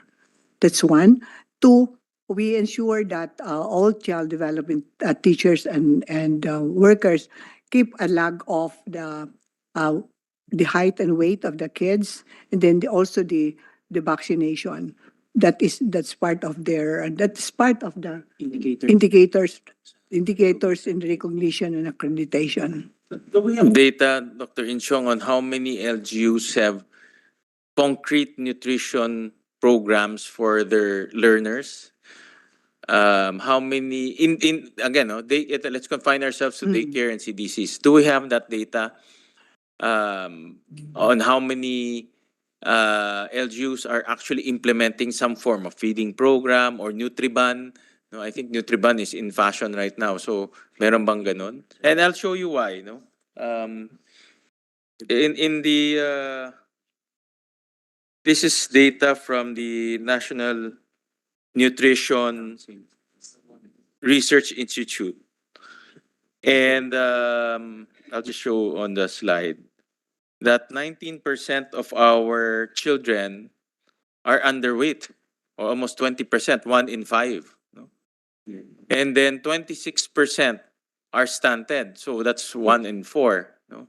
And then you have 4.8% of our children are wasted. No? So if you take the underweight, no, and multiply it by the 6 million, we're talking about close to about 1 million children, no, are underweight. If you're talking about stunting, that's probably close to about 2 million children are stunted. No? So I agree that the ECCD mandate should be holistic, and it's the CDCs and the daycares are the best way to capture, no, and to put our children into the system, because outside of the school we don't know where they are. We cannot find them. We're blind. But if they are in our schools, then we see all of these things and we can give them interventions. No? So my point is, how many of our LGUs are actually giving interventions to address underweight, stunting, malnutrition? No? Do we have that statistic? If we go by the first 1,000 days, and the National Nutrition Council would have this data, because they have in every municipalities, they have this barangay nutrition scholar and municipal nutrition action officer. But from the council, because part of your mandate is part of the mandate under Section 3 of the objective is adequate health and nutrition programs accessible to young children and their pati parents nga, and their parents. So, how are we monitoring this particular objective of the law? And considering that the National Nutrition Council is a member, Yes. is a member. So I would assume they are the ones who will suggest and recommend what type of intervention program should be launched in our CDC / daycare centers. Actually, Your Honor, the NNC has data on children that they are handling. So Yeah, but from the council, meron bang intervention? Like for example, directing the LGUs to to give Nutribans to their children in daycare centers. Do we have that from the council? From the council. we don't have, but the nutrition, the NNC, Dr. Dayang Hirang, they have program for PIPAN. Yeah. Philippine, sige na. No, go ahead. Go ahead. In terms of securing the nutrition, for monitoring, the ECCD Council, we have the monitoring part of the indicators of the recognition. So we have different indicators for nutrition to ensure that it's properly implemented. But in terms of implementation, it's the jurisdiction of the National Nutrition Council. But the ECCD Council provides input, most especially for the Philippine Plan of Action on Nutrition. So there is a identification for disaggregated age. So what will be the nutritional needs for infant, toddlers, preschool, yung for 3 to 4 years old. So we provided our inputs there. So there is a collaboration between the National Nutrition Council and other agencies concerned in terms of addressing nutrition of these children. Actually, this data is also presented during the Philippine Plan of Action on Nutrition during the TOC. Yeah. My take on this, because the children inside the daycare centers are the responsibility of the ECCD Council through the local government. Yes. Through the local government. So The strategy there is get them into our schools and measure their nutrition or measure their weight and give them proper nutrition. Yes, Your Honor. That's the basic concept. Because if outside the schools, it's not your responsibility anymore. No, it's responsibility of the local government units na. But inside the school, it's your responsibility. Yes, Through policy, through policy. yes, Your Honor. So that's part of the policy. In the implementation, the supplemental feeding is the responsibility of the DSWD through the social welfare officers. So we identify, but there is a regular monitoring done by the barangay nutrition scholar or the midwives to identify which among the children are stunted, wasted, or even the obesity. And then these lists are submitted so that they will be able to identify who among the children shall be focused on these programs provided by the National Nutrition Council. I understand that. I know. Because we before we interact also with the National Nutrition Council. In fact, in the local government unit, there's also a local nutrition council. Yes, yes. No, there's a local nutrition council that takes care of the nutrition of their constituents. But I'm focusing on the children inside our daycare centers, no, which is the scope of ECCD council. Meron bang direct issuance ang ECCD council to take care of the health or to look at the health aspect and the nutrition aspect of our children? Yes, sir. As mentioned earlier, in the standards and guidelines that we issued, this was passed by the governing board. We have an area on health and nutrition. So there are different indicators there, checklists that the local government, through their centers, needs to comply. So this compliance is also part of the indicator in the CFLGA. And so that we will really ensure that LGUs will comply. And right now, in the review of the CFLGA, we're lifting this up to the SGLG that there will also be a particular or specific indicator so that we will really strengthen the implementation of these integrated ECCD programs at the local level. That's what I want to hear, that the council itself is moving into the nutrition issues, no, and issuing certain circulars or guidelines for LGUs to follow and address nutrition issues in their daycare centers. As a system mo na yan, eh. No, it's inside your daycare system. You have to take care of them. Outside of that, it's the whole new different story. No, but inside, since they're going into our schools, let's take care of them. No, that's the context. But then again, no, we need the DILG, no, the strength and the push and the political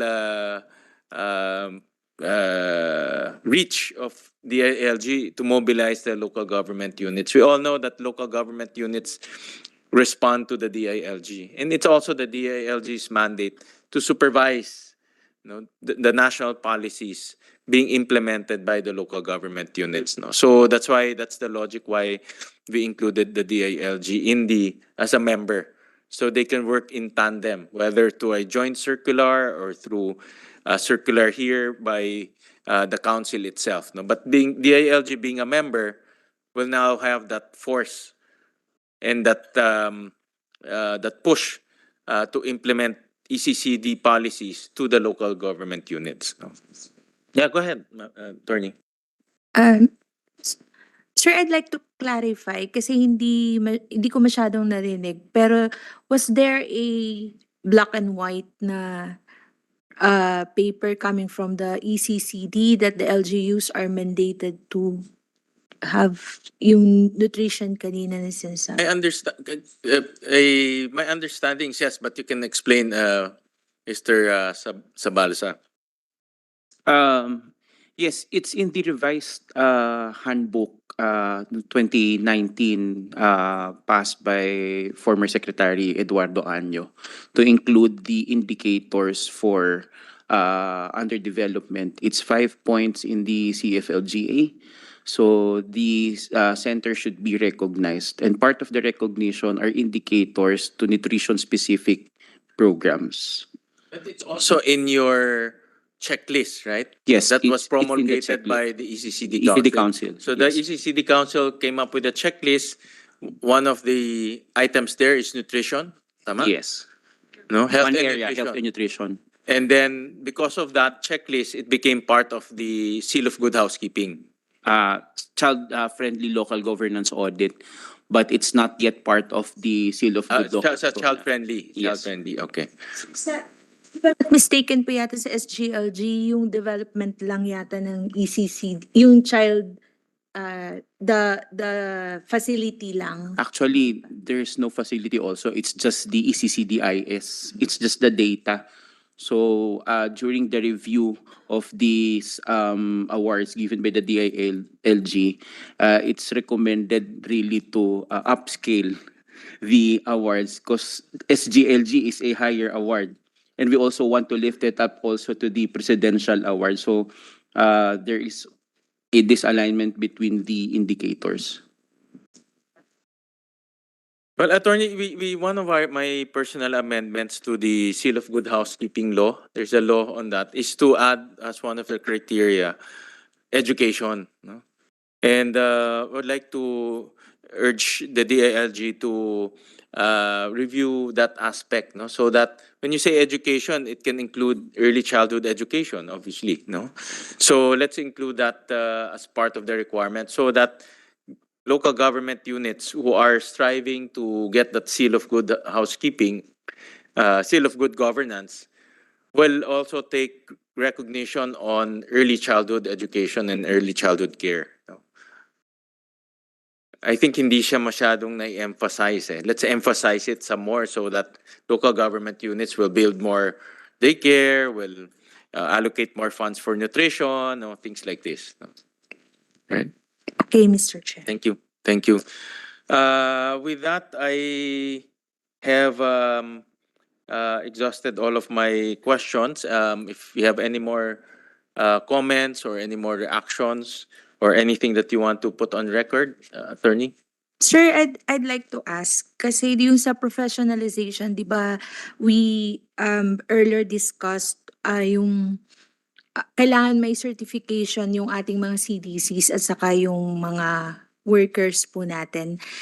If for example, kasi di ba, Mr. Chair, may mga workers tayo na umaalis kasi maliit yung compensation nila.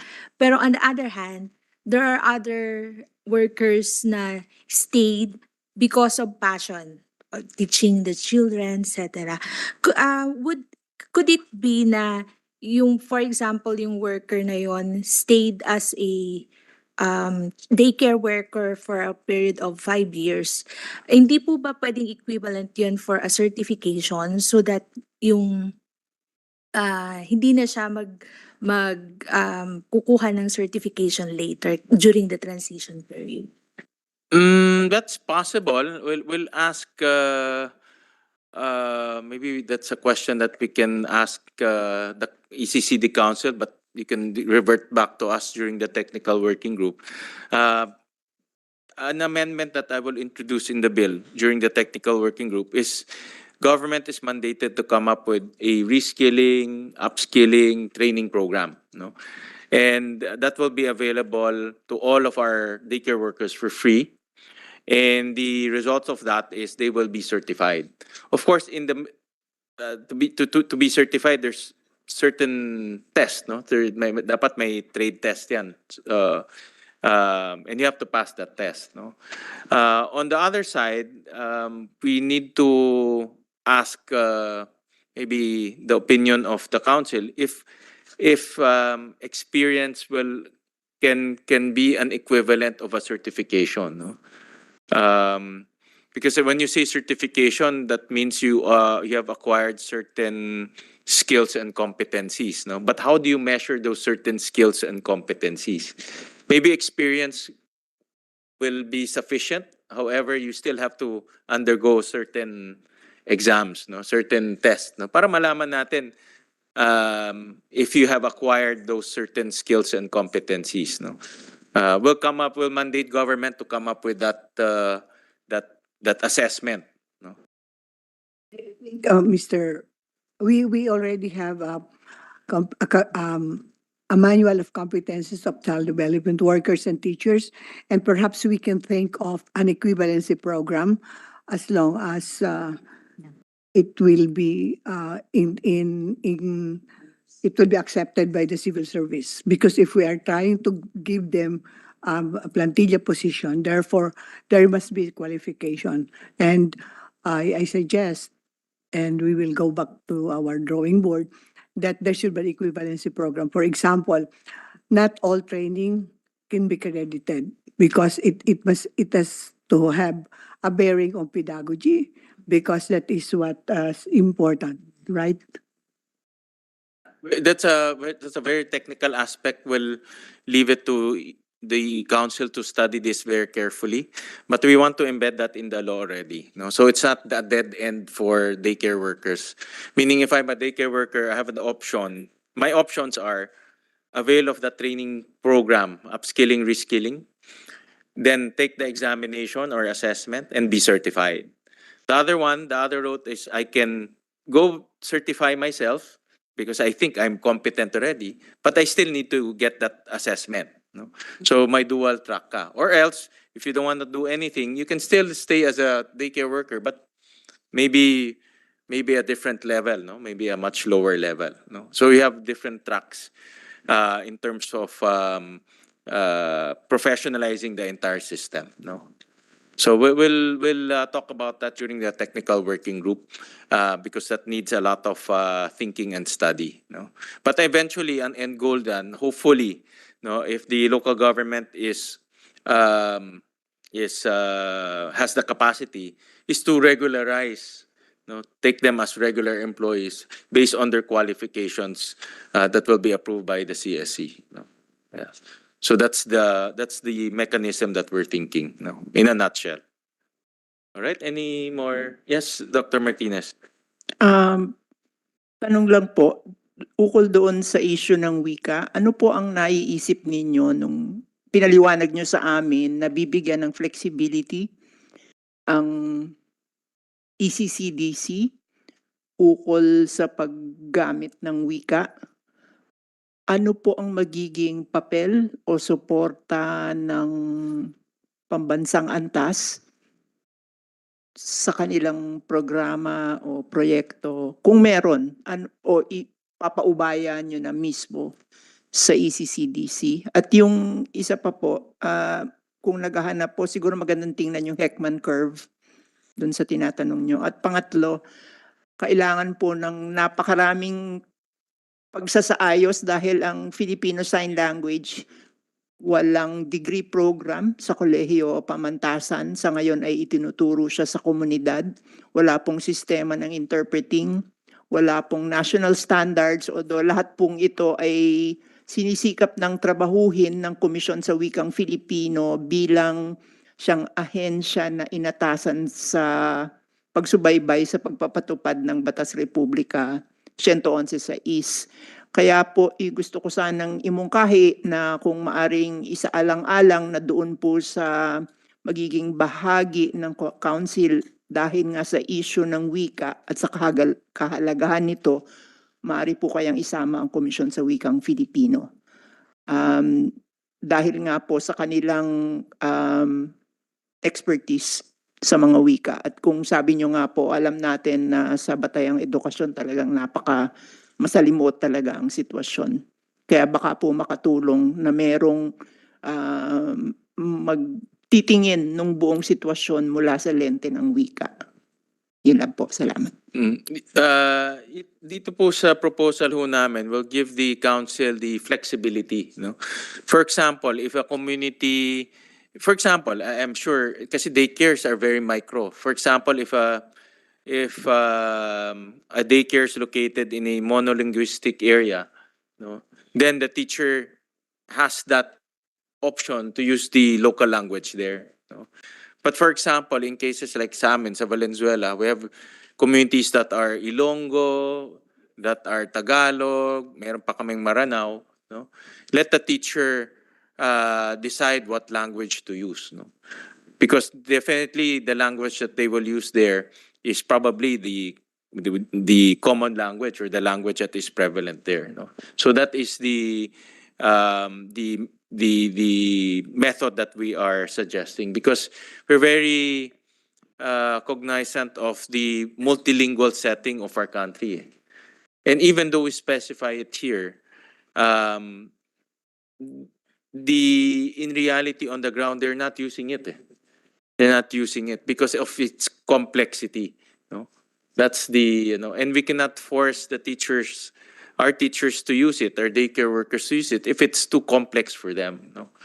So that is the logic why we removed it, to give the council the flexibility on what language, not the council, in fact, the teacher, the flexibility on what language to use. So yun po ang ibig sabihin nung tinutukoy niyong flexibility, na yun ngang mismong guro ang pipili doon sa isang wika na gagamitin niya. Pero kung may kasama siya halimbawa na mga katuwang sa pagngangasiwa, sa pagpapalakad ng daycare center, hindi kinakailangan na isa lang yung pipiliing wika. Kasi nga, gaya sabi natin, kung halimbawa multilingual nga, 3 wika ang nandun. May mga bata na 3 wika ang ginagamit. May guro na gagamit ng isang wika, may katuwang pa siyang 2. So posible po yun, na ganung flexibility ang mamamayani. Sa mga kagaya ho ng mga eskwelahan, kasi isang eskwelahan normally marami hong guro.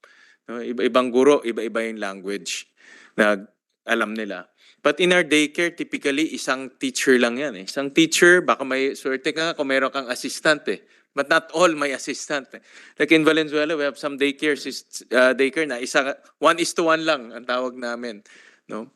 May maraming ganun ho. So in teacher, for example, Ilocano ko, pero ang kaharap ko, iba-ibang, sa Cordillera area, iba-iba yung mga lingwahe. Hindi rin natin pwede siyang pilitin na gamitin, let's say, yung Kankanae, o gagamitin yung Cordillera language, because ang alam ko, Ilocano and Tagalog. No?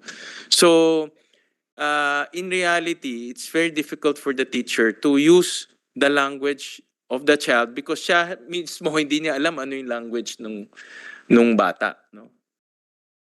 And then, yun na nga, no? Unlike sa typical school na pwedeng magpalit ng mga teacher. Kung marunong ka mag-Ilocano, ikaw magturo dyan. In a daycare, isa lang siya. No? Minsan, 2, swerte ka na kung may 2, no? Or swerte ka na kung may 3, may iba yatang 3. But typically, it's really 1:1 yan. Typically. Gusto po namin yung ipinakilala yung konsepto sa 11650 doon sa Inclusive Learning Resource Centers na may konsepto ng mga para-teacher. Kasi dati po, actually sa kolehiyo, may ginagamit yung ganung tawag sa mga individual na marunong magsenyas, pero baka wala nga nung karampatang akademiko na requirements. Kaya tama yung sabi nyo, isa lang naman, at siyempre pagtitipid din sa resources. Subalit kung merong volunteer o merong katuwang na maaring bigyan din ng kung anumang klaseng kompensasyon, kasi kayo, naalala ko, sinabi nyo nun sa ating 4 na public trials, ang pananaw po natin ay bilang karapatan ng bata na gamitin yung kanyang sariling wika. Kaya kung pipili tayo ng isa, may bibigay doon. Kasi kung hindi nga ma-accommodate lahat, kailangan natin pumili ng isa. Pero kung merong ibang individual na maaring maging katuwang, tatanggapin po. At kung anong klaseng pagsusubaybay ang gagawin sa pambansang antas para siguruhin na o sige, yung pagpili ng isang wikang yon na ginawa ng guro sa lugar na yon ay nakakatulong doon sa pakay natin at layunin at hindi nakakasama. Kasi baka kawawa, hindi makapagsalita yung mga bata. Yun po. Thank you. Thank you, Dr. Martinez. We'll think about your concept, no? How to marry that concept with the realities on the ground, no? Yun ang aming because our daycare system / CDCs operate very differently from our school system. Our school system kasi in one school, we have multiple classroom, multiple teachers, but daycares are usually isa-isa lang siya eh. And typically, like sa amin nga, ang aming philosophy, it has to be walking distance from the community. Hindi kasi ang mga parents, they will be discouraged kung mamamasahe pa sila to go to the nearest daycare. Lalo silang hindi pupunta.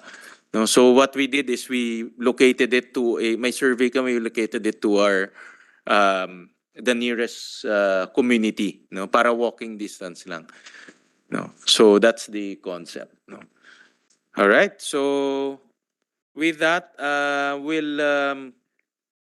have some requirements for information and data for CSC, the E4 Kid Study, if you can submit it to us.